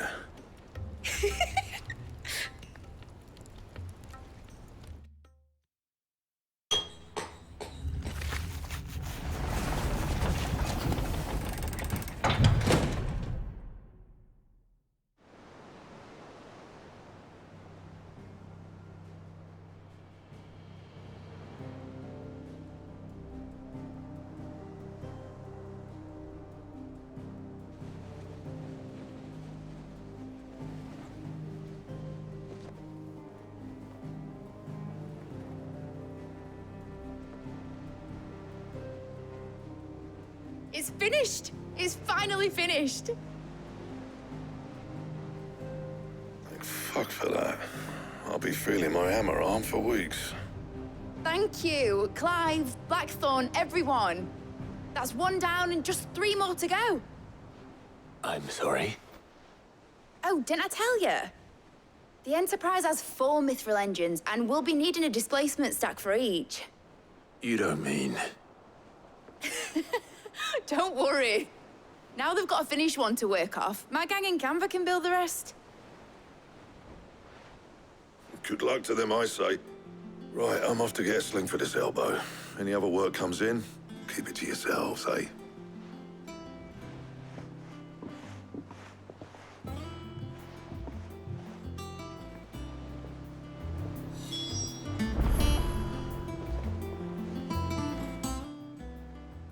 What's the matter? Nothing. Just daydreaming. Thinking about the Enterprise sailing off over the horizon to shores unknown. Searching for a land untouched by the Blight. Just like me and my dad planned. So if the worst came to the worst and every scrap of soil in the Twins turned black, we might still have a chance. That's what she was meant to be. You see, one last chance just in case we needed it. But now she's so close to being finished, I've realized I don't want her to be that. I don't want her to be just a lifeboat for us to cling to if things get desperate. I want people to sail aboard her by choice, not from the lack of it.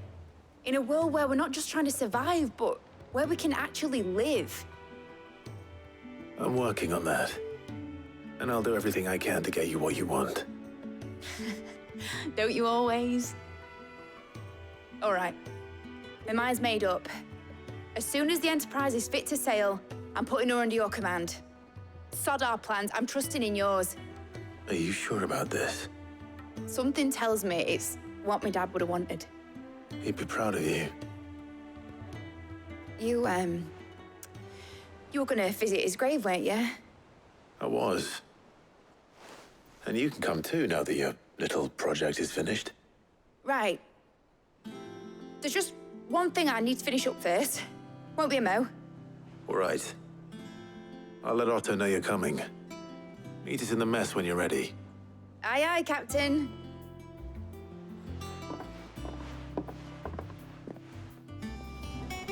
All right, Clive. Asterix. Mid finished sending half the hideaway traipsing across the Twins, has she? I swear, that girl'd do anything to put off visiting her old dad's grave. No excuses now, though, eh? Not quite. She said there was one final thing she had to take care of. I'm sure she'll be finished soon enough. She said that? In those words? She did, yes. Clive? Were you born yesterday or something? There is no thing. She'll probably be halfway to Canva by now. Mid. I might still be able to catch her.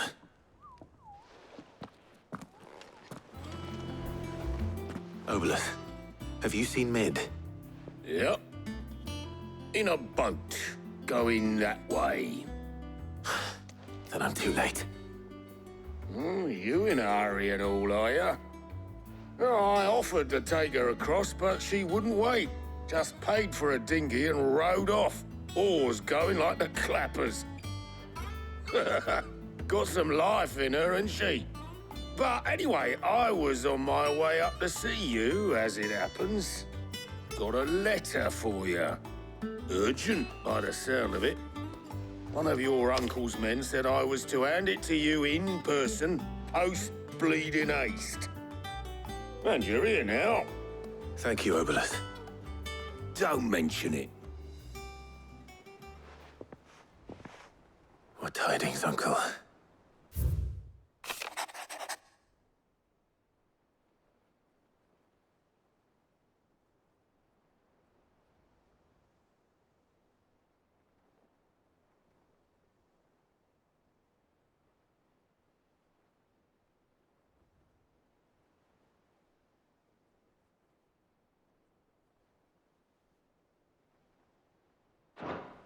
Trouble in Canva.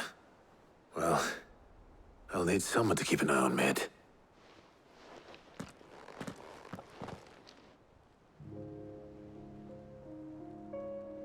So what? Mid got us to do all the dirty work and then just sailed off into the sunset? It, seems that way. Well, nothing we can do about it now. But next time you plan on visiting Sid, You might want to tie her to something before you suggest it. Ah, don't be so hard on her. Gotta admit, the dirty work was kind of fun. Everyone pitching in, all that bollocks.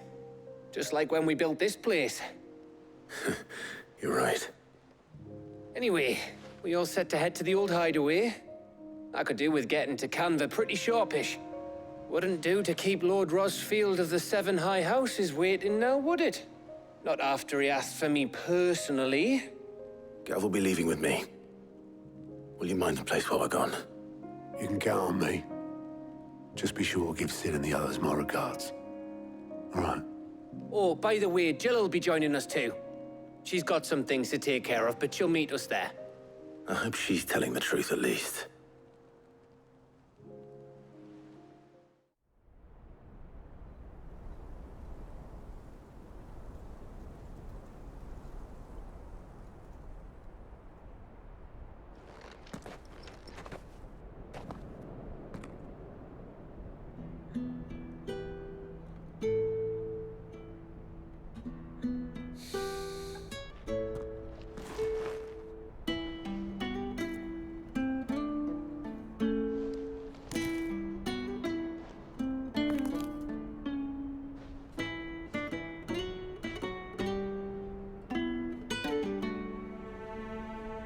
Well, Sid,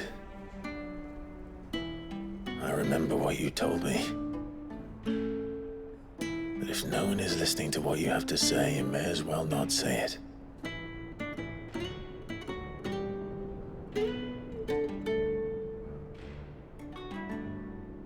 But I will say this, old friend. Hugo Kuka is gone. His shadow looms over us no longer. It's a pity the Phoenix can't be in two places at once. If he'd have been with us, maybe he could have done something for the lost. Not even the Phoenix can bring people back from the dead. Life has a beginning and an end. So we must live while we have the chance. Not as slaves to the crystals, but as free men. May we join you?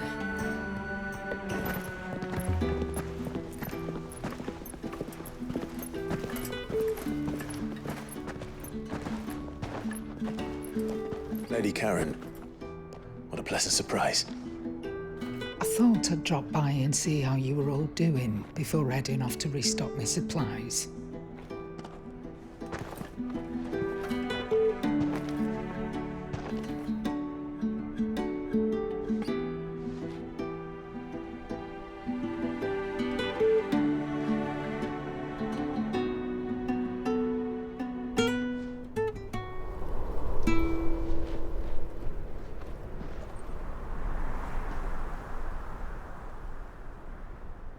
It wasn't the most scenic view back then, but it were never as bad as this.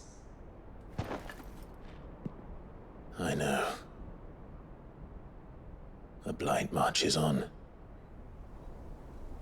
And soon, there will be no escaping sights like these.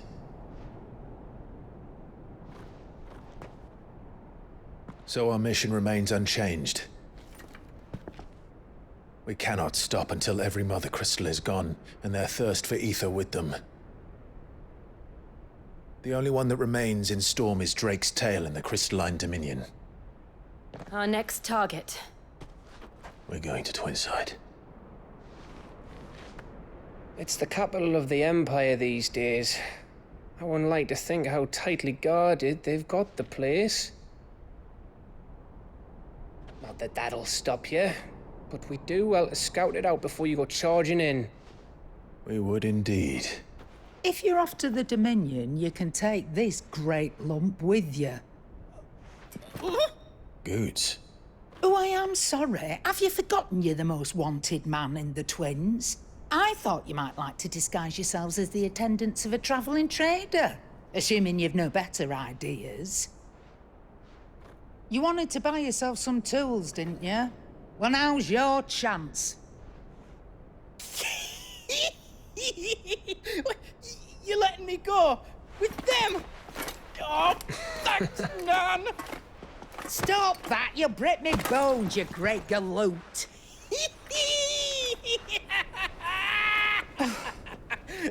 There's a caravan that runs back and forth between the Dominion and the Bocklad markets.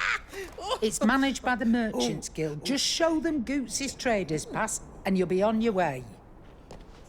It'll be a damn sight less risky than footing it the length of the Crystal Road. That's for sure. Thank you, Karen. And glad to have you with us, Goots. Okay then. I'll get me things and I'll meet yous there. See yous down in Bocklad. Get off! Me poor fingers! Jill, you're with me. Understood. And Gav? Already on my way, Captain. Be careful. Aren't I always?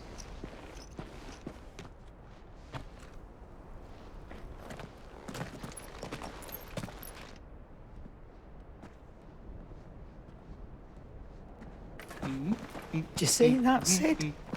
Your protege's making a proper little outlaw of himself.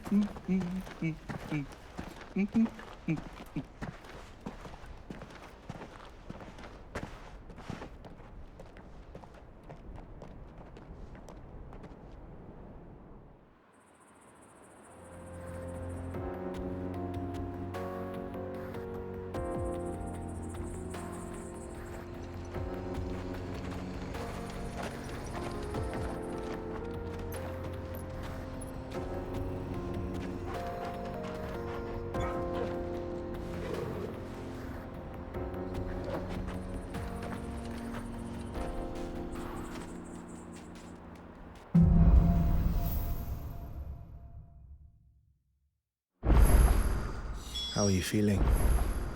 Better. Thanks to Taya. I'm glad to hear it. And Torgal helped too. The new boy.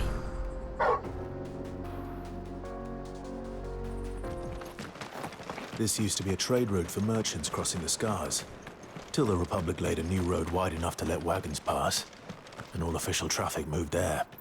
Leaving this one for those living outside the law. Indeed. I doubt we'll be the only outlaws on the trail today.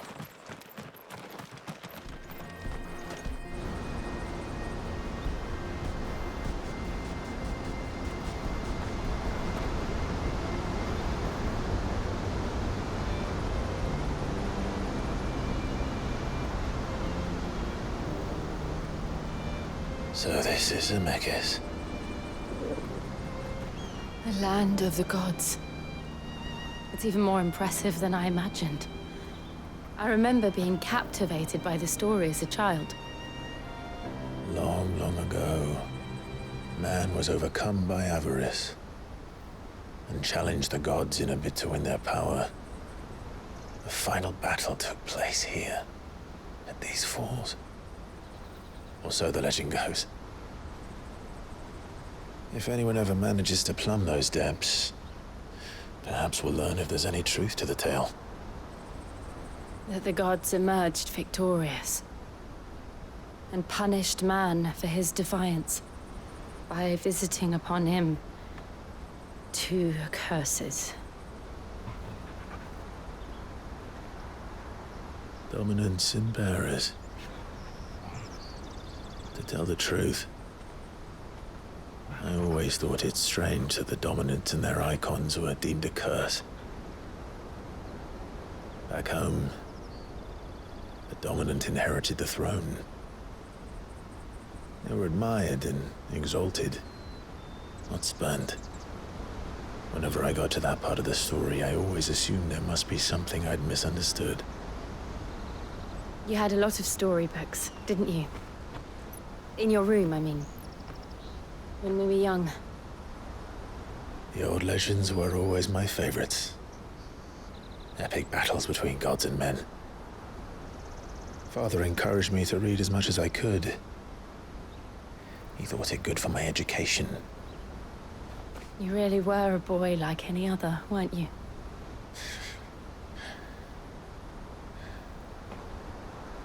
Just look at this place.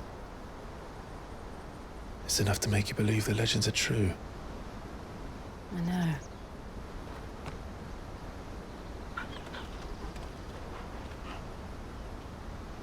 We're not far from Boklad. The road will be busier up ahead. And we'll have to keep our wits about us.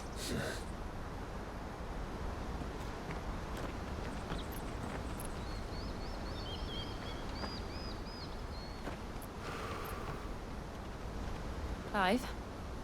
Something wrong? Nothing. It's nothing.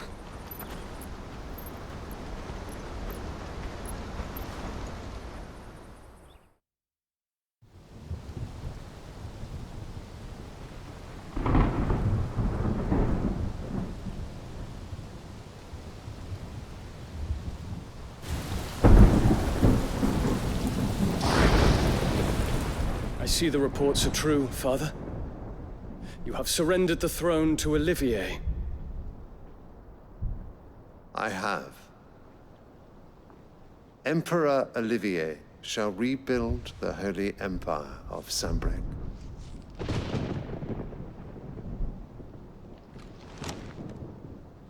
How is he to rule an empire? He is but a boy. I shall advise him until he comes of age. Father, please. Or for as long as I am able. The empire we seek to build needs young blood to rule it, and I can think of none better suited to the task.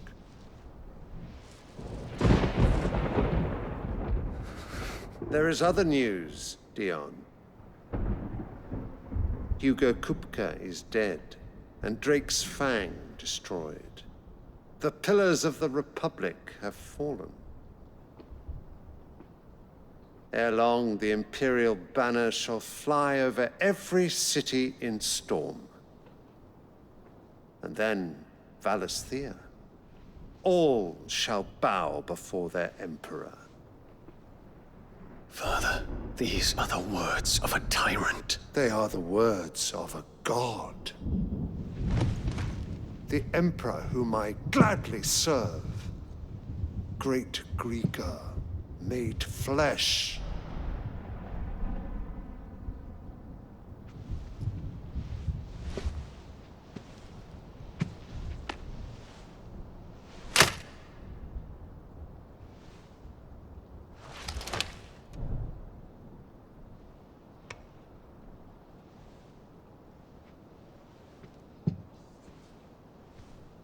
Return to your camp, Dion, and ready your forces. It is time to show the world the true power of Sanbreque. Father. I find you much changed. Is this truly the path you wish to tread? Or are these the ambitions of another? Of Ultima, perhaps? What nonsense is this? I speak my mind, and my mind only. Though I do owe Annabella thanks for reminding me of certain truths regarding the nature of nations, of rulers, and of the divine. You would trust the words of this traitress? She betrayed her country. She slew her husband. You have ever been an invaluable servant to Sanbreque, Prince Dion. I trust you will continue to serve your Emperor in the wars to come. Canker! Silence! Insolent wretch! You will bend the knee. All else is heresy. Sire, forgive me. This audience is over. Come. Come, Your Radiance. The Rowena Syndicate awaits your pleasure. Oh, not another meeting with silly old men. They're so boring. I'm hungry, Father. Can't we have luncheon instead?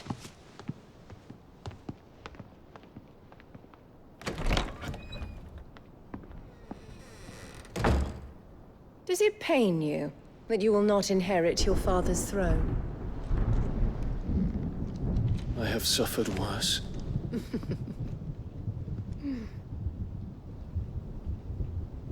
Count your blessings, Dion. For a base-born child to be chosen by Bahamut is miracle enough. You have risen high on his wings, but you shall rise no higher, lest your impure blood stain the throne. What do you know of my blood?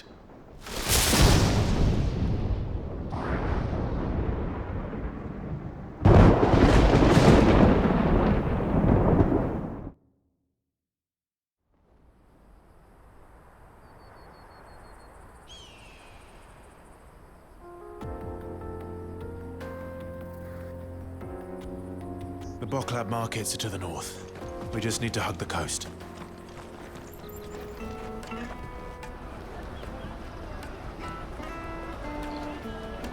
Wonders from across the water. Come one, come all. Feast your eyes. Good sir, can I interest you in...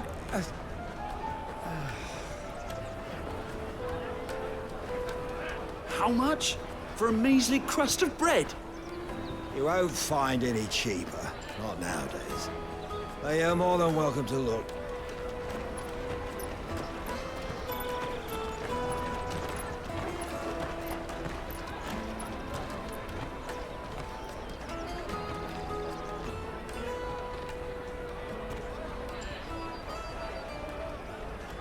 The Empire's unlawful and illegitimate occupation of the Crystalline Dominion is still in effect. Only those whose business in Twinside has been officially approved by the Republican Army will be permitted to cross the border. All who seek entry are to form a line and ready their documents for inspection. It looks like we aren't the only ones who are eager to leave. And they're checking everyone. Can't you make an exception? Not for the likes of you. We won't get through without that pass. Let's go and find Good, shall we?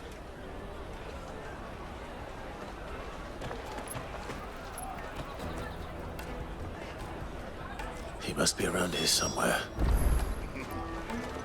Ah, Good. There you are. Clive, I'm so sorry. Don't tell Nan, will you? Slow down, Good. Just tell us what happened. It's me trader's pass. It's gone. We cannot ride the caravan without it. We won't even be able to get through the flipping checkpoint. Do you remember when you last saw it? It was in my pocket a minute ago. Then a bairn bumped into me and... Yeah. You don't think that they might have nicked it, do you? It wouldn't surprise me. A busy market like this is prime territory for pickpockets. So, to get the pass back, we need to find this child. Where would we even start? I know where! I've got a pal in Boklad who might be able to help us. No one knows more about what goes on round here than she does. Where do we find her? She's the owner of the Crimson Caravans, up that way. Sign's got a red chocobo on it. No time like the present. You two go on ahead. I'm gonna check the rest of my stuff, make sure no one else is missing. All right. We'll meet you there.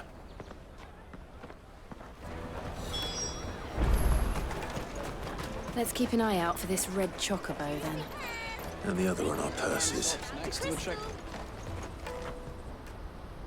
Looking to hire a coach? It's 10 million for a two-birder to the Crystalline Dominion. Take it or leave it. Oh, we're not here for that. Then I bid you good day. Oh, wait! Don't go, El. He's me mate. As I live and breathe. Goots, what are you doing back in Boklad?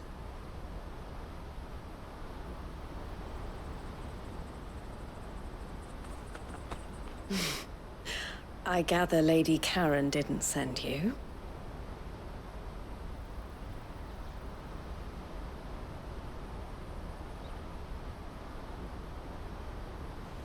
So what trouble have you got yourself into this time? It's me trader's pass. It got stolen. By little Ben. Of all the... You're the size of a marble. Honestly. Ugh. Goots told us that you know the markets well. Might you have an idea which little bairn could have done this? We don't intend to punish them. We just need our pass back. Then, we can be on our way. I see. So neither of you has a trader's pass either. Not that anyone would take you for traders, but I suppose that's why you came to me, correct? Now, I can't say for sure who took your pass, but I suspect I know why they did it. Let me explain.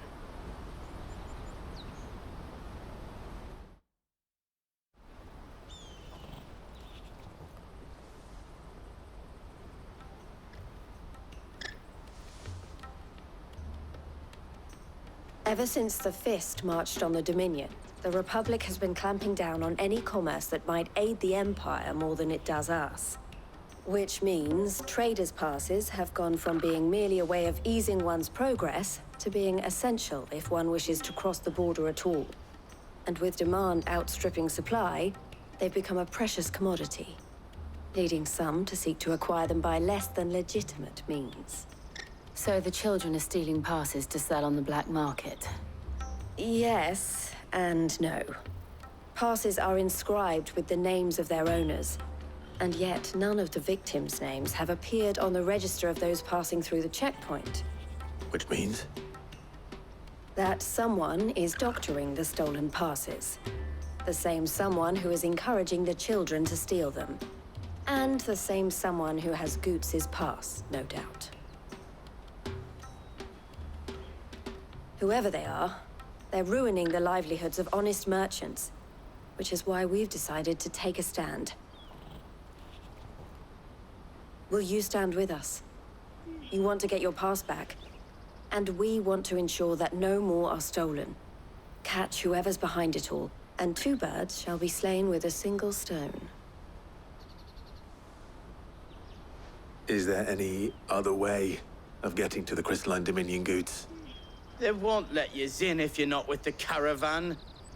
It's that, I don't know, try swimming across the strait.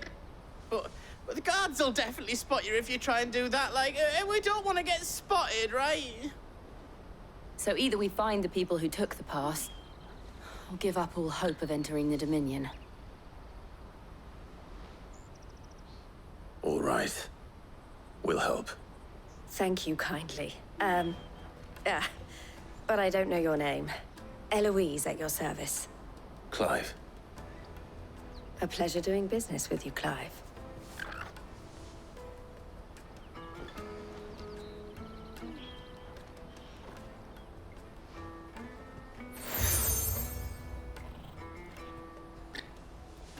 The proprietor of the furniture makers by the coach stop is spearheading the search. Wear that, and he will know you for a friend. I suggest that you speak with him first. The furniture makers. Understood.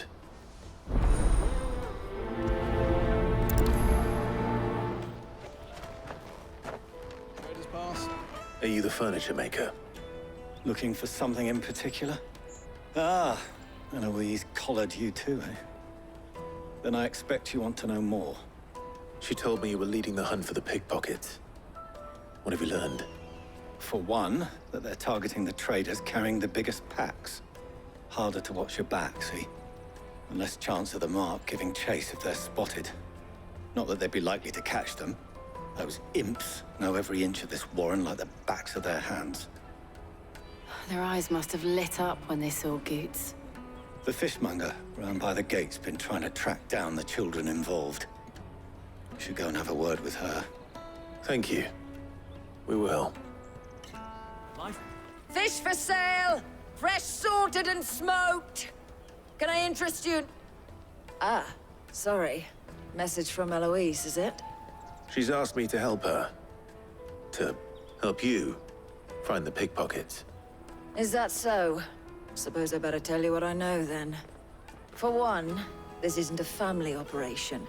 All the traders say the children who stole their passes were dirty, dressed in rags. Street urchins, by the sound of it. We get a lot around here. Orphans from the wars. A few, perhaps. You saw the refugees gathered by the entranceway? They're all looking for a new start in the Dominion and beyond. Some of them take it as an opportunity to rid themselves of unwanted baggage. The shame of it. Whoever's behind this would have to have made themselves known to the children at some point. And so should we. You should start with the children around here, then. I doubt they're the ones involved, but they might have heard something. It's worth a try. All right, then. Questioning children. How hard can that be? Do you have a moment? What do you want? What I want is to know who's asking children like you to pick pockets. I don't know. Nobody's asked me. What's picking pockets? Do you get paid for it? No, you get in trouble for it. So if they come calling, you know what to tell them. Excuse me, do you mind if I ask you something? Can't stop you. I was just wondering if anyone has asked you to do anything out of the ordinary recently. Anything you grown-ups ever ask us to do is shut up and go away. So guess what I'm about to tell you to do? Sorry. I'll leave you alone. Your trader's pass. Excuse me? What do you want? I don't have any money. It's all right. We're not going to hurt you. We just want to talk. What about? We've heard that some very bad people are making children like you steal from travelers. We need to know who's behind it so we can stop them. I don't know much about it, really. But my friend, Honza, he said he got a job doing something dangerous. Sounds promising. We need to find him and ask. Do you know where your friend might be? He's usually by the tents outside town. Thank you. You've been very helpful.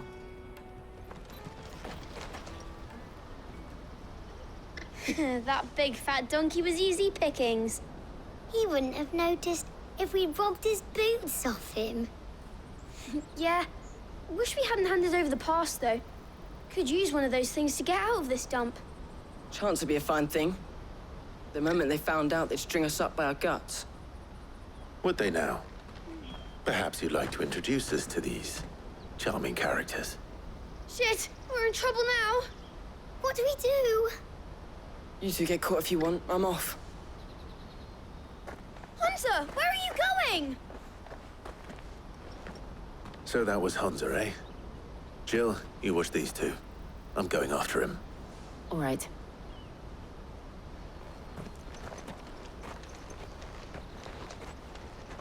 He can't have gone far. I need to find him before his employers do. Did you see a boy run past? He stole something from a friend of mine.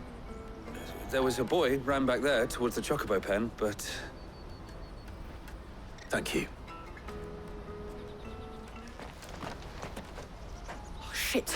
Cornered! It's all right, Hunter. I'm not going to hurt you.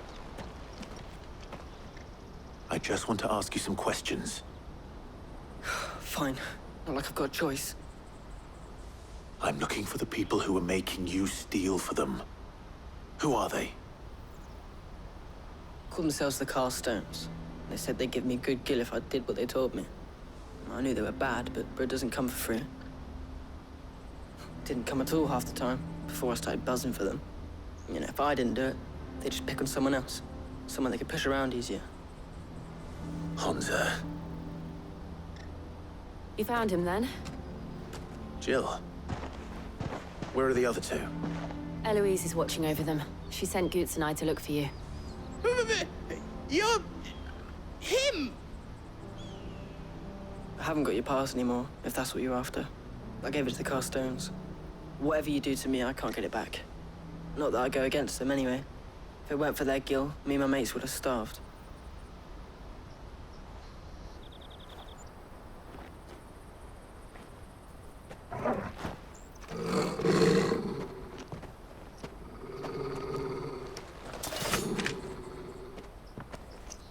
Cowards.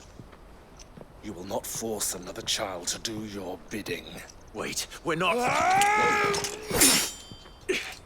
Don't hurt him.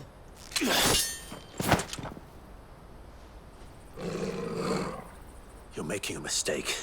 We're on the same side. Like hell we are. That brooch. Where did you get it? Master Theo? Goots. What are you doing with these people? Unless you're the ones my sister was talking about. Your sister?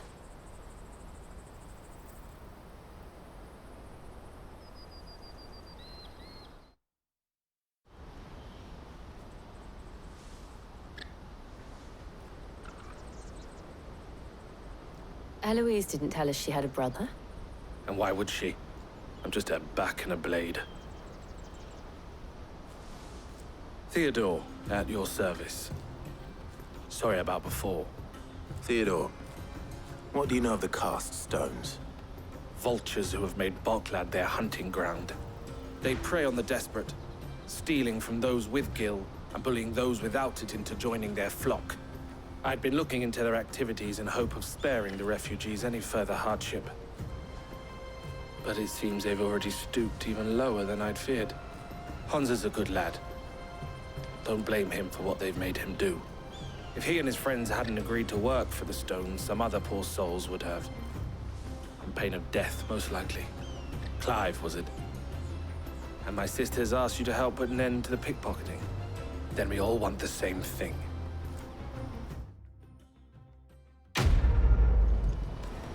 So, what's the plan? What else? We find the cast stones, and we crush them. You get your trader's pass back, and I make Boklad a safe place again. All right then. All right then. Honza, where are they camped? Don't worry. They'll never know you told us. Couldn't if I wanted to. They always come to town to collect the passes. Meet us outside the gate. I tried following them once, but they spotted me halfway down the trail. Said they'd string me up. We'll try it this time. Which way were they going? Back down the road towards Lateney's Cleft. To Lateney's Cleft, then?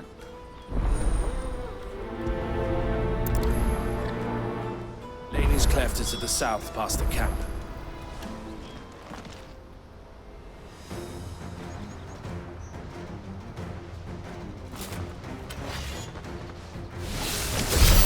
I doubt these were the ringleaders.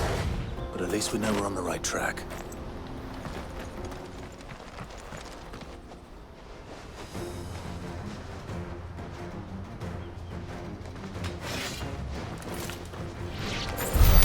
More foot soldiers. Fewer now.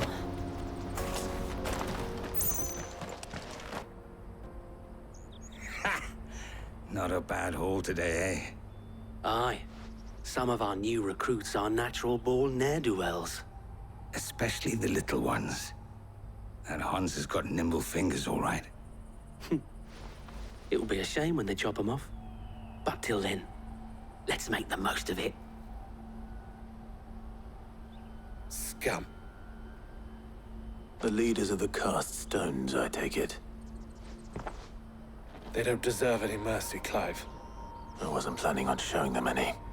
We're ready when you are, Theodore. Oh, I'm ready.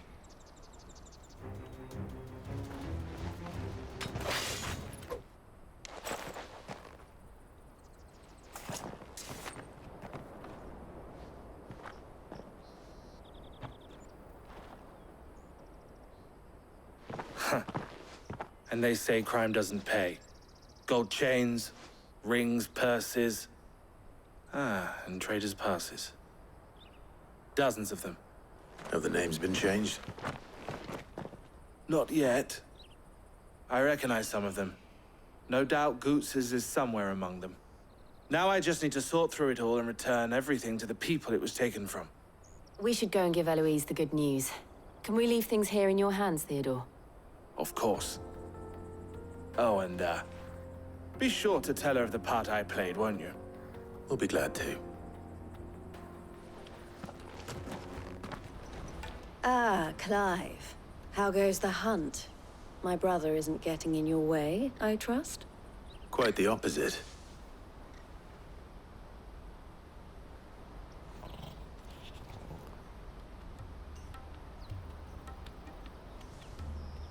So it was the cast stones who were behind it all. Theo told me he'd been on their trail. And their demise solves 3 problems at a stroke.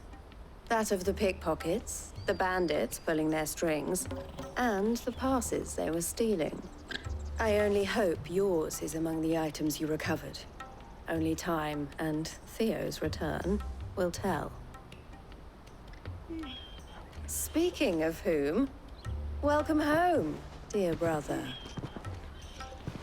You are too kind, Eloise. Here, Clive. Goots's pass. Ask him to keep a closer eye on it from now on, would you?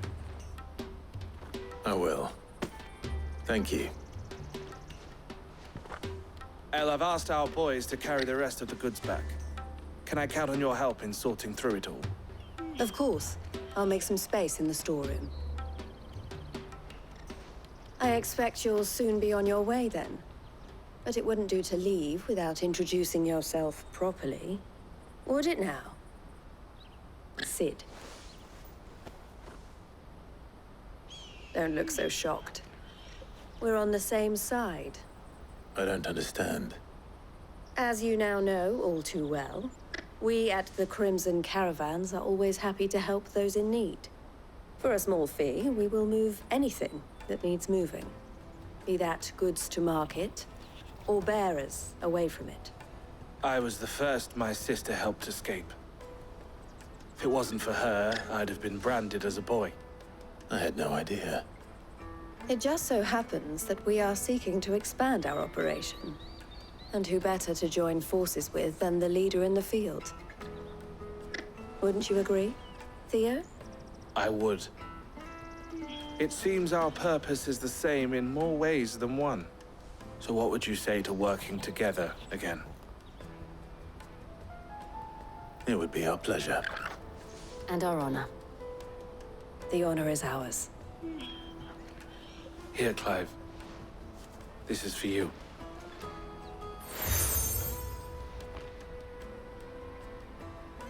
What is it?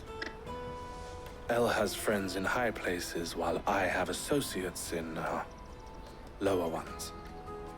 That mark is proof that you're a friend to us both.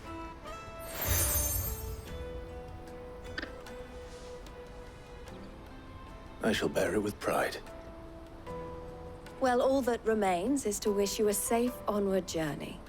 Goots's pass should secure you a place on the caravan, but if you encounter any difficulties, we would be delighted to provide you with a coach of our own. For a discounted price, of course. Say, 9 million? We'll try the caravan. Really want the meat, isn't it? Here you are, Goots. Try not to lose it again. Me pass! You found it! Oh, thank you so much. Nan would have killed me if I'd come back without it. I'll have to say thanks to Elle and Theo, too. So should you, Hansa. You and your friends don't have to steal anymore. If anyone threatens you again, you know who to turn to. We do. And we already have. Miss Elle's given us a job shifting the chocobo shit out the stables. It's hard work, and the pay isn't half what we got from the stones. But if we stick at it, we'll keep ourselves fed. You stick at it, then. And Goots, I'm sorry for stealing your pass. That's all right. I've got it back now. And all's well that ends well, eh? You said you're trained to be a blacksmith, right? Well, I'm gonna be your first customer. I'm gonna save up all my gil and get you to make me a massive sword. Oh, do me best. Till then, eh?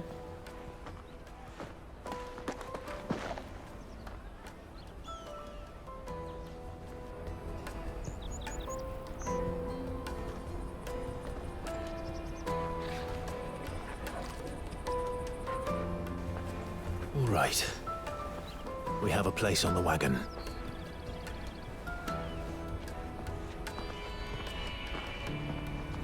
Remember, Goots, we're mercenaries. You hired us to protect you. Mercenaries. And you remember the plan? You're to ride all the way to Twinside. Jill and I will go with you as far as the outskirts, then find our own way in. I'll buy that stuff I need. Right.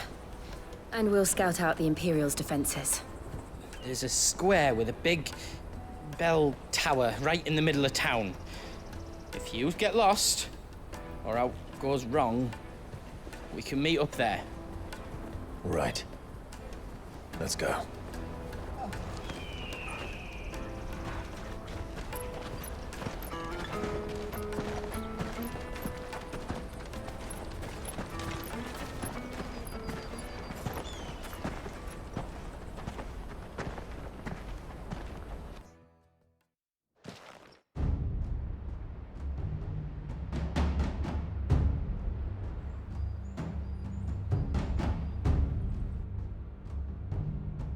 I see.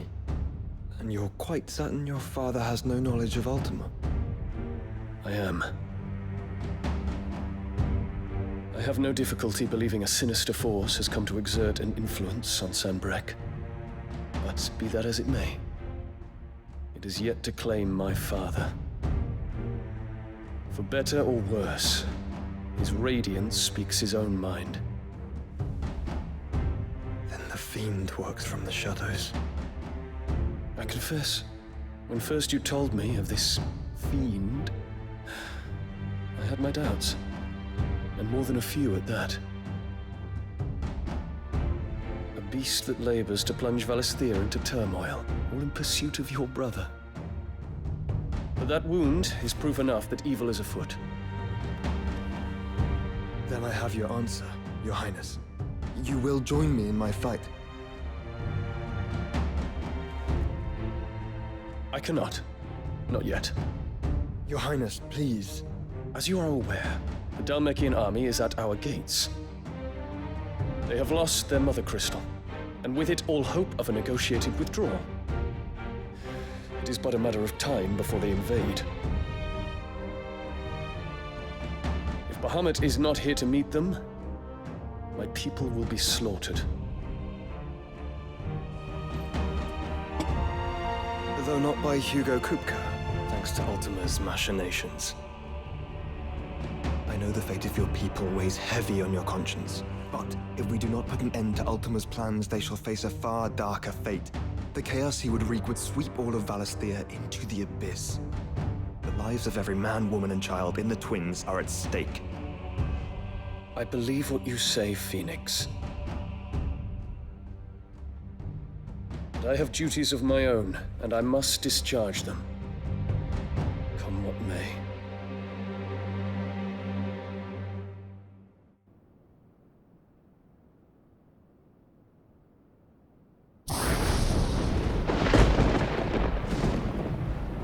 What do you know of my blood?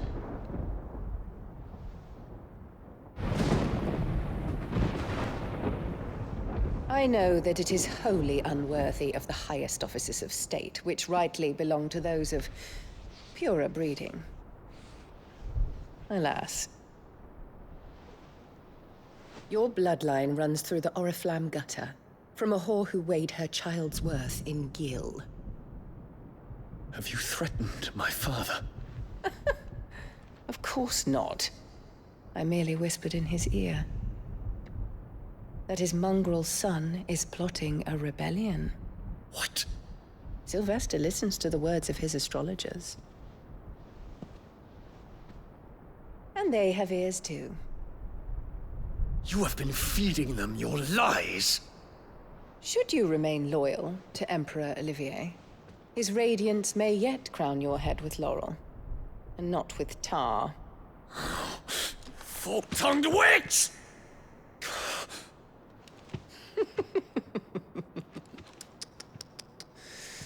In consideration of your long years of service to the Empire, I shall forgive this uncharacteristic rudeness. Now hurry and make ready, Your Imperial Highness. Emperor Olivier expects much of you, Dion. Or should I say, of Bahamut. May your fire reduce his enemies to ash, till all of Valisthea bows to its rightful ruler.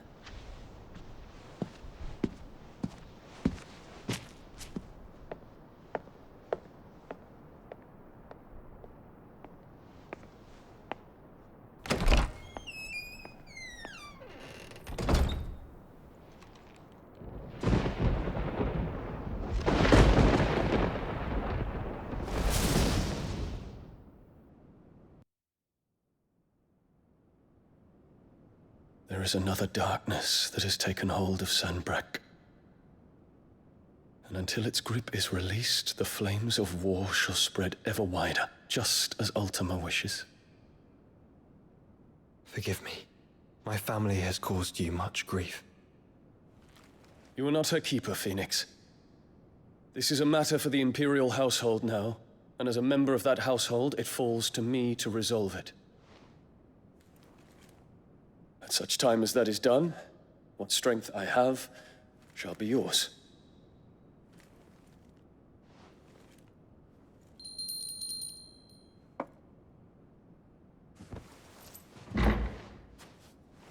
Thank you, Your Highness.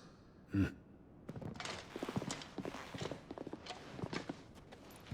us take to the skies together, and bring a new dawn to Valisthea. I should like nothing more.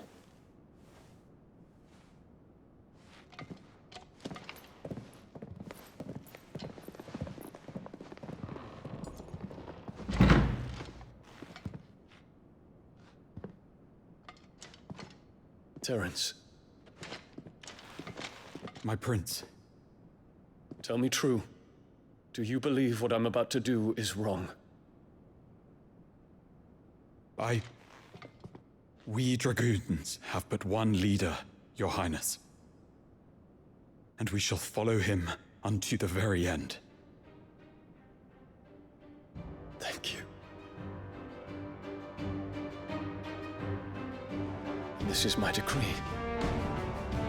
For their crimes against the crown, the traitorous Annabella and her usurping son shall be put to death, and the Empire restored.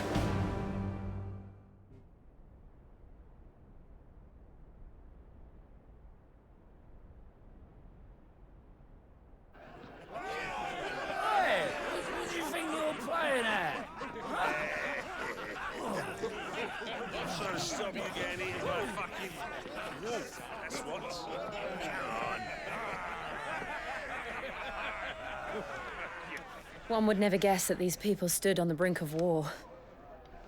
They're afraid. They turn to drink to forget their fears. Anything you want to forget?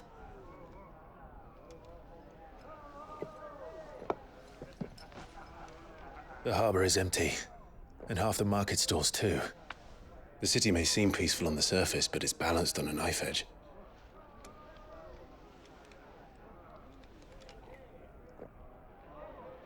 Were we to give it a nudge, it might be just the distraction we need to reach the Mother Crystal. I thought you might say that. We should send for Gav. We'll need someone to keep the fires we start from going out. And we can busy ourselves scheming until he gets here. I'll send a Stolas then.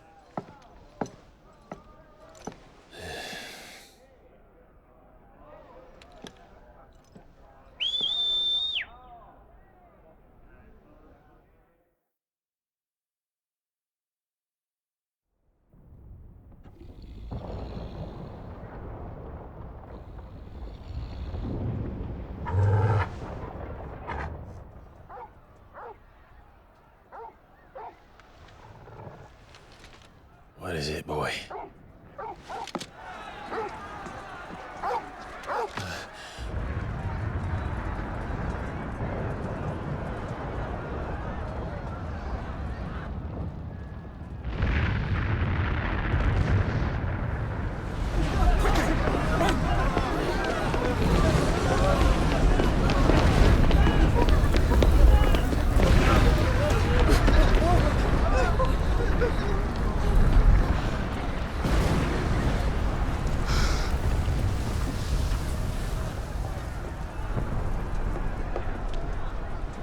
What's happening?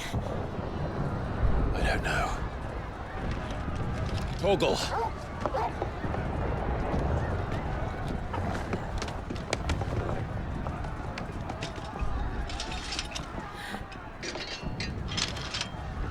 This way.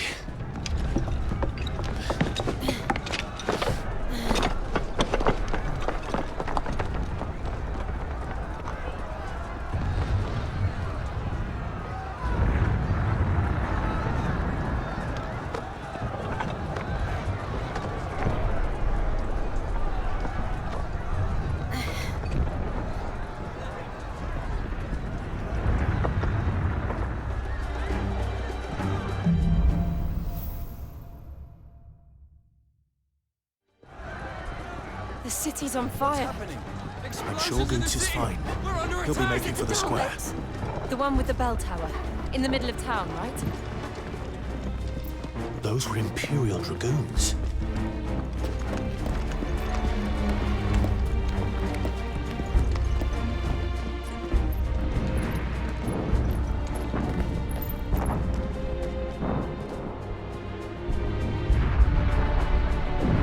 What in the hell is going on? Let's go and see. Right.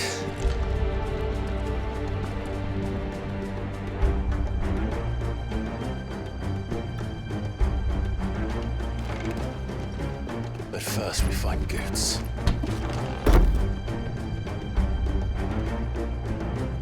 I just hope he's all right.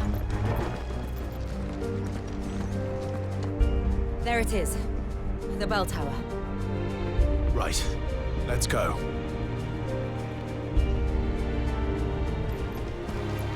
Ah, a goods lift.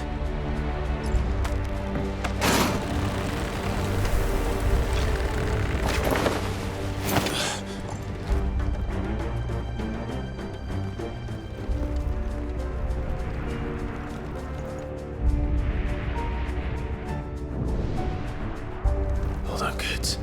We're coming.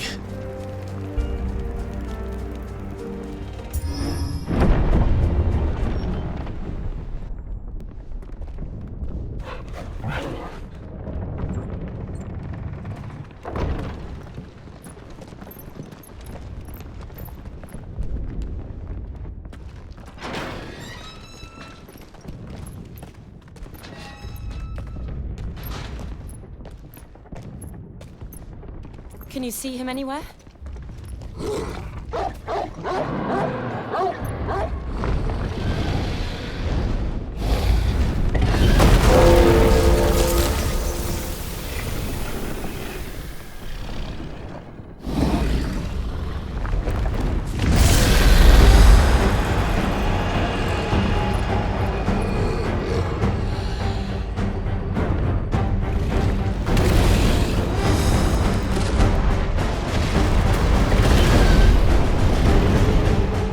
It must be one of the Dragoon's pets.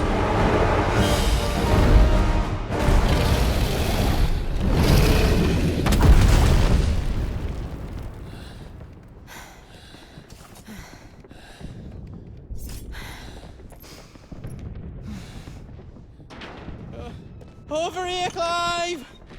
Are you all right? Goots, there you are. I didn't know there'd be a dragon. All right. Let's get out of here. Oh! What now? Is that Mother Crystal's heart? The hell is it doing up there?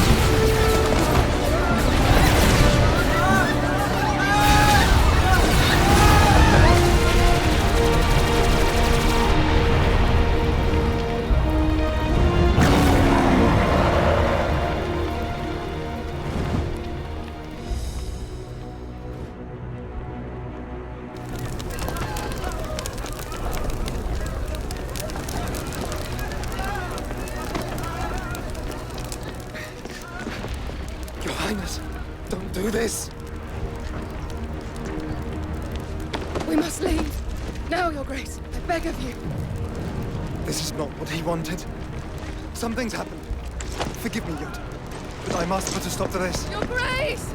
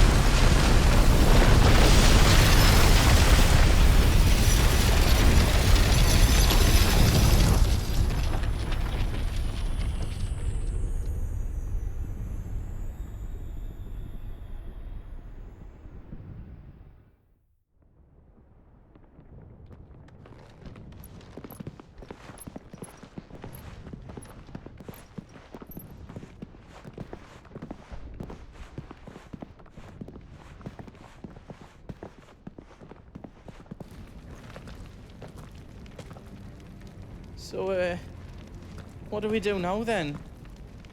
We destroy the heart. But he might come back! As soon as the flames die down, the Imperials and the Dalmex will move in. This may be our only chance. And Bahamut has gone for now. You should get as far away as you can, Goots.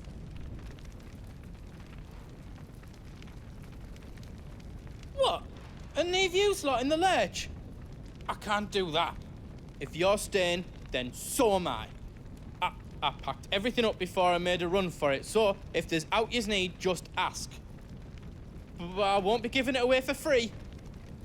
Nana'd never forgive us if I did. Thank you, Goots.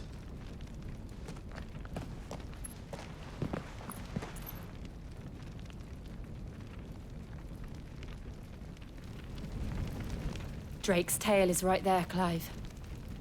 It's time to free Storm from the Crystal's curse. Oh, it's past time. But remember, Bahamut is still out there.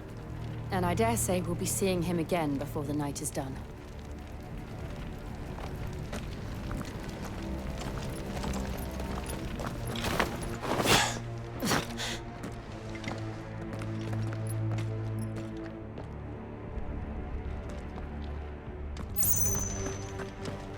No more roads. We'll have to find our own path.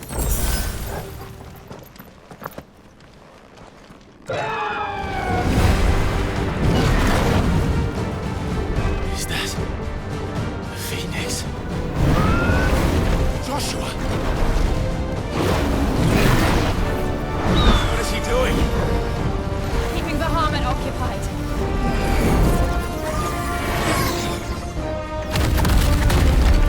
Joshua! Joshua!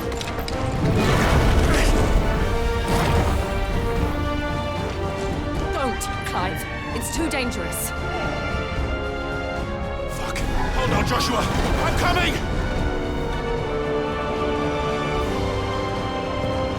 We have to save him. And we will. We just need to keep moving.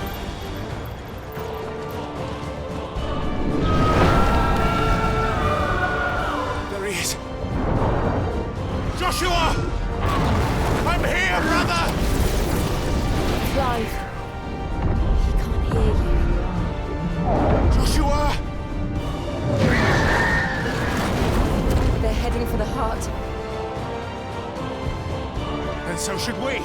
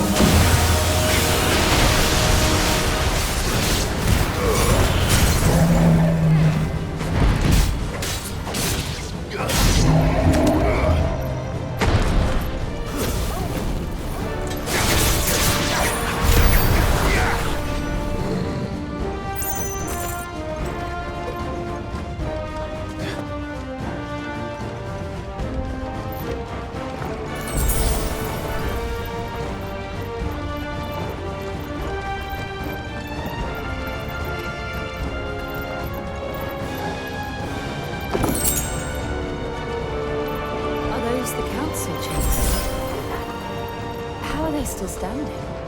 I don't know.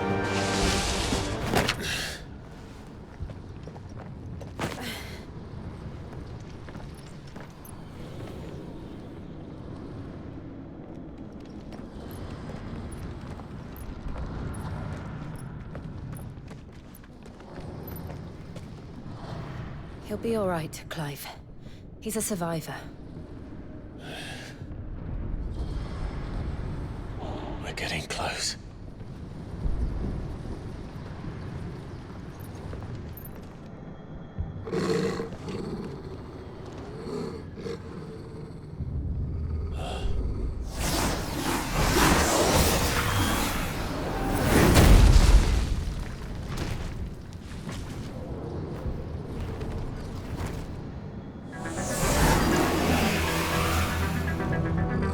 Looks like somebody doesn't want us getting any closer. I don't care what it wants. Neither do I.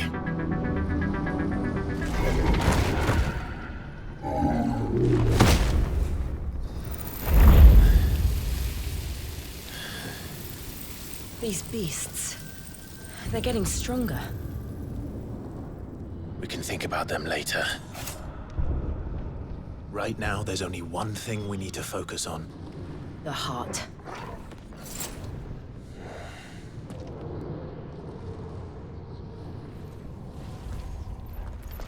Quiet. There's someone up there. Is someone there? Mother. It's you.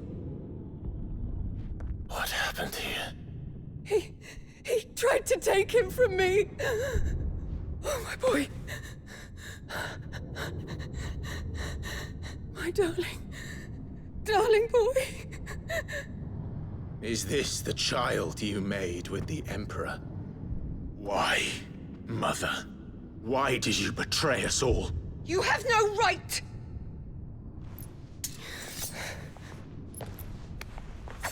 Answer him. We took you in, savage. Show some respect for those who raised you.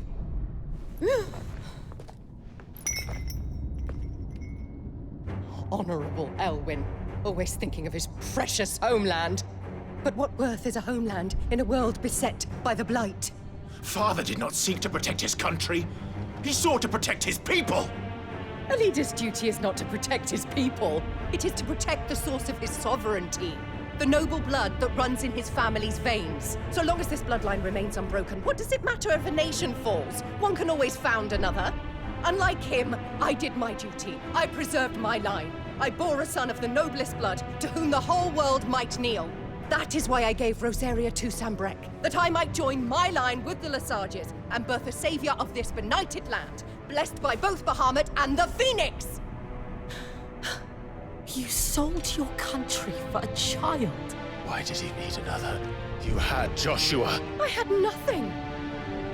You were always your father's son, so very strong and bold and daring, and yet you failed to awaken. Would that Joshua had been granted 1/10 of your strength? Oh! How the nobles laughed that Elwyn's firstborn was surely the son of a concubine, and my own, not long for this world. The shame of it! The shame of being slandered by one's inferiors! How could you ever know how that feels? It should have been you! Why didn't the Phoenix choose you? Joshua's every waking moment was spent trying to shoulder the burden that you and the Phoenix and the Duchy foisted on him. That's why I became his shield. To help bear the weight. But what did you do? You betrayed your own blood and surrendered your son to his fate! Joshua, my darling boy. I never meant to hurt him.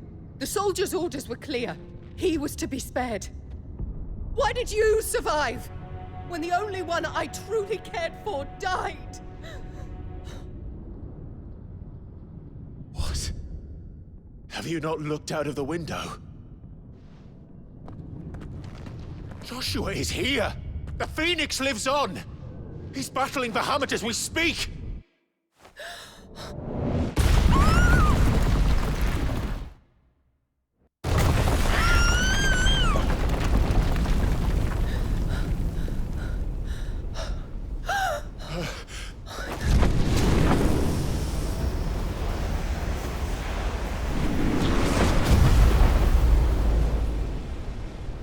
wash you off!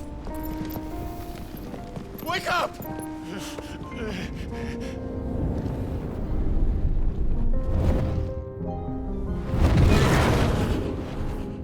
I am a shield of Rosaria.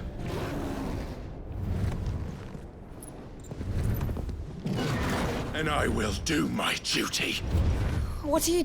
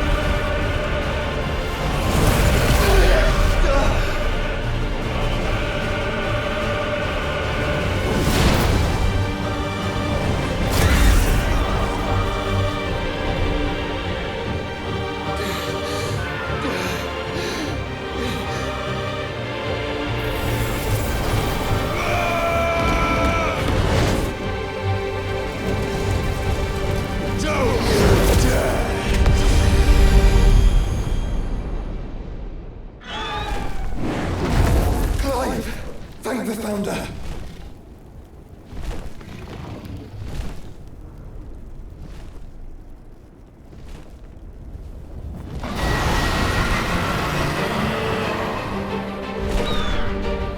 It's now or never, Joshua.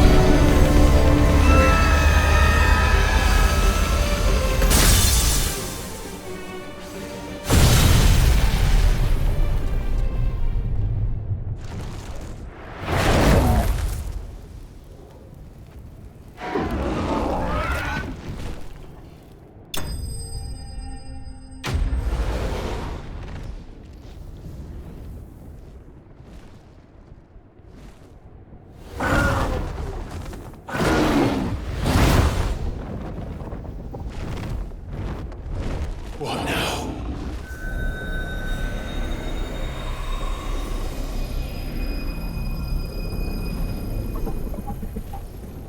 This is drinking the ether. We have to stop him.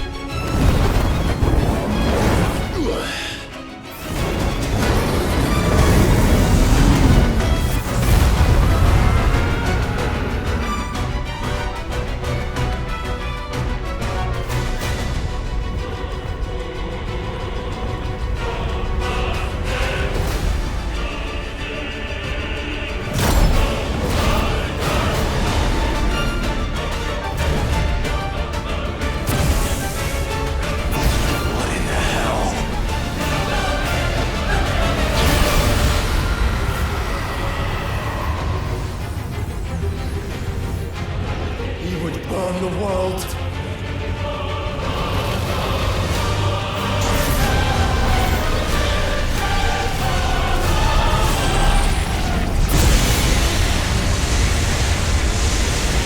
Not today. Come on, Joshua!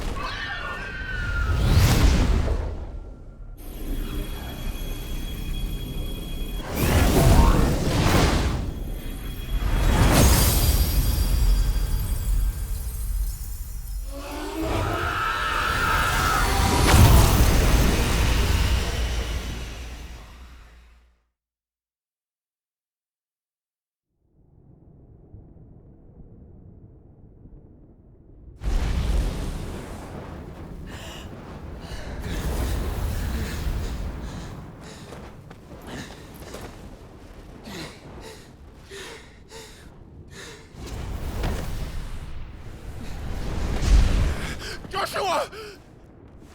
Clive!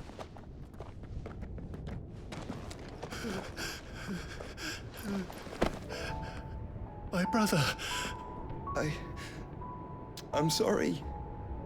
I'm so sorry. You're alive. We both are. Nothing else matters.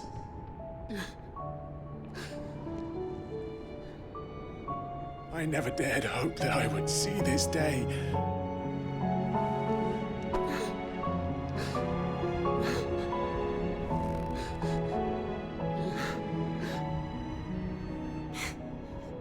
Reunited at last.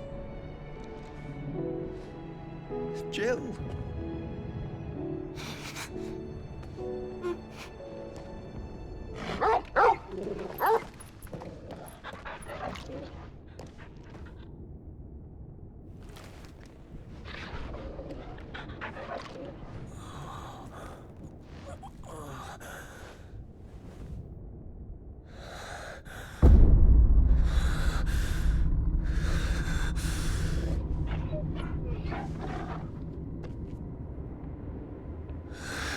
This is for my father!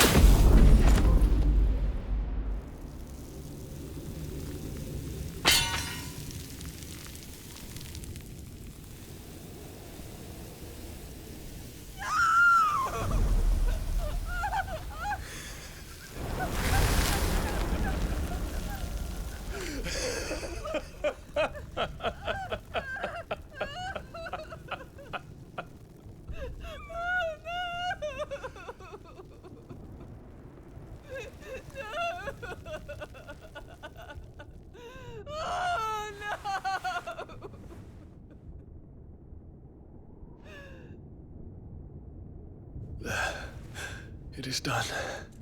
The demon that would tear our house apart is no more. Father.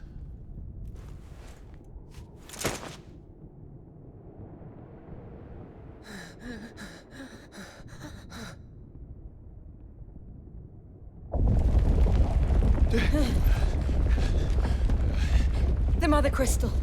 It's collapsing. Right. We need to leave. No. Wait.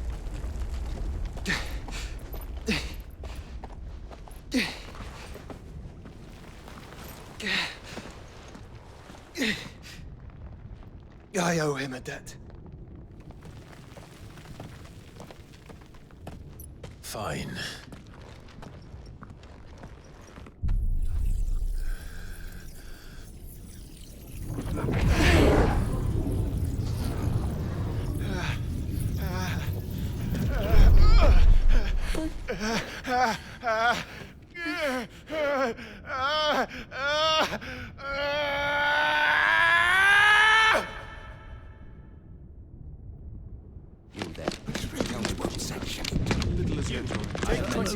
Don't reinforce the walls. Report, Captain. Can nothing be done to call them off? I regret not, Your Radiance. The Dragoons answer to none but His Imperial Highness. The Council is powerless to intervene. We're hearing reports of rebel Madness is this, Dion. throughout the neighboring districts. Focus all efforts on extinguishing the fires around the capital. The city can wait. Don't dally, man. Go! Your Radiance. And I want you to find out about Dalmec's movements. By the light. Dion. Have you taken leave of your senses? Call off the Dragoons at once. Fear not. The populace will come to no harm at their hands.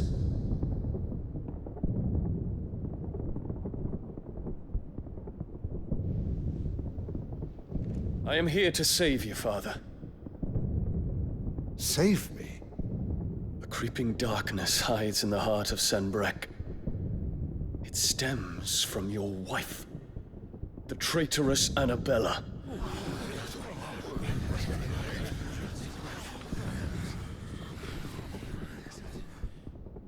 Not another word, Dion. Father, though you may not see it, the darkness has taken hold of you. It has made you forget yourself. But I bid you remember, there was a time when you ruled not with cruelty, but with compassion. Why now do you turn your back on your people? Why now do you seek to stoke the fires of war? You too have borne witness to this change, Your Eminences. And you know, as well as I, who is responsible for it. A puppet now sits upon the throne, but cut his strings, and the Master loses her power! What? Dion, you bear steel before your Emperor? Guards! Take him!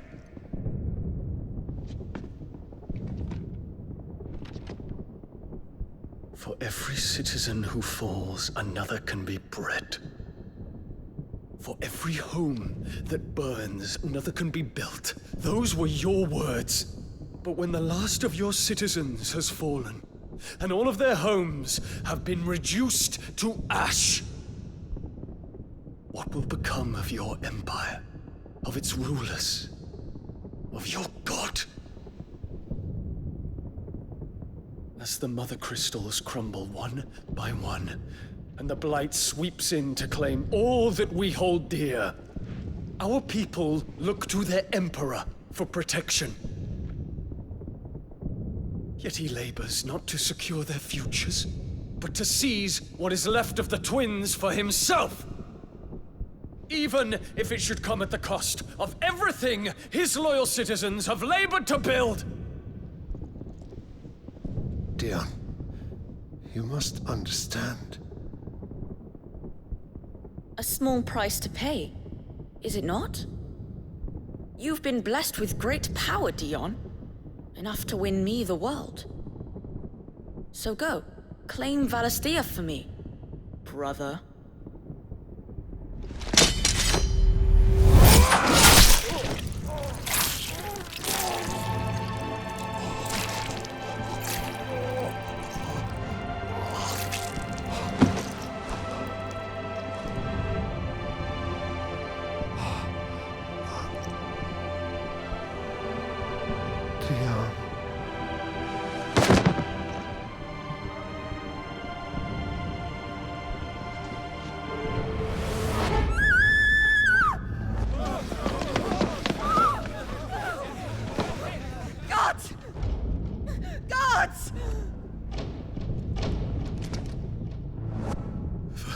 Father. Poor father. How he doted on his children. That he would die to protect me was plain. It was but a matter of when. You planned this? You did well to endure so long. But you broke in the end, as I knew you would. And now Muthos approaches. Put him to the proof. I would see if he breaks. Go, Bahamut. Kinslayer.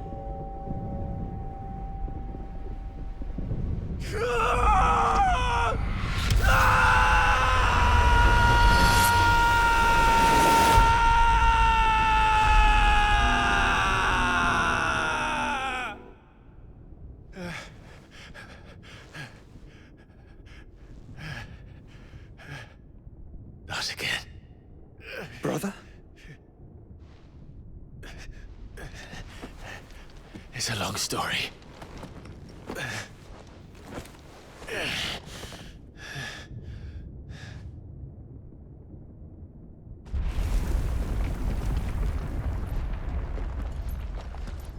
You cannot stay here, Mother. Come. Take my hand.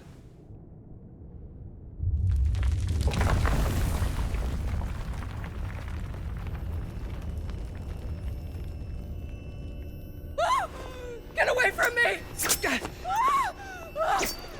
This is all just a dream, just a bad dream! You will not take me, Shadow! You will not take me!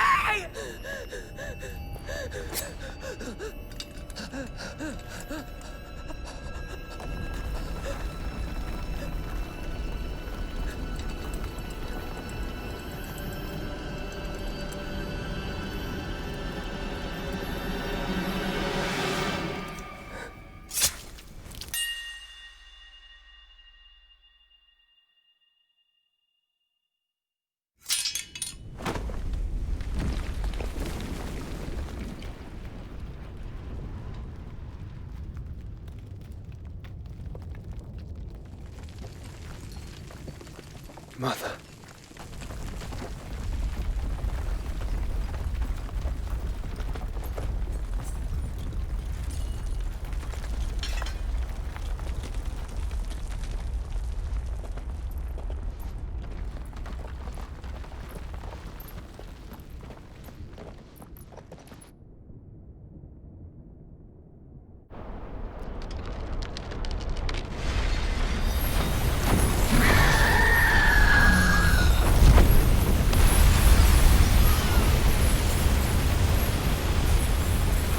It is consciousness that weaves your wills together.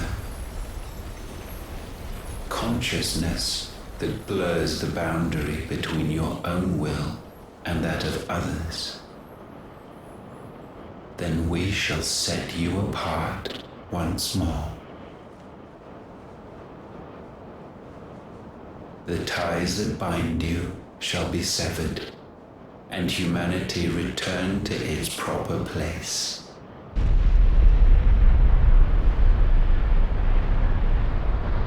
By primogenesis shall a new age of reason begin.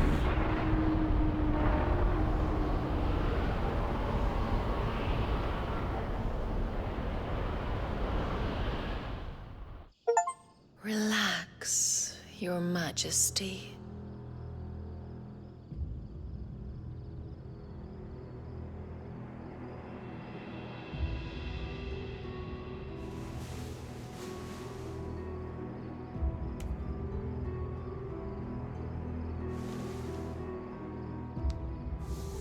Don't you want to play? It's been a long time. If that is your wish. Men, you are as meek as all the others.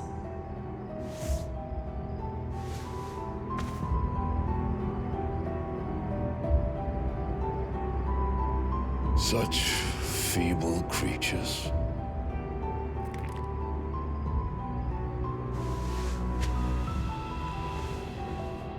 Gifted the power of icons, yet slaves to fickle emotions which usher you to your doom. And so you bind your fragile wills with strands of consciousness. The wretched handiwork of a wretched people. The sons of fire were united at last, and for but a moment, their flame burned bright. Soon, Muthos shall become our perfect vessel. And then shall the world be remade. Not before the bonds are severed, of trust, of respect, of love. Only when every strand of consciousness is cut away, may Muthos return to our side. By primogenesis shall all be undone. Mankind shall be rid of his wretchedness, and Muthos of his will. But while he yet clings to it, he has the power to forge bonds anew. And so we bid you, find Muthos, and sever every one. To destroy that which has no physical form, you ask the impossible. There is nothing your black blade cannot cut, Odin. We shall unite with Muthos, and bring forth a new world. So long as our vessel remains unclaimed by humanity. It shall be done, Master. My will is yours.